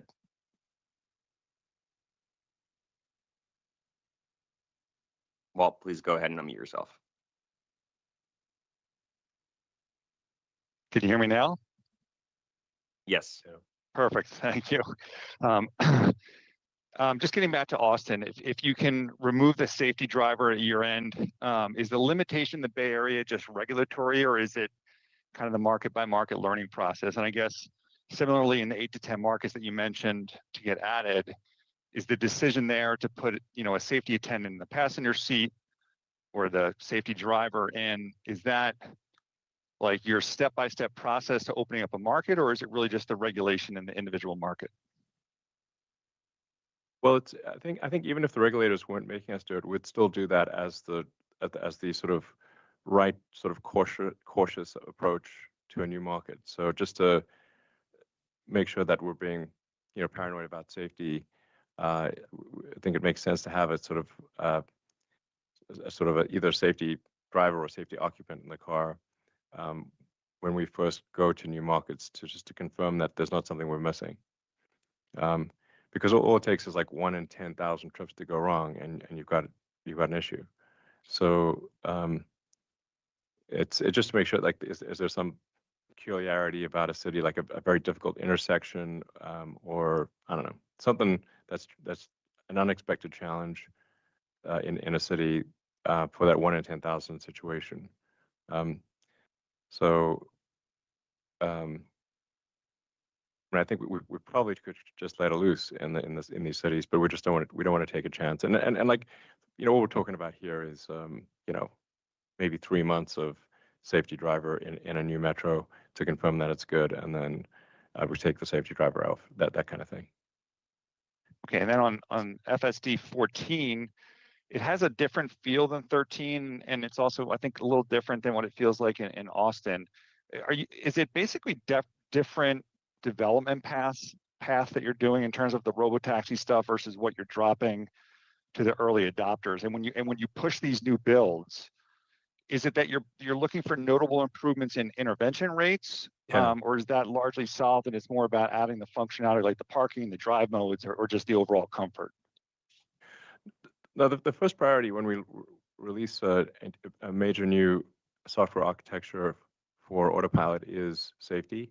So it starts off with safety, obviously safety prioritized, and then we solve comfort thereafter, which is why I don't recommend people take the initial version. Like that's why I say, like, most people should wait until 14.2 before they actually download version 14, because by 14.2 we will have addressed many of the comfort issues. The priority is very much safety first, and then thereafter the comfort issues. That's why most people, I'm like, it'll be a little like it'll be safe but jerky, and we just need time to kind of smooth the rough edges and solve for comfort in addition to safety with a major news autopilot architecture change. But it really is. I mean, I know what the roadmap is for the Tesla real world AI and at very granular detail. Obviously, Ashok is leading that, and I mean, I spent a lot of time with the team going, in like excruciating detail here on what we're doing to improve the real world AI. Like I said, this car is going to feel like it is a living creature, and that's with AI 4 before even AI 5. Yeah, the roadmap is super exhilarating. Like it's like so like waiting so much like release all the stuff we are working on in terms of like what we ship to customers versus Robotaxi. It's mostly the same. Obviously, customers have some more features like they can choose the car wants to park in a spot or driveway or something like that, which is not super relevant for Robotaxi. But there's only like a few minor changes like those ones. But the majority of the algorithms and architecture, everything is the same between those two platforms. Yeah, but and as I mentioned earlier, like we'll be adding reasoning to I don't know, Ashok, is that like reasoning in like 14.3, maybe 14.4, something like that? Yeah, for by end of this year for sure. Yeah.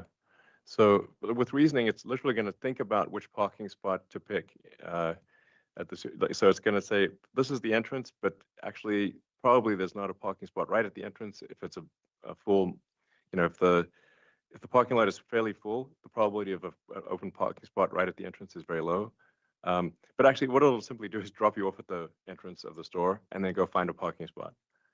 But it's going to get very smart about figuring out a parking spot. It's going to it's going to spot empty spots much better than a human.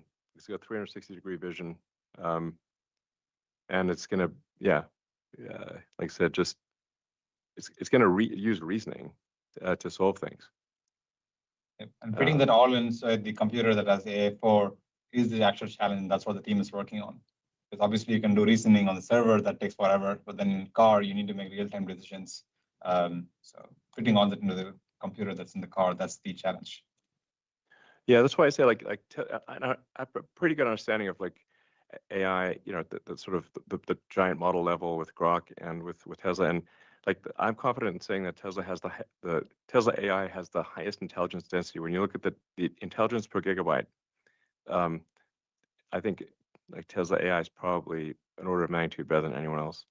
And it doesn't have any choice because that AI has got to fit in the AI4 computer.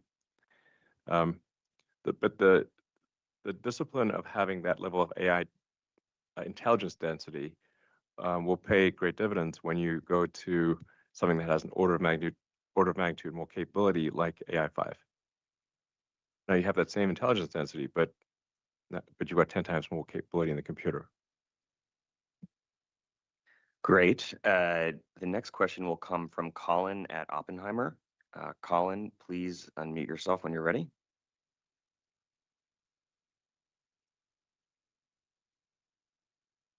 Colin, go ahead and unmute yourself, please.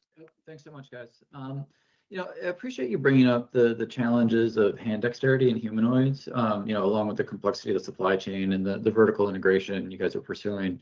I'm just trying to harmonize the timeline for the start of production, next year with the current state of the supply chain, and what sounds like a fair amount of work remaining on the dexterity before you can really freeze the hardware design and start to scale up production. Well, the hardware design will not actually be frozen even through startup production. There'll be continued iteration because a bunch of the things that you discover are very difficult to make. You only find that pretty late in the game. So we'll be doing rolling changes for the Optimus design even after startup production. But I do think that the the new hand is an incredible piece of engineering, and that's well, like I said, we'll have a production intent prototype ready to show off in Q1, probably February or March, and then we're going to be building a million unit Optimus production line. Hopefully with a production start towards the end of next year. But that production ramp will take a while to get to annualized rate of 1 million, because it's going to move as fast as the slowest, dumbest, least lucky thing out of 10,000 unique items.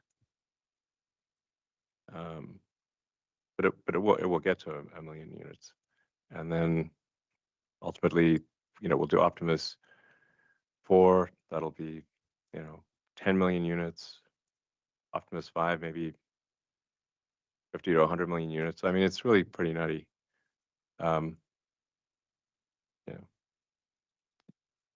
Alrighty. That is unfortunately all the time we have for Q&A today. Before we conclude, though, Vaibhav has some closing remarks. Thanks, Travis.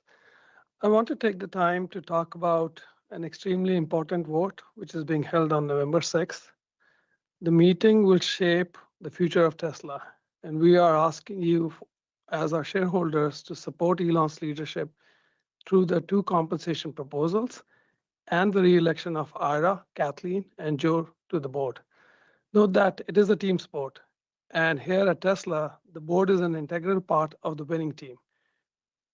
Shareholders are at the center of everything we do at Tesla, and our special committee has laid out a compensation package. Like Elon said, we don't even want to call it a compensation package. Yeah, it's not. The point is, I just like there needs to be enough voting control to give a strong influence, but not so much that I can't be fired if I go insane. But and I think that sort of number is in the mid-20s approximately. As a company that has already gone public, we've investigated every possible way to how do you achieve increased voting control without is there some way to have like a super voting stock? But there really isn't. There is no way to have a super voting stock after you've gone public. But for example, Google, Meta, many other companies have this, but they had it before they went public, and so it sort of gets, I guess, grandfathered in.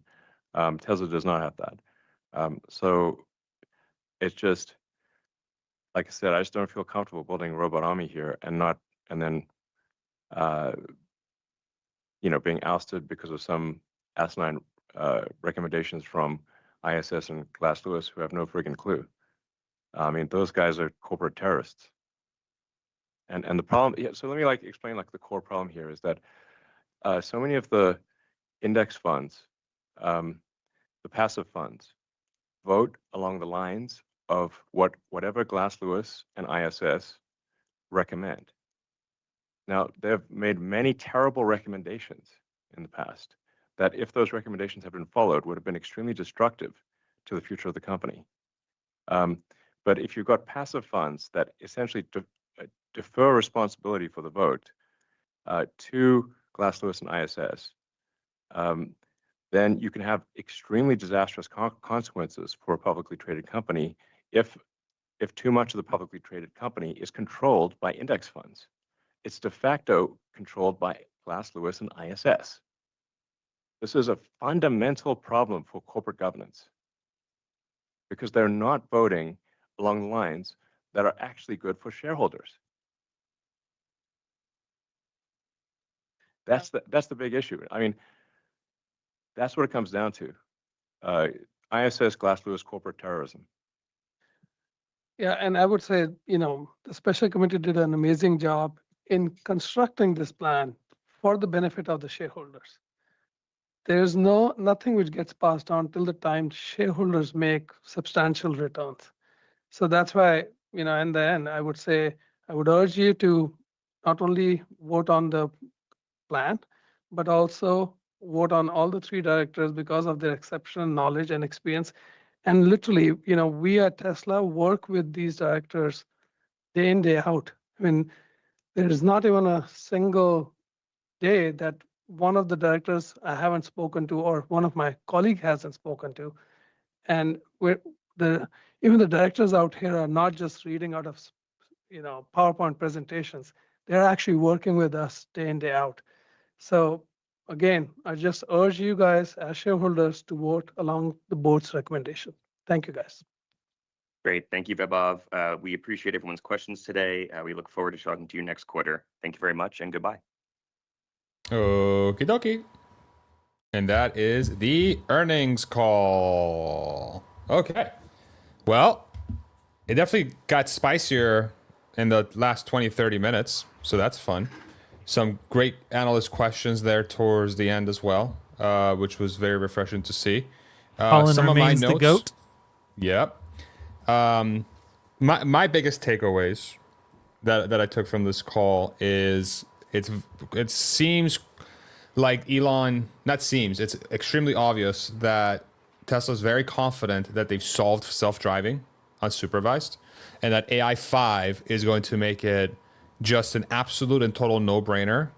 And you don't need more than AI 5 to solve for a self-driving car that is fully autonomous. That's the guidance I'm hearing from Tesla, is that by the latest, by the time AI 5 is out in the cars, we have this solved. You don't even have to worry about it. So that's what I heard. There was some stuff around the AI 5 chip that was super nerdy. I'm curious to get Hans's insight into that, if you know what the frick they were talking about there. So that would be helpful. Then no safety drivers in Austin or riders in Austin by the end of the year in a significant part of Austin. I'm guessing it's either the entire geofence or most of the geofence. All of the geofence is part of Austin. It's not all of Austin. So I'm guessing if what he means is the geofence will not have a driver or safety rider in it, or maybe they'll have it in one or two cars just in case. But that's being yanked by the end of the year. And they'll also be in 8 to 10 metro areas by the end of the year. Additional ones are going to be Nevada, Florida, and Arizona are ones that he mentioned by name. And I'm guessing the metro areas will probably be DFW. They'll add here in Texas. They'll probably add LA in California. That's 4. Then maybe Orlando, Miami, and Florida. That's 6. Arizona, maybe Phoenix, and I don't know, maybe one other metro. And then what was the other one that I mentioned? Nevada. So Vegas. So that's 9, or let's call it 9, 8 to 9. AI 5 is going to get a lot of stuff removed. I'll let Hans hit that once we get there. 3 million cars within 24 months. So it looks like we got some insight into what their vehicle deliveries are going to be. So for the next few quarters. So next year, we're probably not going to go above 2.2, if I were to guess. The following year will be closer to 2.5 to 2.6, and then into the next year will be near 3 if their demand levers work the way that they think it's going to work. Cybercab is going to start production in Q2 of 2026, and then there was one other thing here. The reasoning thing with version 14.3 was pretty sick. So that sounds like Banish, right? So hey, I can't find a parking spot, so I'm going to drop you off at the grocery store, and then I'm going to go find a parking spot. Pretty sick. Optimus bot production hopefully starts by the end of 2026. So I'm going to guess mid 2027 to late 2027. So 10,000 bots probably doesn't happen until 2028 at the earliest, is what I'm hearing from that. I could be wrong, but I just have to think through that. V14 Lite for Hardware 3 vehicles. Nick, just send me the Venmo. We're good. Yeah, we'll see. And no, it's pretty obvious. And yeah, I agree. Those are my biggest ones. What else did you guys hear on there that I didn't hit on? Did you guys want to? Yeah, I heard we haven't quite given up on FSD for Hardware 3. That's what I heard. Okay. You must have missed that part. What else did you? What else did you guys hear? I definitely heard that. Yeah. The AI 5 comments were obviously super interesting. Elon came prepared to drop a novel on that question. I it is definitely new news to me that TSMC and Samsung are both going to produce AI 5. So that was a big one. Before we were under the impression that it was just going to be TSMC. So maybe that's some new developments in the background that they said, hey, Samsung, now that we're pushing production back until late next year, can you get in on this too and also start manufacturing? 40 times better improvement over AI 4 is kind of nutty. And they said it's going to be produced on a half reticle. Like it's a smaller chip that uses less power is basically what he said there. So it's like 40 times more powerful. I think at one point they had hinted that AI 5 could draw up to 1500 watts, and like AI or hardware 3 cars are a couple of hundred watts. So like that was going to be a big, and I think hardware 4 is up to 400 or 500, somewhere in that range. And so I was doing a little bit of perplexity searching, and it said that a half reticle on 3 nanometer, which is just the size of the transistors that they would be using in that chip, should draw also like 300 to 500 watts. So we're not talking about significant power draw increase in AI 5 over AI 4, which is crazy. If to do 40 times performance improvements and roughly in the same power envelope, that is quite, like, that's a phenomenal increase in performance. And they're like, a lot of that probably came from all the things that they're removing, that they're basically just saying, hey, we're going to have a CPU and then a bunch of dedicated neural processing units, NPUs, and we're going to get rid of anything else that doesn't actually accomplish inference on this computer. And we're just going to go hardcore delete, and maximize. Like, we know exactly what the workload is going to look like. And so we're just going to design only transistors that are doing the most part of the workload all the time. Crazy. So yeah, I'm curious what your thoughts on that was, Nick. Yeah, just to add to that. So he mentioned delete. I just take it with a grain of salt because we know that they have talked a lot about their chips, their architecture. They talk a lot about deleting, and some of the stuff, it's like, I think a lot of the things are very no-brainers, right? Like NVIDIA, to Elon's point, has to accommodate a whole host of use cases, but Tesla doesn't need any kind of rendering graphics. They don't need rasterizers. They don't need texture units. They don't need shaders. They don't need any of that, right? They can literally just go straight to multiplication and tensor operations. That's kind of what Hans was alluding to. NVIDIA GPUs need to account for, a broad spectrum of precision supports. That's where you hear, talk about like different floating points, like 64, 16, 18, whatever. And it sounds like, I think they've defaulted onto like in 16 or 8, but that's another thing they can remove. So they've talked about this a lot. And he even talked about, kind of like the pathways of where, the communication happens, right? If you can narrow all that, make it more streamlined. But these are the same things. I'm not trying to poo-poo on it, but they've talked a lot about this as well prior with Dojo. And it'll be interesting to see this actually come to market. I imagine what's happened is they've learned a lot from what they've done. They've kind of iterated, aggregate down to this idea of AI 5 that can, an inference chip that can be leveraged in the data center and in the vehicles, which is a pretty big deal because it does what NVIDIA does, which is this generalized GPU that can be used for all sorts of use cases. But for Tesla's use cases, training, inference in the data center or in the vehicle, right? So it's like these two very idiosyncratic use cases. So it'll be interesting to see when this comes to fruition. It's exciting what he said, but I feel like we've gone down this road before. I've been on calls with James Dalmo where we talk about all this with Dojo, and it's really exciting. It's like, okay, the idea is amazing, but let's see what comes to fruition. But in theory, a lot of the stuff he's talked about is very similar to what he's talked about before, and it makes a lot of sense. But I think the manufacturing's a little different. But if he's spending every weekend for, what do you say, 3-4 months working on this, I imagine it's something that's going to actually work. Yeah, it is a lot more feasible for inference than for training. That's where people who are competing against NVIDIA are seeing success. And AI 5 is not going to be that convergence architecture. So I know, like, you're right, Nick, that they are heading towards, chips that can be used in the car and the data center, but that was supposed to be the AI 6 chips that has been spoken about specifically. So a little bit past, the AI 5 things. And then the other thing that I heard that kind of builds on this was, he mentioned that specific reality simulator that, you can't hardly tell the difference between the real world and the video when we do our Tesla reality simulator. And that's going to be awesome for training cars. It's also going to be 100% necessary and awesome for training Optimus robots. So that was a big one, just like actually having confirmation, which, reading the tea leaves, it was obvious that that's what they were going to do, because that's what you need in order to do reinforcement learning at high scale.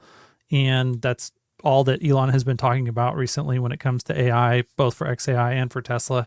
So, and that really is a big deal. Like, once you get that environment down, you get so much power to apply reinforcement learning, to do crazy training on, just get crazy performance out of AI hardware. So the more progress they make on that, the better. And then you need that, plus the AI 6 computers that will be put into data centers eventually will be running the little people that are going around inside the simulator that are then being trained. And that's why that will work for training, is because you'll have one of those AI 6 computers dedicated for every one of the millions of robot morons that are trying to get a little bit smarter every day inside of the virtual, Tesla dojo training environment where they're getting, and when I say dojo, I mean in the sense of an actual like karate dojo where they're learning how to actually do all kinds of things, kung fu included. Matt, what was your thought of the call?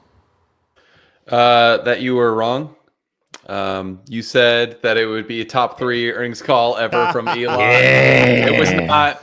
I thought it was pretty decent. It was pretty decent. But it wasn't top 3. It was top 3. 50. Top 50%. I thought you were gonna say top 50, like top 50 calls, like of all the calls in the last 10 calls, years. It was one of them. It was one of them. Yes. There hasn't even been 50.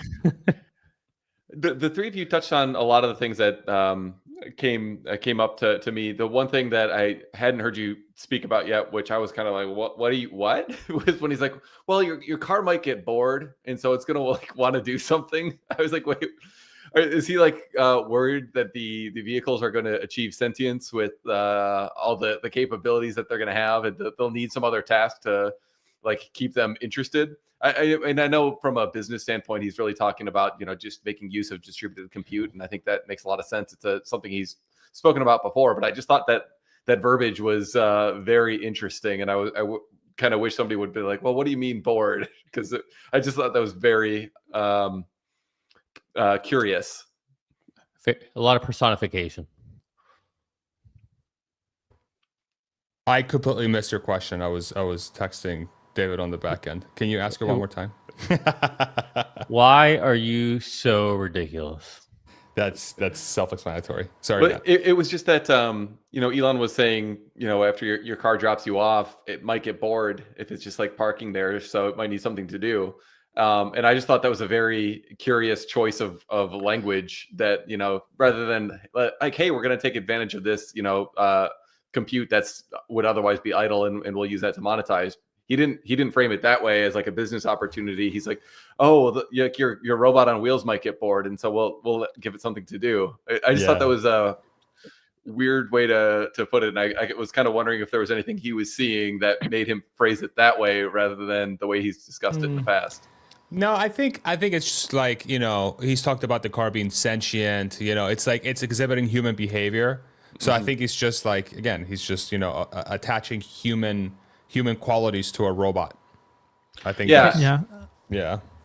Can I just touch on that real quick? As far as I had a little back and forth on X a couple days ago about this very topic about distributed compute, and ironically, right as Elon was talking about that, my friend at NVIDIA is sitting here texting me about it, and I think people need to be a little grounded. You're not going to see any enterprise applications running on distributed compute like that. Nobody's going to have compute and data so far apart. No one's going to deal with that lack of continuity. No one's going to deal with the lack of latency or inconsistency. You're just not. At the end of the day, it's very basics physics. The closer the data is to bus speeds, in other words, compute and data as close together, that is what you want, especially for anything in production, anything that's enterprise class, anything that's client facing. That's non-negotiable. And the truth is, as compute gets better, as storage gets faster, it's going to be even more imperative. Now, where does distributed compute have a place? Much in the way of, if you go to AWS, if you go to Azure, if you go to GCP, they have what's called spot instances, which means, hey, what are these different amounts of compute I can rent on the spot market? I don't care what time it is. All I need is this chunk. It can be at 2 a.m. in the morning. It can be at 7 p.m. at night. I don't care. I just want something that I can bundle and get real quick to do this training job or something on the back end. That is where the distributed compute can become useful to do something interesting. But it will never, ever, ever replace, or at least based on what I can see, and what I know that enterprises need for reliability, consistency, to deliver a good product to their end users, you're not going to see that in this type of distributed compute environment. So I just want to ground that a little bit. Now, if you're talking about Tesla renting out excess training compute that they have in Cortex or the XAI has, that's a different story. Because then, once again, we got data and compute as close together. Right? You are limited based on networking or bus speeds, and that's everything. So just when we see this, I see a lot of hype about this, but I just want to kind of ground everybody on the reality. We want data and compute as close together as possible to get what we want. Yeah, that's definitely true. I was at a conference about a month ago where OpenAI was talking about their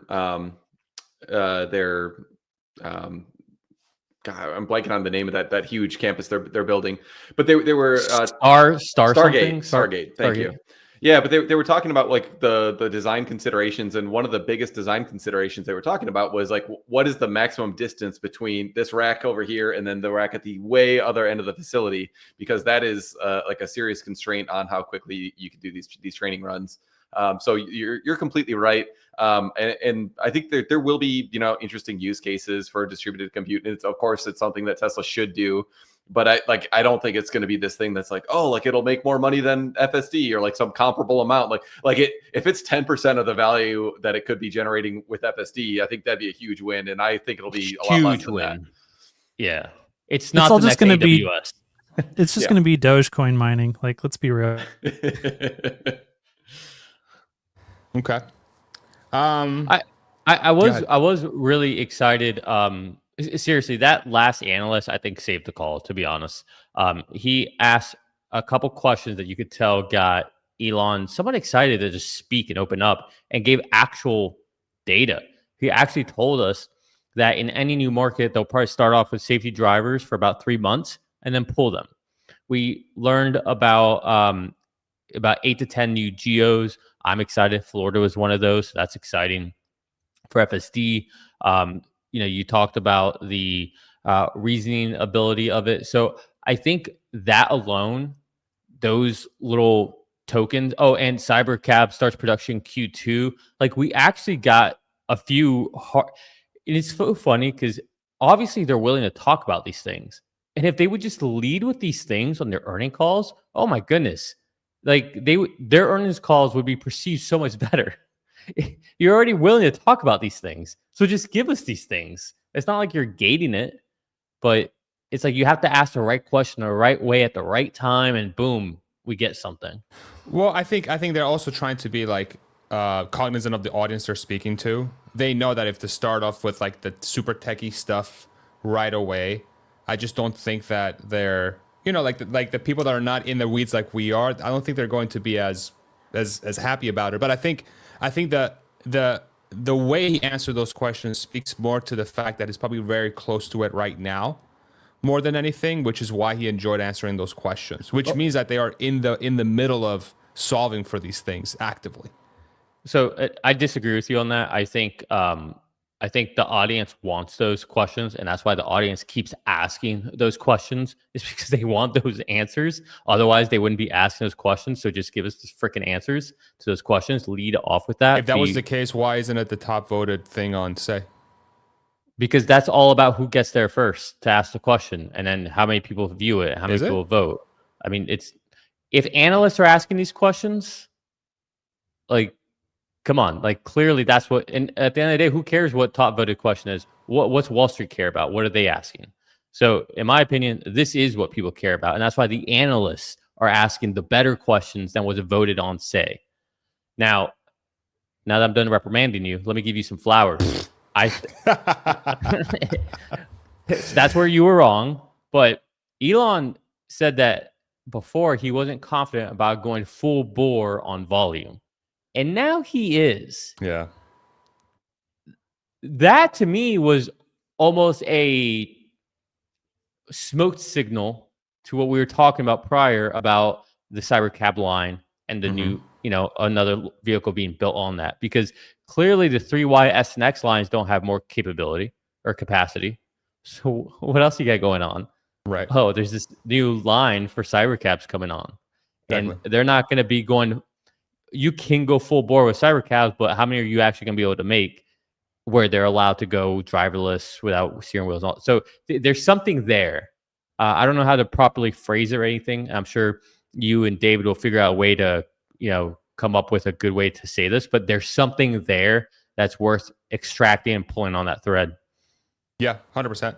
I mean, I think it speaks for itself because most people are just assuming that Tesla's going to fill the 1 million car gap with Cybercab, but again, it is basically impossible that the regulation is going to be there for them to be able to do that by the end of 27. Basically. Yeah, let me just try to say this a different way. The reason I thought that is because Elon said he wasn't confident about going full out until recently with FSD. And now he feels confident on doing that. And to me, it almost felt like he was talking about the two vehicles on the Cybercab line. I don't know. It felt like he was really talking about that without saying it. It definitely sounded like that. I mean, I heard that as the resolution to this ongoing, Lars and Franz are shown in the Walter Isaacson biography having this fight with Elon, where Elon just keeps overriding them. Like, no, we're not going to make this car with steering wheel and pedals. And they're like, but make it with steering wheel and pedals. And he's like, no, yes, no, yes, no. And like, I don't think that fight ever stopped. I think that fight continued on. And this is Elon saying, okay, like I said, no, you don't get to make any more cars until you can make it without a steering wheel and a pedals. And now, okay, we can make them without steering wheel and pedals. Okay, now we can make more cars. Interesting. I mean, the way I heard it is he thinks unsupervised FSD is going to be a giant demand lever, and it's going to be an easy thing for them to sell. So it's going to have this ChatGPT moment, which is going to force them to build more cars, and they want to maximize every line they have to build those cars. But given that the 3 and the Y are full, the only place to do it is at the new line they're building for Cybercab. That's the way I heard that. I think it's Elon's let the problem live version is like you don't get to bring up any new car production lines until the car doesn't actually have to have steering wheel and pedals. Yeah. Well, regardless, it's pretty obvious that they're going to use that line for more cars. I think that's the takeaway here is that if they are verbally saying that they're going to reach a 3 million unit run rate within 24 months, you don't get there again unless short of regulation just transforming right in front of your eyes in the next 24 months, it's going to be extremely difficult to meet that level of supply from a demand perspective with just Cybercab without a steering wheel and pedal. Like think about it. The end of 2026, they're probably going to be at, aspirationally, they're going to be at what, 10,000 to 100,000 Cybercabs per year. something like that. So you're telling me by the end of 2026, you're going to have enough demand to fulfill 10 to 100,000 cybercabs? There's no Maybe way. they'll just dump them all here, and like they will, from a regulatory standpoint, they would be able to deploy those all here in Texas, and they No, can they just wouldn't. have like. No, they What won't. do you They're mean? limited to 2,500 per year federally. You can apply for a waiver. You can apply for a waiver if you want, but there's a federal regulation that says you can't have more than 2,500 cars built per year that don't have steering wheels and pedals. I mean, I think they solved that problem. To me, it with seems him getting into a fight with Duffy, really? Yeah, he's gonna. I think he thinks that he's got a little more pull in this than Duffy. And, you know, like I think there's been a fair amount of infighting between some of the different, you know, people in Trump's orbit, and it's gone reasonably okay. Like I think that's a somewhat healthy thing when like you got people kind of like cajoling. And so I don't know. I just don't think this is going to be like this vindictive thing where they're like, no, F Tesla because, you know, Elon says a mean thing to me. For sure. I just, you know, I think they're going to try to do what's right, and I think that 2,500, you know, vehicle limit is not going to be a hard limit. I mean, if this actually works and it's demonstrably safer, and they're like, hey, we could do 1 million units per year as long as we just got rid of this one ridiculous, like, you know, bit of regulation. I think they're going to find a way to get rid of that. So okay. So regardless if they do it with a steering wheel or not, I'm still very hardcore in the camp that they are. They're going to reach 3 million units per year within 24 months. However, the configuration is, and every single one of those units is going to be able to drive itself unsupervised. Yes, that's what I'm hearing, right? So what is the value? What is the long-term value of each one of those cars? What's the margin potential of each one of those cars? And how does that correlate to the current market cap of the company? 3 million cars per year with unsupervised self-driving means what? Money. Yes, thank you. Genius. Infinite money glitch. The other thing that we didn't talk about. Yeah, and then that the other side of that, it also implies, again, like we talked, the bot. I mean, this is what's great about this call, is that now we can actually start to sort of loosely model these things. I think we're finally getting some guidance where we can sit down and model. You know, it's been kind of hazy. It's like we don't really know what Cybercab's going to look like. We don't really know what bot's going to look like. But now we're starting to get more and more breadcrumbs with the ability to sit down and actually model these things. You know, bot 10,000 units by the end of 2028, maybe. Cybercab or Cybercab-like vehicles running that line, again, all unsupervised. 3 million by the end of 27. And then with the ability to expand to new factories thereafter. So, okay. Yeah, I mean, Got I it. think, you know, you could even look at 2027 and say, if we start the production ramp in the end of 2026 for Cybercab, maybe you're able to deliver, you know, 500 to 750,000 Cybercabs just in 27, and then increasing from there. That's a pretty large number. Significant. Yeah. Driverless or not, or with a steering wheel pedal or not, right? Yeah. I think the question becomes like, is a car without a steering wheel and pedal meaningfully more valuable than one with a steering wheel and pedal? Have you guys thought about that at all? It doesn't make it. I mean, if this thing is Robotaxi capable, then it doesn't matter whether it has a steering wheel or a pedal. You know, it's probably better that it doesn't for obvious reasons. But I mean, the income stream is going to be the same. And so you can do some very just rough, basic modeling on that, and, you know, look at what's the margin potential. And, you know, if it's say $15,000 a vehicle, which I think is probably too low, but just to be conservative, you know, you could just run that out. And so, you know, then you're at, what is that, 45 billion in cash flow annually at a 3 million unit run rate. Probably higher than that, I would think. But that's I think that's the kind of table stakes that they're talking about. 45 billion at 100% margin.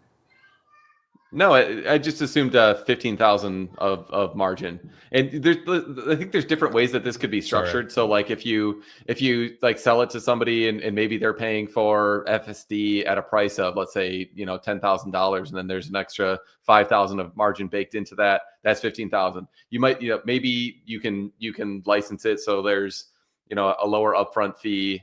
But like you get a higher chunk of the residual cash flow streams. There's a lot of different ways it can like actually work. But I think just trying to get like an idea, like what's the general magnitude of the opportunity, you can just look at like an FSD sales price, and multiply that by the units. And that's like a reasonable estimate of the cash flow that you're going to be generating. And I think 15,000 is probably too low for that, maybe, but I think it's reasonable if you're assuming that you're going to get to millions of units, like the pricing is going to have to come down. So that's why, I get reasonably comfortable with that kind of a number. Yeah. I mean, I think I do think not even long term. I do think the best strategy for Tesla to take here is to just do a recurring revenue model. I think 80% plus of these unsupervised cars are going to be on a monthly payment of sorts. Well, I mean, that's where the financial incentive to push towards cybercabs specifically comes in. Is that like you don't sell cybercabs if you're thinking you're going to make $15,000 a year on them. Like, if they're driving around with no humans, you're not talking about $15,000 of margin. You're talking about hundreds of thousands of dollars on margin. And so this is where I think Elon is so autistic about, no, you've got to make it work without a human. Like, you don't get the steering wheel and pedals because I don't want you to have the hedge. You've got to make the $100 and some $1,000, lifetime value vehicle work as quickly as possible. And once it does, then, it's a completely different profitability profile for the entire business model. Got it. I mean, regardless, this is all hinged on supervised getting solved. All of this, and we're there. That was my biggest takeaway from the call, and that was the biggest thing I wanted to hear was that I wanted the company to confirm what I saw with my own two eyes, which is like they've solved self-driving. I think it's hard to ignore that now. And the question becomes how much of what has happened on the stock market thus far, maybe that's the question, is like, is that priced in now? Is that why we're seeing the muted reaction on Wall Street where it's down 3% in after hours? Or do we think that they're waiting for the P&L? Or was it not because he lied enough? He said that anyone can go and get FSD V14 right now. That is not true. Yeah. I was like, no, so not true. It is a lie. Stock's down immediately. We can't trust anything he says. No. No, it was actually down after he said Optimus. Maybe that's another thing too that we didn't talk about. Optimus is going to be shown in Q1. Yeah, and I think the drop was people assume it was going to be shown at the investor meeting in a couple of weeks. I think that is a big thing, and I definitely feel vindicated in, he said, we're not even going to lock, design once production starts. We're hoping to show you this cool hand we've been working on in Q1. But they're like, until they make the one that they're planning to show in Q1, they won't even know, like how many hundreds of hours does this work before it fails? And that's the thing where I think this hand is like the number of constraining factors that go into this are astronomical. Like, you've got to have high reliability, high precision, extremely low power, extremely low size, like volumetrically, and like basically no heat dissipation. Like, to accomplish all of those things at the same time is ridiculous. And then to say, oh yeah, and now you want that thing that, like, you've got to have an order of magnitude increase in, current capabilities of what's out there in order to achieve that. We also want to make sure that those actuators run for thousands and thousands and thousands of hours with no failures. It's not going to happen. And like, not anytime soon. It's definitely like, we're not going to have, that's why your 2028 timeline, like, I think that's a very optimistic timeline to have hands that work that well. We still have to get something out there and just start working with it and solving the problem. So like, eventually you'll just go ahead and start shipping something, and you'll just have to work around the fact that these things are not where they need to be. Yeah. It's one of the reasons why I'm actually like, Elon's right about how like there's reasons you have 5 fingers. All that stuff is correct. You want it to fit in the form factor that we have, but I almost think Boston Dynamics like chunky 3-finger hand is maybe a better place to start for now, because at least you can solve, like you can make that do useful work. It's not going to be able to do all the things that a human can do, but that thing is going to be able to do useful work reliably for long periods of time a lot sooner than an actual, 5-finger human hand will. Well, the hand approach is very reminiscent of like solving for FSD using neural nets. Yep. Right. It's like, it's very, it's like, I don't care, like the sort of let the problem live. Yeah. Let the problem live. I don't give a shit. Solve the hand, because the hand is going to be the thing. That's the first principles approach of being able to have a human or robot do everything a human can. And it's like, don't solve the progression, solve for the end state. Yep. I'll bet you that by the time this thing is solved, he tells you, he already said the forearm and the hand is harder than the whole rest of the bot. I'll bet you before we get to the end of this, he says just the forearm and the hand is 10 times harder than the rest of the bot combined. And that's to get the stinking prototype. So this is the thing where Elon has told us the prototype is easy, production is hard. We still don't have a prototype of a hand that works. And so like adjust for that in your thinking about timelines for Optimus. Yeah. Sorry, Matt, I had to bring that up on the screen. Yeah. So within the broader discussion of like artificial intelligence, it's becoming very obvious.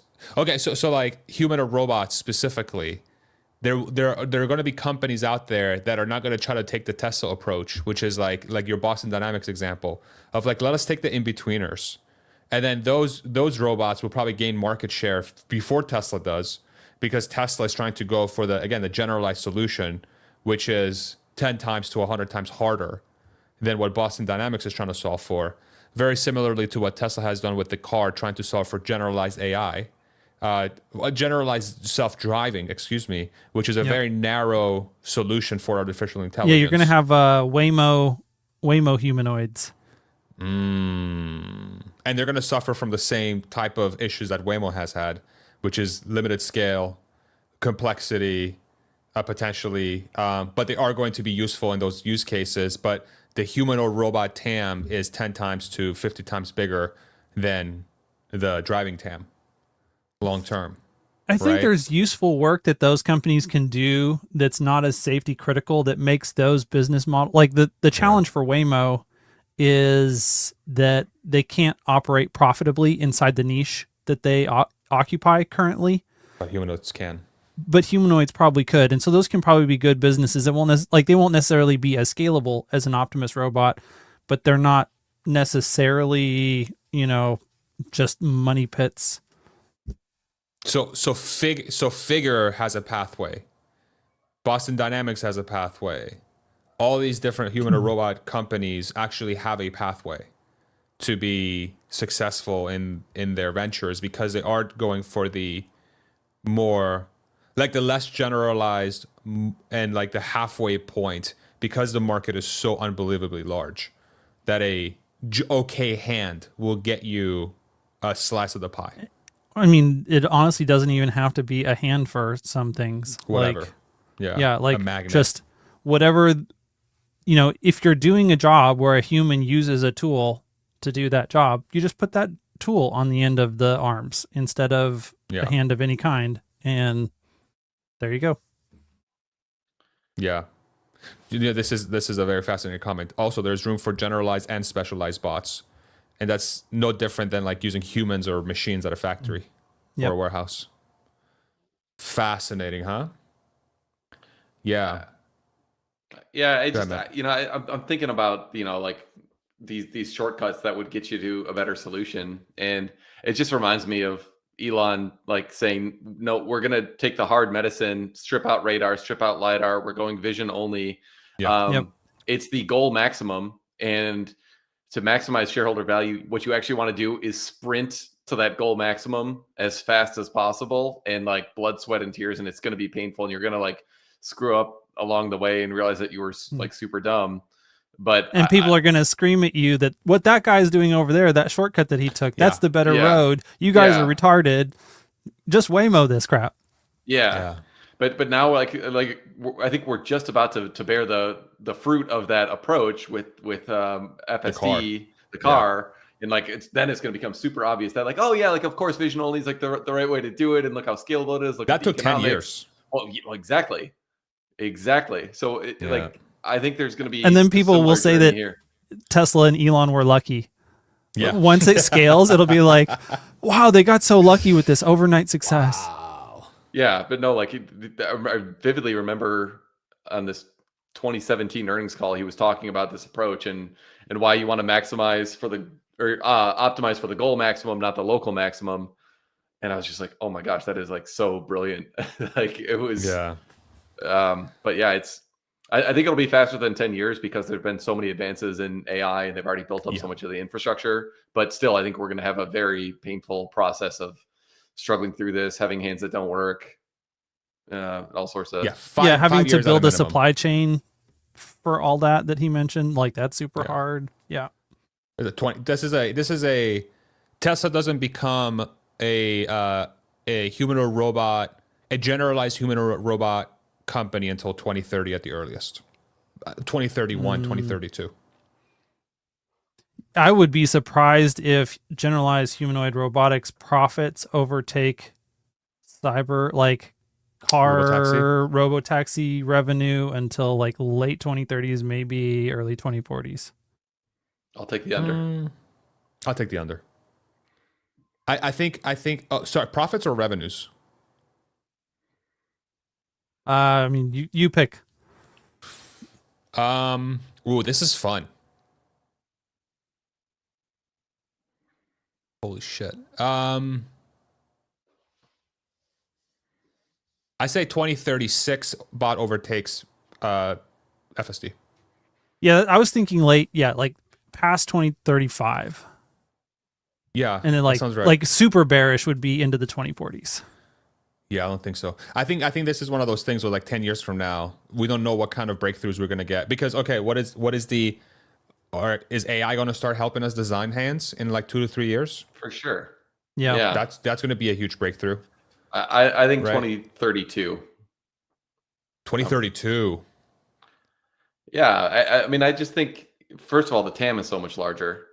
Second of all, they've already got these tools. I think the rate of improvement is accelerating, and I think you put all those things together. And keep in mind, like Tesla doesn't have to come up with all the breakthroughs. I mean, like transformers were an industry-wide breakthrough that helped everything. I mean, look at the scale of compute that's being built now. Like that's going to really accelerate things. Yeah. Yeah. Okay. That feels like a very realistic time frame for when this stuff's going to actually kick in. And again, like this is why this call is probably a bigger deal than most people realize. The more I think about it, because there is a lot of like when is the last time we've had this crystallized of an outlook for the next 5 to 10 years for Tesla? I feel like it's been very hazy because we were waiting on unsupervised. And we were waiting on something for the bot to kind of give us an idea of when it's going to kick in. I feel like we got both on this call. I don't know if you guys agree with that. I don't know if that's me being optimistic or not, but it just feels like the next 5 to 10 years of Tesla has been crystallized, where you can actually sit down and make a 80% confidence model about where Tesla's likely to be in the next 5 to 10 years. I don't think we've had that for a minute. Yeah, I think we've been a little bit over optimistic about Optimus in the community for a while, just in terms of timelines and and then maybe even a little bit optimistic on FSD timelines in some areas. But it does feel like we're right there on FSD, on Robotaxi. And yeah, like if we'll see what the broader conversation is, do people agree with us on Optimus and like how hard this challenge is going to be, or is it just going to be a few people who are kind of realistic on it and then everyone else is still like, yeah, we're going to have millions of Optimus by 2028. You know what's the crystallization for me for Robotaxi is I think the ownership model is only going to get bigger.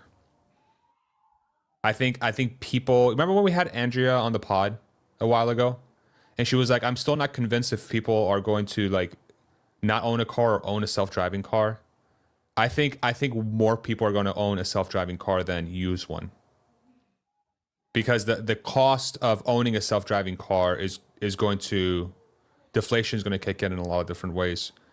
So the cost of owning your own car that will take you anywhere, that will have a steering wheel and pedal for the foreseeable future still, well, that's not going to go away in the next 10 years at all. Globally, no way. Dude, there's going to be a 10-year period where, like you said, like it's a horse and sort of car period, where the regulation is not going to be there globally for Tesla to just go fully driverless. Like they would be psychotic to do that because they would just have idle capacity left, front, and center. They will have idle capacity everywhere. Well, so I mean, the thing that could happen, like the unspoken scenario that seems to be how it's played out so far, is that Elon does not bring in more manufacturing production capacity until they have clear line of sight to markets that they can deliver the cars into. That they actually like they don't make any more driver or steering wheel and pedals cars than basically they do currently, and then they only expand production as they can go with the other. That seemed like he's been very conservative with his cash. He's been very conservative with his capacity build out. Now, I don't know if that's how it's going to play out, but that's what we are seeing from him currently, is that he is matching their manufacturing capacity to driverless, like the market's ability to digest driverless vehicles. So all new factories will make only driverless vehicles. It's a possibility. What if the demand for what is the demand for a car where you can text and drive all the time? Seems like the entire car market. Right? So if that's the case, if that's a true statement, let's say 80% of drivers on the road would prefer to have a car where they can text and drive, or do whatever, or not even text and drive, whatever.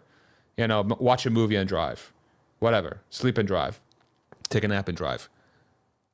That percentage, like those people will demand a vehicle that can do that. They will demand one.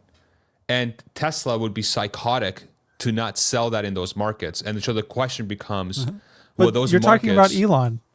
I know. Clearly a psychotic person. He's like, no, I won't sell you one that has a driver or a steering wheel and pedals. Hans, you can go rent one. It's a cybercab and it's available over there. With AI 5, this thing is going to drive itself in the middle of nowhere, Africa. Okay. Yeah. So you're telling me that Elon's going to be like, no, 4 billion people, it's okay. Nah. I'm just going to sit on this until I can sell it to you without a steering wheel and pedal. I'm going to wait until I can yank $2,000 worth of cost. Not even.